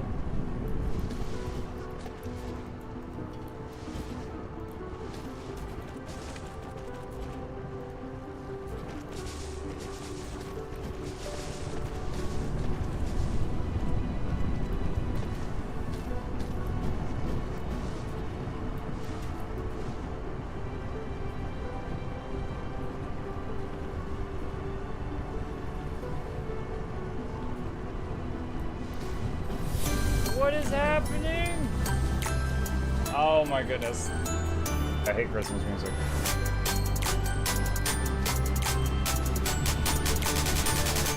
I was a good boy. Ah, this is worse. Come on, guys. Oh no. I did not mean to queue up 15 of those. I feel attacked.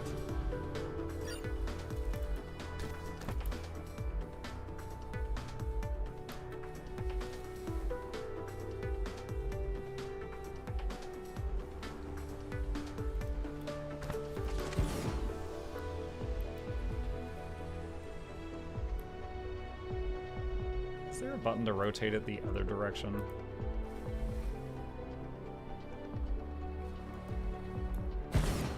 Like, I always have to turn. I only know how to turn it to the right.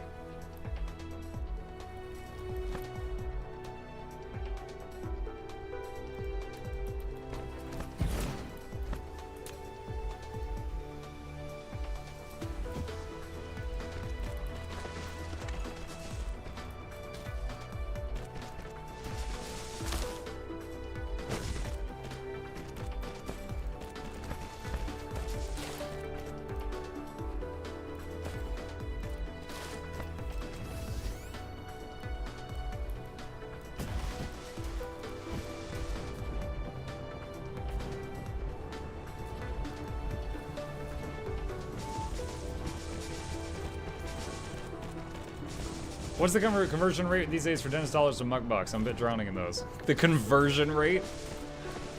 Not sure if we ever set up a conversion rate, my friend. Oh yeah, these things require electricity. That's a thing. Forgot about electricity. That's another thing. You get, okay, hold on. I'm gonna show you something else that's silly. All right, watch this. I can click this and hold down the button and be like, yes, make me a whole line of wind turbines. That's fine. Okay? But if I try to do that exact same thing with power poles, you can't do it. You cannot click and drag and make a line of power lines, which makes way more sense. So if you want to run a power line around a whole planet, it's easier to do it with windmills than it is with actual power lines. Again, I know it's early access. I'm pointing out problems as I see them. Wind turbines are power poles? I know, I just use them as power poles. I'm saying it's silly that the power poles can't be installed as power poles. Can I, like... Hold on. Can you, like, double mine these to speed it up? It looks like you maybe can. Huh. I didn't know you could do that. Or I never really tried until this moment.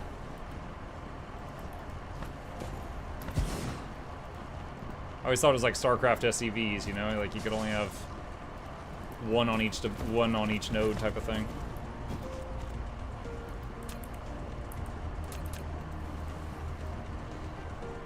Now they're like hungry hippos. Nom, nom, nom, nom, nom, nom, nom, nom.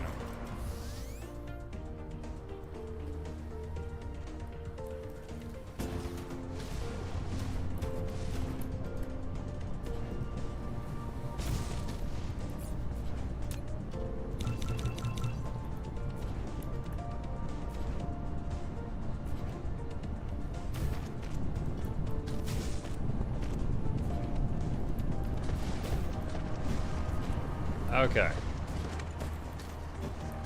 Iron plate production stonks are now much higher. Just found a clay shaver PoE. Who would ever use that? Please. Although I was trying to get that for tens of hours this league. I did end up not really needing it by the end because of the, what was it I ended up getting at the end? That staff that gave me, like, all of the phantasms.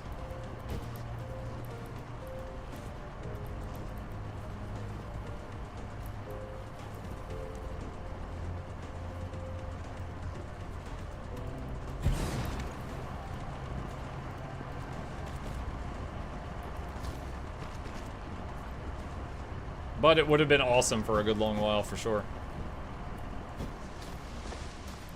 Man, my early game would have been much faster if I had known you could have these things overlapping. That would have been great. Did not realize that, though. Okay, we need drive engine level 4. It requires gravitational wave refraction. What? Is that in here? Yes, it is. Unlocks egg. Graviton lens, a piece of neutron star material encapsulated after processing. Its distorted and powerful gravitational field is shielded within. It's normally used to manipulate and change the spatial structure, but this does not stop some folks from using it to focus the sun's rays and ignite a fire. Space Warper, consumable item that activates warp flight for the mecha and logistics vessels. Uses the caps lock key to activate warp drive. Okay. Egg. Just imagine you're like you're having to aim and you're like warp drive and you're 1 degree off and you end up in the wrong freaking galaxy.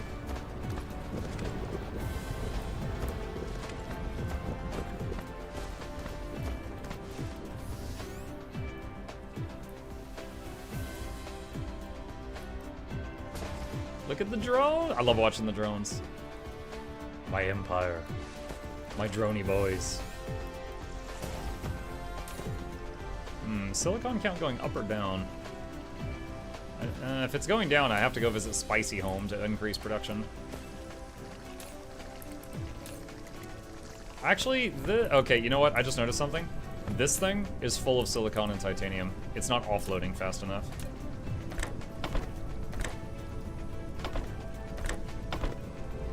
Alright, this should triple how fast it's offloading into the crates. No. It's a little better. That one, it's more noticeable.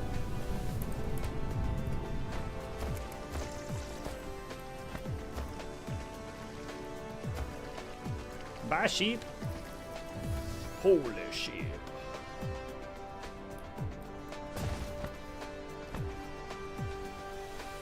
You can turn while in a warp, but try not to run out each time you jump is a warper.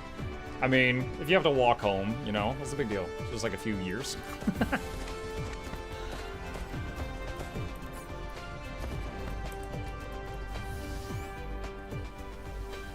I'm wondering if the fusion reactors are smart enough to stop using the fuel rods if we don't need the power, or if they just keep going ham.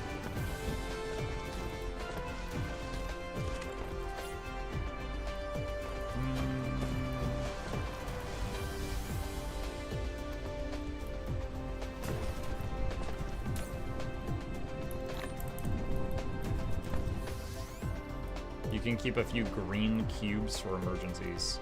What? I don't think I've seen green cube yet. I don't know what that is.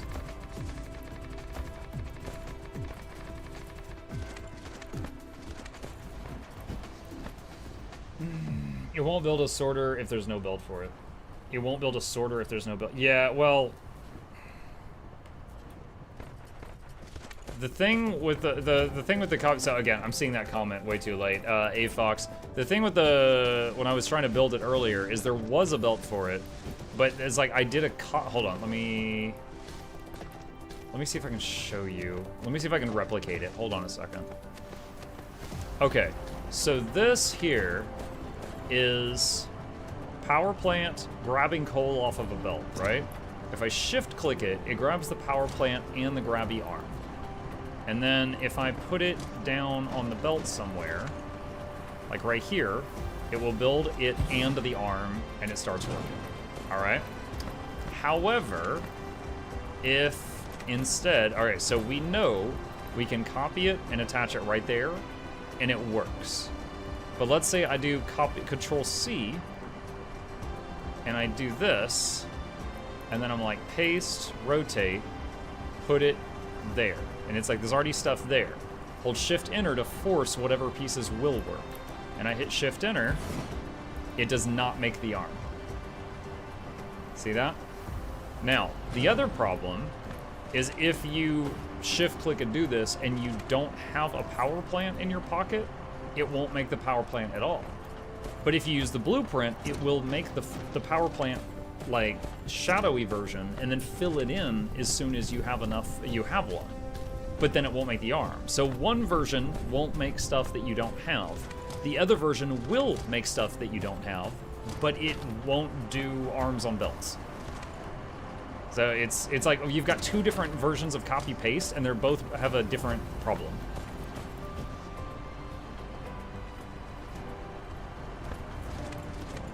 If you press tilde or grave key, if you don't want to copy the grabby arm or shift copy. I did want to copy the grabby arm. That was the problem. I did want that.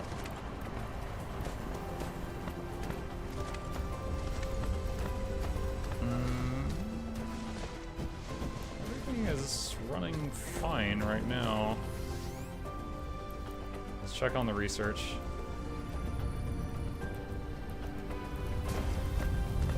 Wow, purple is doing better than yellow right now. Surprise. So yellow is what is slowing us down currently. Well, actually, purple's not getting consumed right now, so that's not completely fair to say.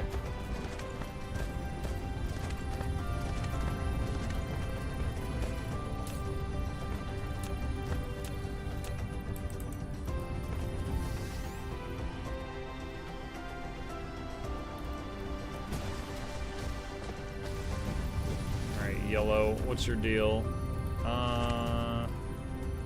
These things again? Yep. It is the organic crystals. Alright, here's where a bunch of organic crystals are being made. What's your deal? That one is producing. That one is not getting plastic. The problem is the plastic. No, we have a bunch of plastic factories. There's 1, there's 2, there's 3, then there's 4. What's going on? What's going on, y'all? Tell me about your woes. Oil. There's not enough oil reaching them.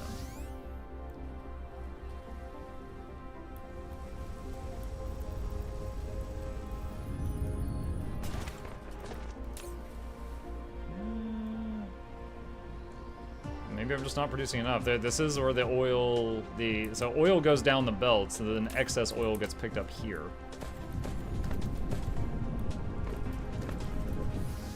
There's all these oil refineries. Is the belt still completely full?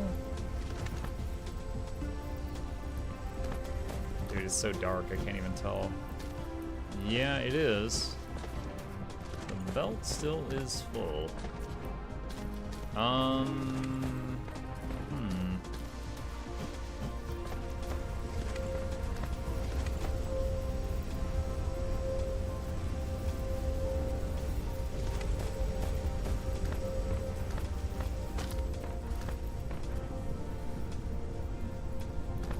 And we are spraying the oil that goes down the belt to get a little bit more out of it.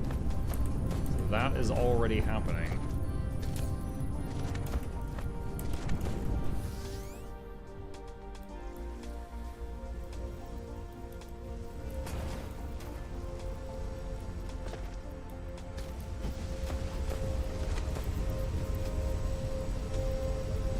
Hold on, why do I have... Hold on, I'm following this coal line. Alright, that just dead ends there. That's just for these. The rest of it was for what?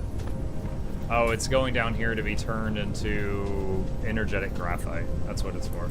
Look, how's your deuterium refining going? That was a big limiting factor for me.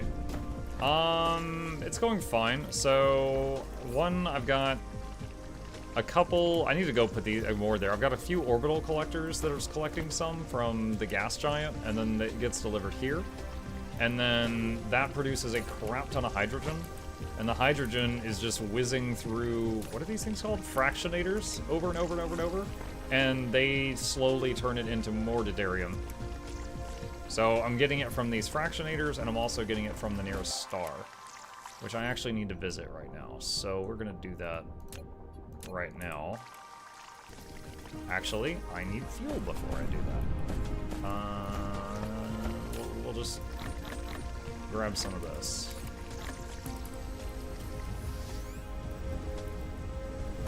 Alright, hold on, we're gonna charge up and then we'll make this trip.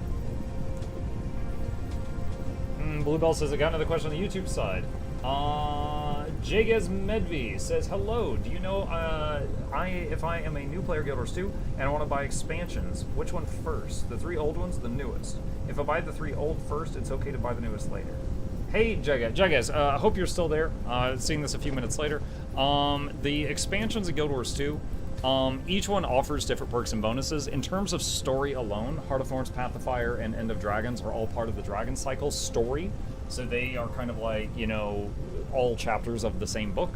The last one, Secrets of the Obscure, is kind of a standalone story later on, so you would not really be lost or anything if you picked that up at a later time, or if you just bought just that one now. As far as what you get from buying them, each one has different things. Like, Path of Fire is the one that added the melt, so that one's really big. Heart of Thorns adds gliding. They all add different classes and ways of playing. For example, Heart of Thorns adds the Druid, which is a way that the Ranger can support and heal people if you wish to play that way. Path of Fire added the Scourge, which is a very powerful build for Necromancers, if you enjoy that. Stuff like that. So, like, if it were me, I care more about class than anything else. So I would, like, look up what classes are added in each expansion and see if there's one that really catches my eye, and then I might buy the one that just has the class I want to play. But it depends on what's most important to you, for sure. Alright, so here's the collectors we were talking about with the deuterium. Also, Blue, thank you for that. I just saw it. Still saw it a few minutes late, but not nearly as late. Let's see. Orbital collector.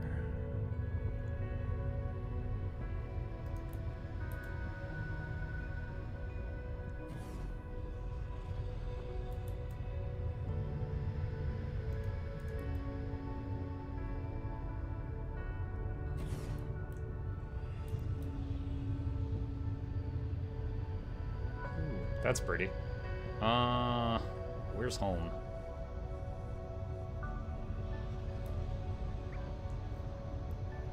I'm lost.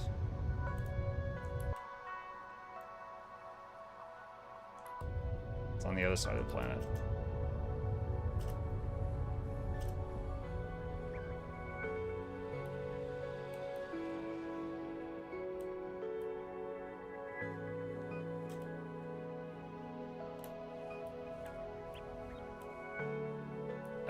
Trying to fight the gravity.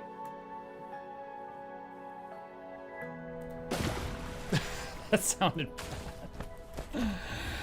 Dude, they had falling damage to this game? Oh my god, it's gonna be brutal.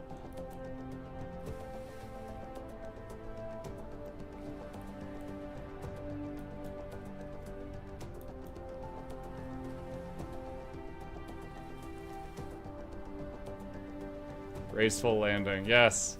All the judges gave it a 10, except for the German judge. He gave it a 9.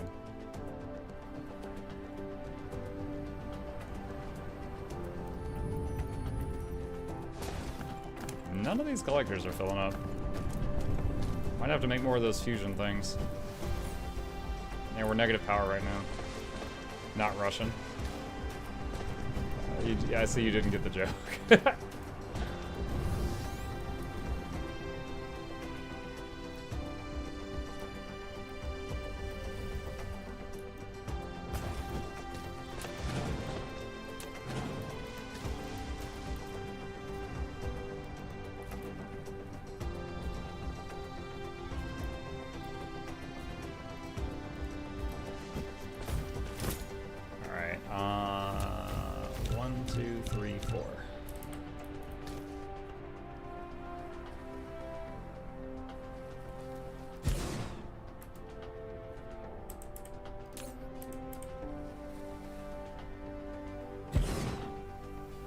Did you hear about the new Pirates of the Caribbean movie? It's rated R for piracy.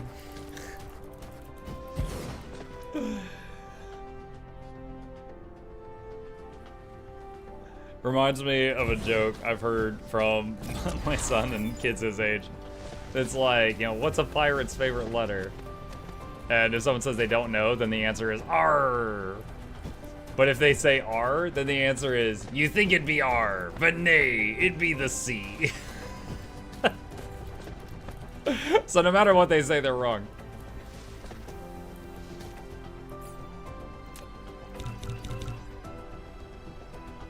I need more grabbers. More grabby boys.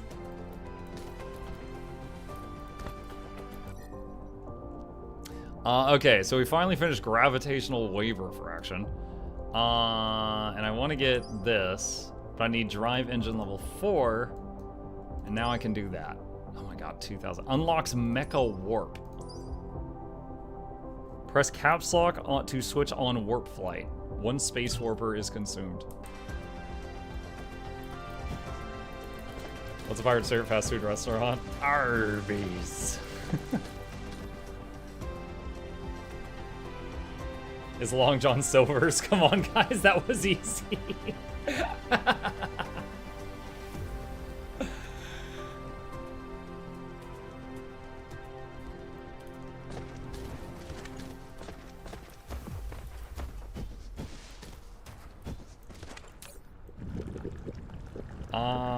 Graphene. Are we having graphene problems?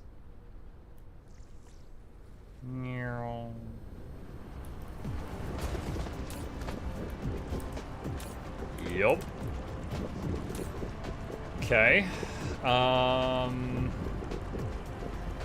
Sulfuric acid in, energetic graphite in. Okay. Ooh. Alright, so we'll need to put a hat on the sulfuric acid. Hit. And we'll need to make some things that are making graphene. Alright, so blueprint, chem lab, 2 in, 1 out. Make a chem lab or 2.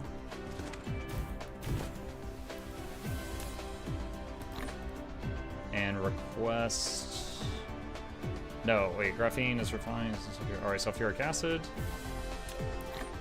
And you request energetic graphite. And you are going to provide graphene to others.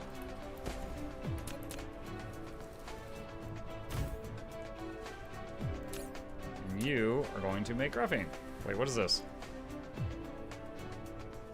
What? 2 sugar cubes. I don't know what that is. I don't think I have that yet. Whatever that is, I don't have that yet.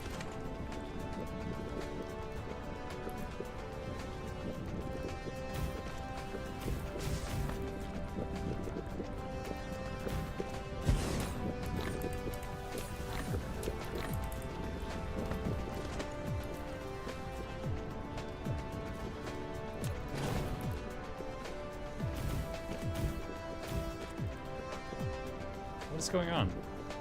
Foundation required. Oh. I haven't seen that problem before.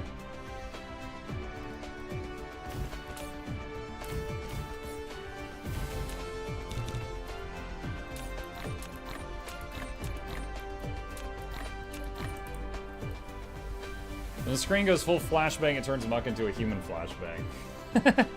The beacons are lit. Gondor calls for raids! What is the victory condition for this game? Elvin says. The victory condition... someone told me that it's in early access right now. I think the victory condition is getting like all the science or something. However, the whole goal is to make a Dyson sphere. So you actually get you roll credits when you, yeah, mission completed. You actually roll credits before making a Dyson sphere. Which is basically to strip many, many planets of materials and build a giant dome around the sun that has solar panels on the inside so that you're just gathering, like, you know, infinite solar energy every second. That's, so, yeah. I don't know if I'll get that far. I'm having fun right now, but I don't know that I want to rebuild, like this on every single planet. Yeah, build the ball. Yeah, build the ball. All right. Well, graphene production looking good now. Wait, a tutorial. Ray receiver work mechanism.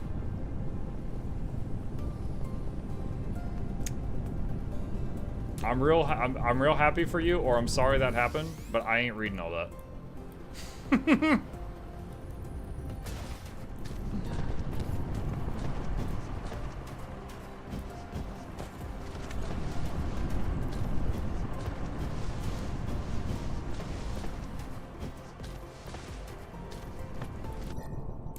Let's see. Is yellow science still our choking point? It certainly looks like it. Yeah. The yellow dot means that these are, like, not doing anything. So once again, these things are not producing enough. And it's because they're not getting plastic. Is plastic production going?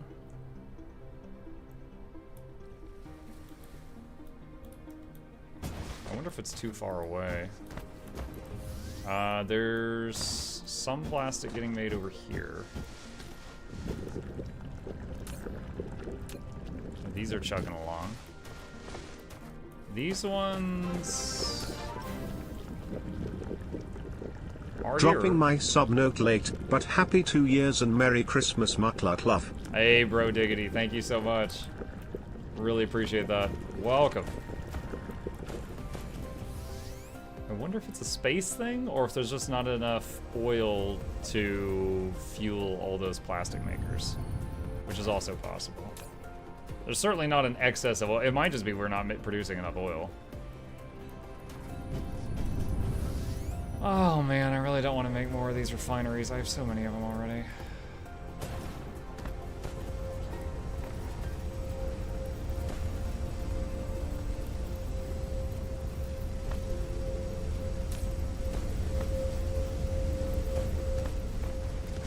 think I might have to.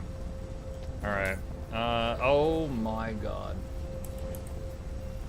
Well, I did not mean for each of these to make this many. Good lord.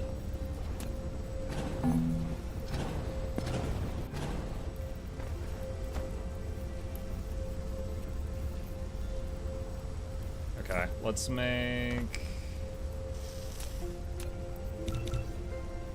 2 of those.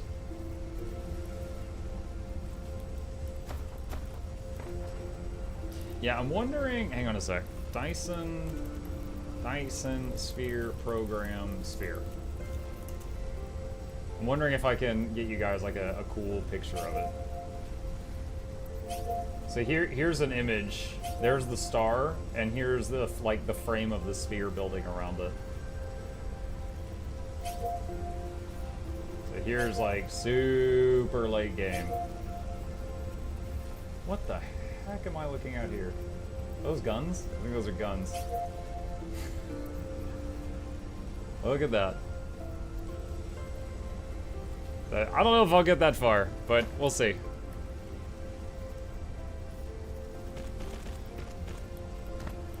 Those are solar sails? Oh, those are solar sails, okay.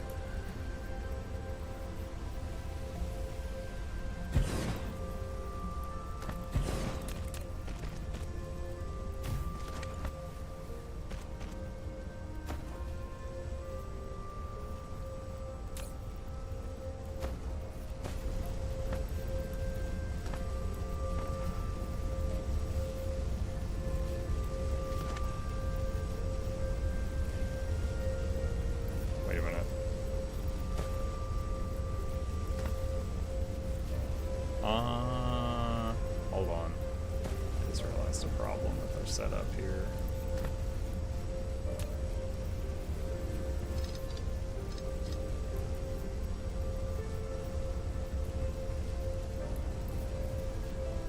Trying to figure out how to fix it.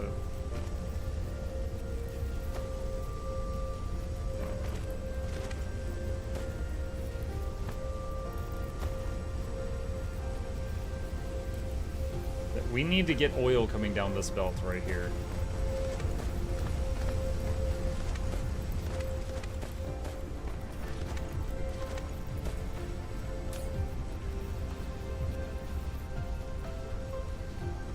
Why is there no hydrogen down here?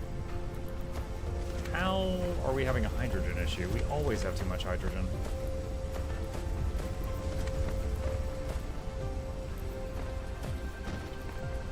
Okay, hold on a second. Alright.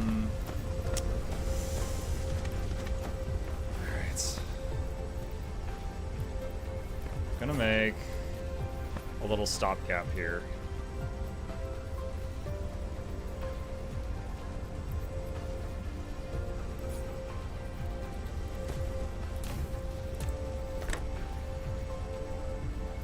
That does not work. Ah!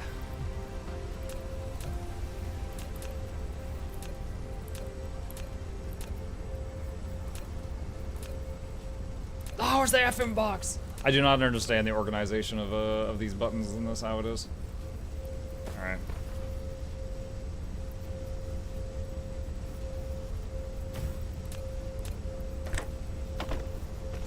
Okay. Hat. Bring me hydrogen. And it's like one row will be fine. Okay, will that work?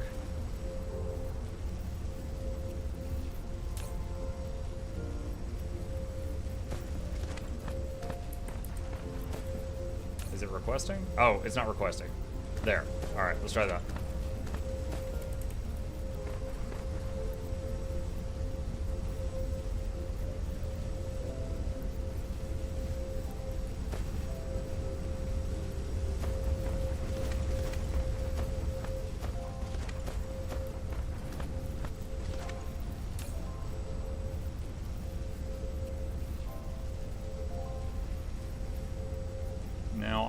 wondering,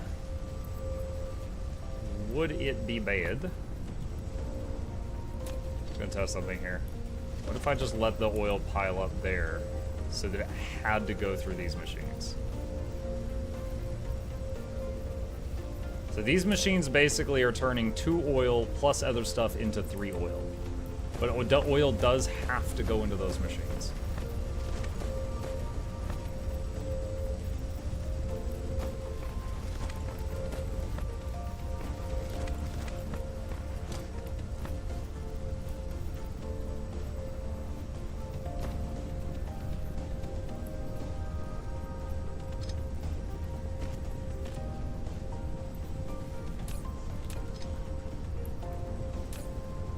Reverse the belt.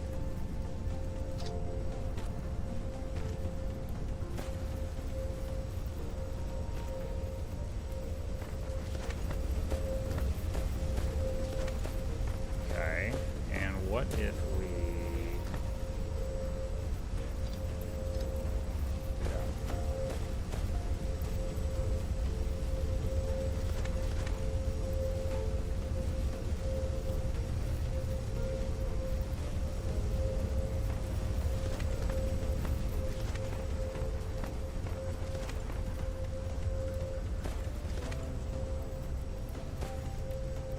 Not sure if this is long-term good or dumb. I'm not sure.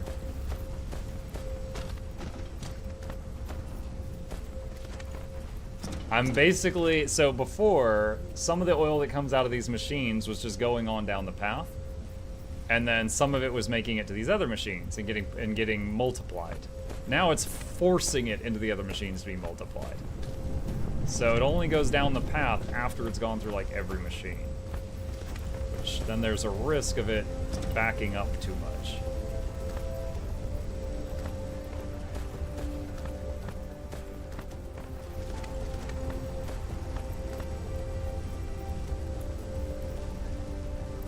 Could also do...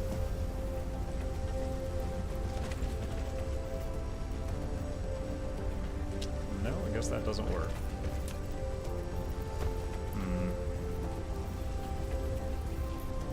I miss in Factorio when you could like just go like underground and then back above ground 2 feet.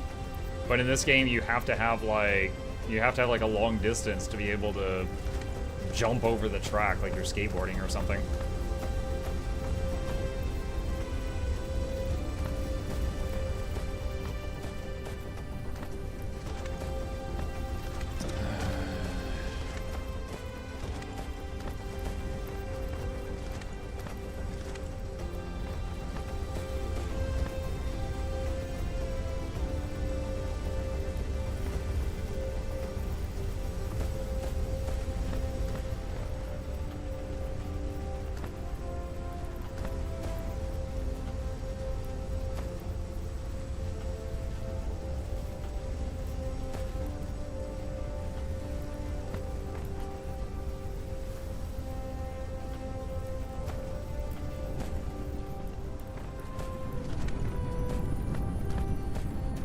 Oil refineries are fun to properly integrate in the early build mid-game. Fun's a word. Yeah, I've completely stopped the oil that was in the drone network at this point.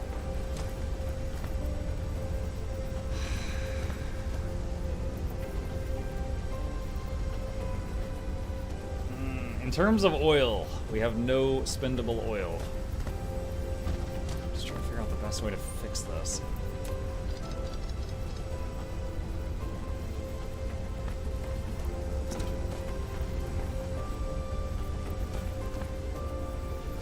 Not even Mutiny Monday? No. No, it is not.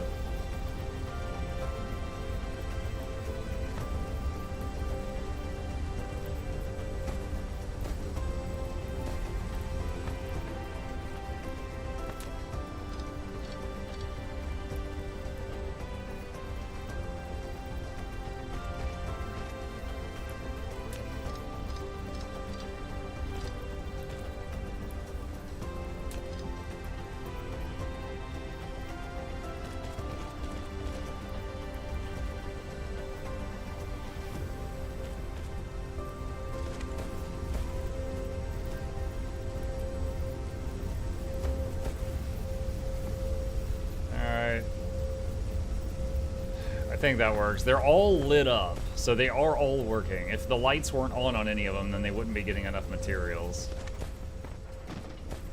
I think the answer would just be that we would, beyond that, we just need more refineries. Which is kind of a pain.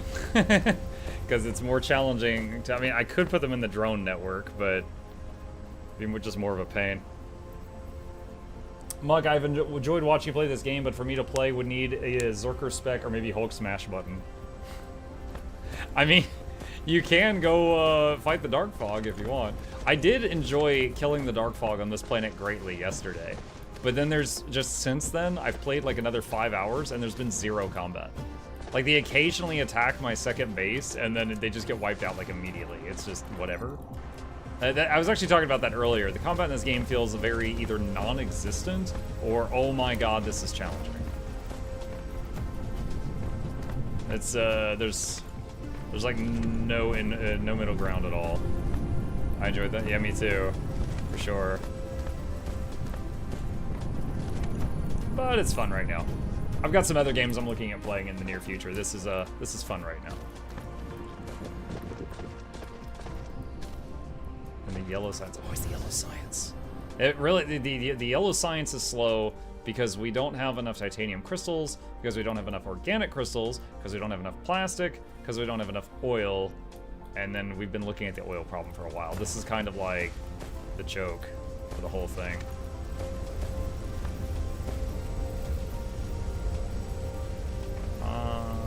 What's going on? Wait, oh, get rid of that.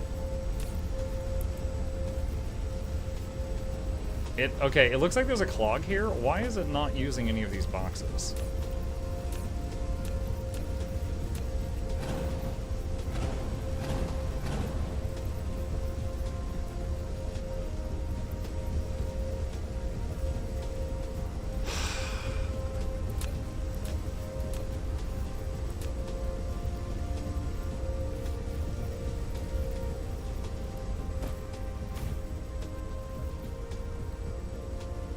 Like, right now, they're going into the sorter. Why is it not using the box on top to remove that clog right there?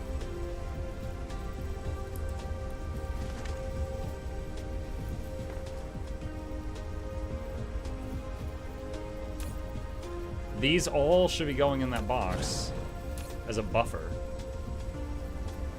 Alright, this is being really weird. I'm gonna try rebuilding this splitter.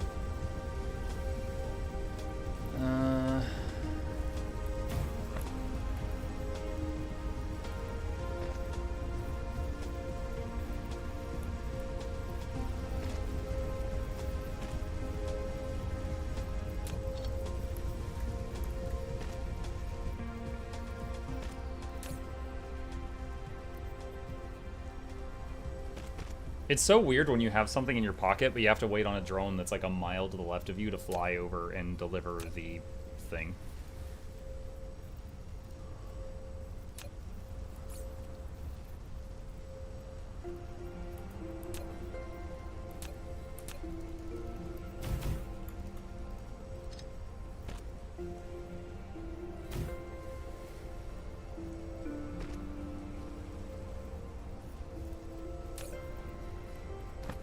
Like, look at this, guys.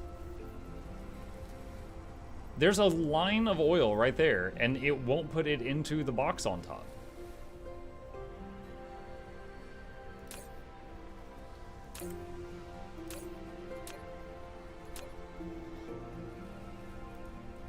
Is it just because it's filtering hydrogen to go to the right? It will refuse.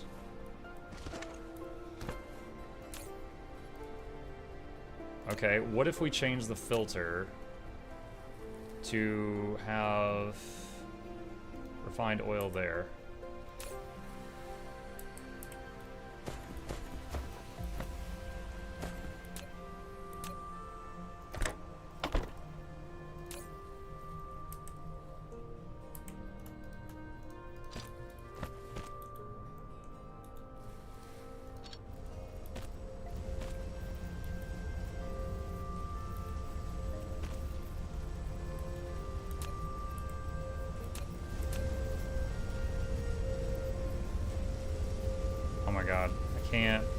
can't click on the splitter. Dang it.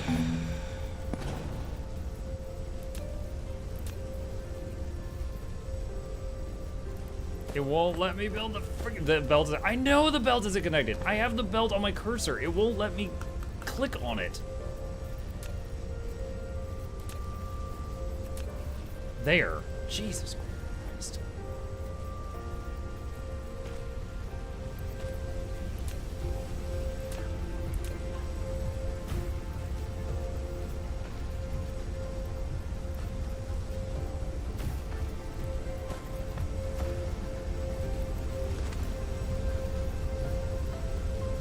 That's infuriating. Yeah, it's just, I don't know. Maybe I did something wrong there. I'm not sure.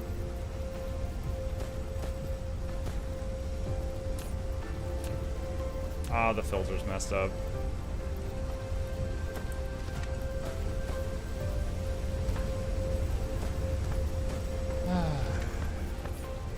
Okay, hold on a sec.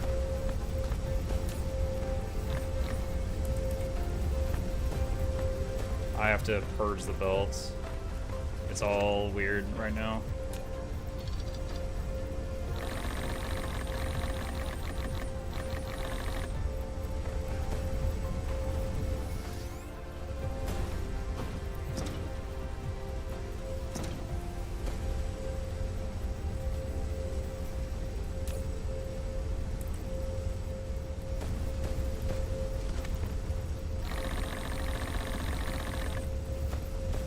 Okay, I think that fixed it.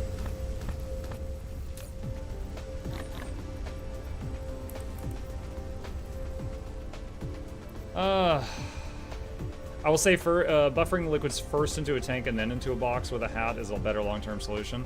Probably. The issue is if they go in the tank and just stay in the tank.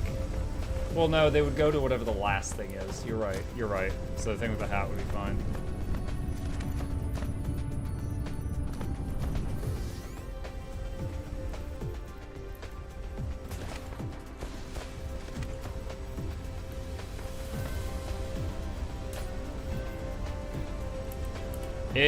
It's kind of annoying to me that, like, I realize I told it to send oil that way and everything else that way, but I don't understand why both can't go in the boxes above it.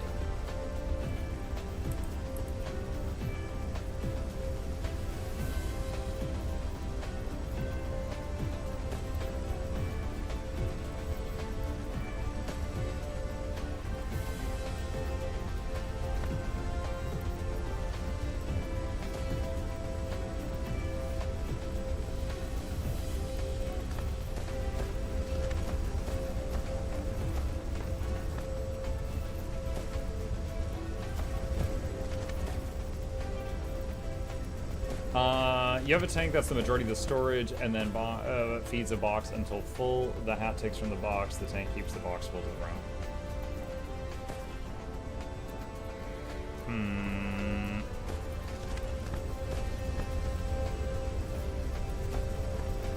Trying to think if I can fit a tank in what I've already got here without messing it up too much, because I really don't want to rebuild all this from scratch.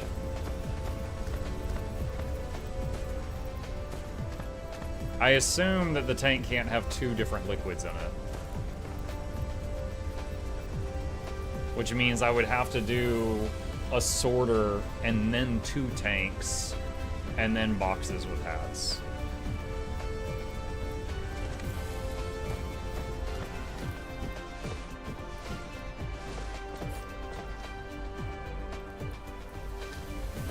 I usually split the oil refinery products with sorter filters on the buildings themselves, instead of a splitter with sushi belt coming on. So, hold on, let me see if I understand what you just said. So you've just got like all the hydrogen and oil coming out of, landing on one belt, and then you have other grabbers on the next line just filtering that belt with these things?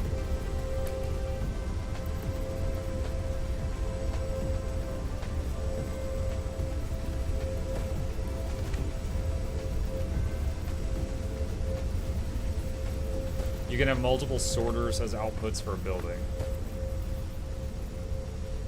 Oh, you've got filtered. I didn't even think about doing that. So you're saying like this guy right here, you've got it set what you want it to spit out. Okay, cool. I did not realize that was possible. That's a tool I didn't realize I had.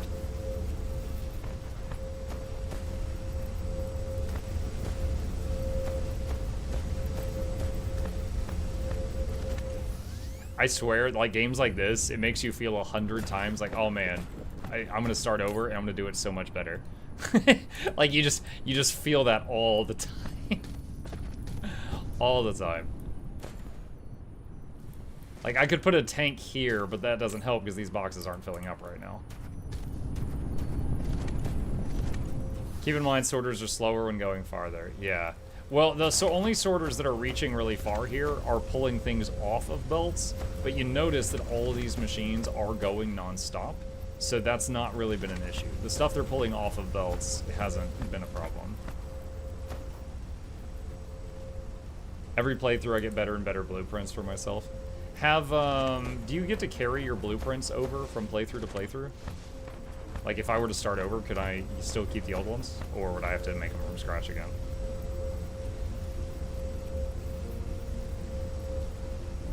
Only an issue if you're trying to ride the razor's edge of ratios.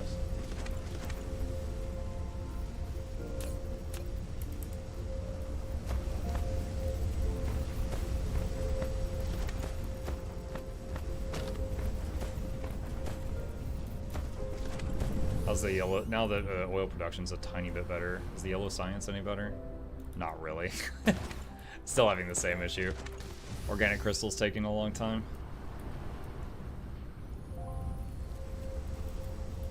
Yes, if I recall correctly, you can even carry forward some science to fast unlock science. Metadata carries over to other playthroughs. That's nice.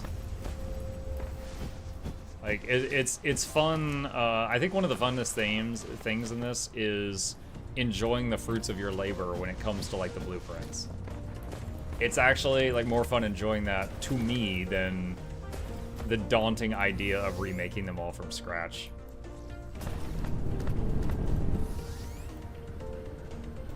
I was like, you know, these things, you know what these kind of make me want to play? Planetary Annihilation. There's buildings that look similar to these that you could put over. It was called was it Umbrella? No, Umbrella was the anti-orbital defense.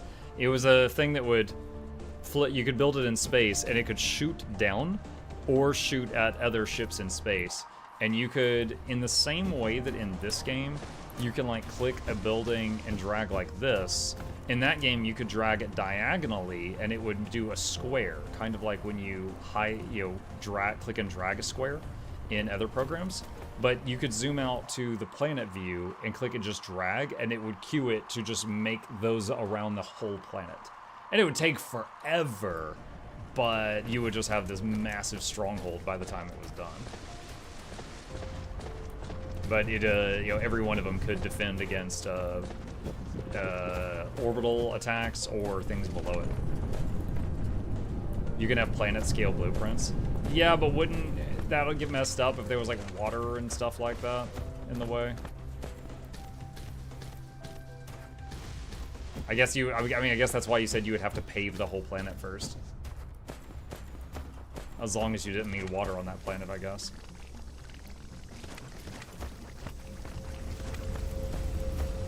That's why you preemptively paved the planet, yeah. Is there a way to obtain water if you've paved the whole planet, or are you just just out of luck at that point? Some planets have no liquids. Well, plus, like, the lava planet, you wouldn't be able to enjoy the geothermal if you paved the whole thing. Plus, the paving the whole thing, and I just can't imagine a blueprint for a whole planet that would be useful every single time. Because they're like the veins with the ore are in different spots, and those are in the way. The geothermals are in different spots. The water, whether you want it or not. Unless when you say the whole planet, you just mean like stuff in orbit, like the gas giant equator belt or something like that. Long term, you get most of your power from the Dyson sphere or antimatter power plants. So at that point, you just don't worry about geothermal and stuff. Exploit is putting down water pump, then pave over the water, you still get the water. I kind of figured that out by accident last time. This pump, there was a pump over here, and I paved a little bit, but you know, you could still see a little bit of water. But later I removed the pump by accident. I went to put it back and I couldn't put it back. And I realized I had actually removed the water. So I kind of found out that I was like, oh, that's kind of cheap, okay. I guess I'll just pretend I'm digging way far down. All right, I am going to save it here. I am about past my bedtime, and we will pick it up from here next time. All right, oh man, this game is fun. It definitely, there's times when there's like tonight, there was like no action at all. And I love a balance between the build time and the fight time. So definitely like the part of my brain that wants to unga bunga a little bit is getting bored. But I am enjoying watching the factory just buzz, buzz, buzz. Like honestly, during that last 10 minutes I was playing, I didn't even do anything. I was just staring at the oil refineries. So it's kind of a mixed bag for me. It's fun, but I don't know if I'll play it like all the way to the sphere. That's kind of how I feel right now. But yeah, it's cool. All right, with that, chat, we are going to end it there for the night. Thank you guys so much for joining me this evening. I hope you guys enjoyed it. A couple plugs on the way out. If you happen to be new to my channel, my name is Mukluk. I stream every single evening and every weekday morning. My next stream will be the Saturday night stream for those of you who wish to join in. A couple of things. If you're watching on Twitch, hit that follow button. On YouTube, like and subscribe. That helps the channel grow, helps us with the algorithm. These are my YouTube channels. I got 2 of them. If you want to see the funny clips, the guides I've made, or the full playthrough of Dyson Sphere Program or any other game I've made, those are all on that second channel as well. And special thank you to the patrons. Wonderful people. They keep this channel alive, and there's a link to their stuff there in the chat if you're interested in joining that. And with that, I'm going to play myself out. Good night, all. See you tomorrow.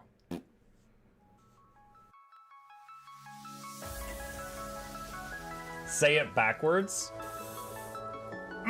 Edge the need only you'll but see to take, please. Week every giveaways, beakers, the touch don't speakers, the up crank way, the on is entertainment, stay the enjoy. You hope we lab the 2 viewer, dear you welcomes, third the Snuffles, Van Chauncey, Sir, and fourth the Esquire, Reginald Bartholomew, Douglas, Mukluk.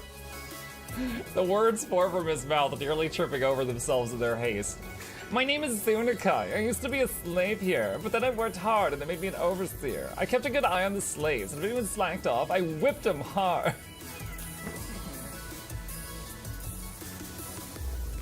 Don't clip it. Oh, I'm crying.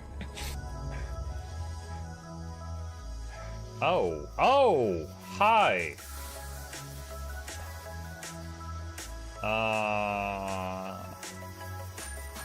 You stay there.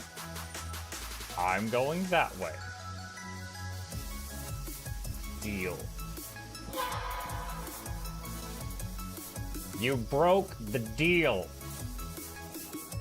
Oh, Chauncey can swim. I didn't know that. How does he look so dapper while swimming?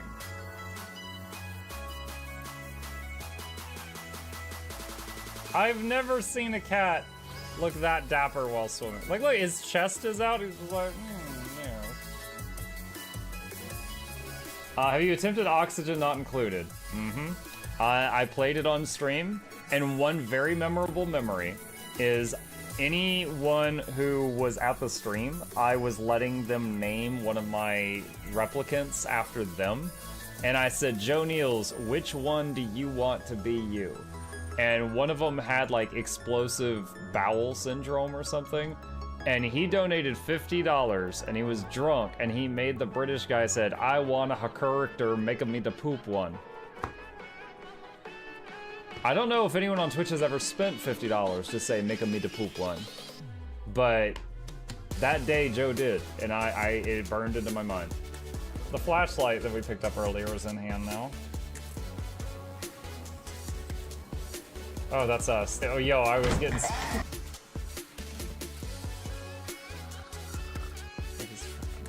Cardboard, this is not going to go well. Run an update. I'm running software updates.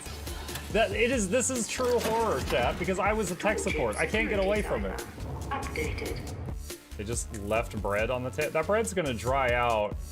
The bread is gonna dry out. There's so much bread.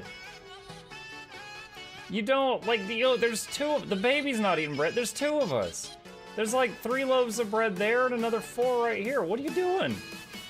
Put some saran wrap on it. It's gonna dry out. New patron. Oh my god, a freaking patron sound. Oh, yeah. Just like, a new arrival. And then Ed Wolf was sure to follow. Oh, hello, welcome, patron. Sit down, you. Oh, Season. Good to see you. I use numpad for my mounts. I use numpad for this, and this, and this, and this, and this, and this, and this, and this, and this, and this, and this, and this, and this, and other things. I'm trying to sleep here. Am I too loud? Okay. I love you. I love you too.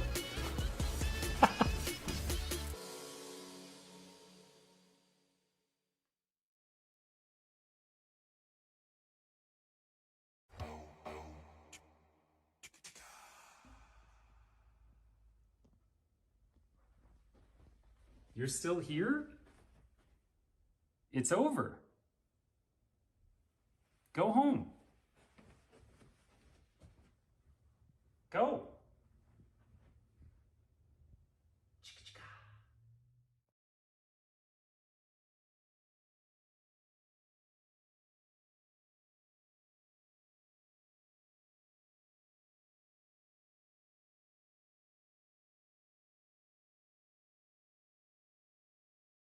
Okay, break time. Thirsty.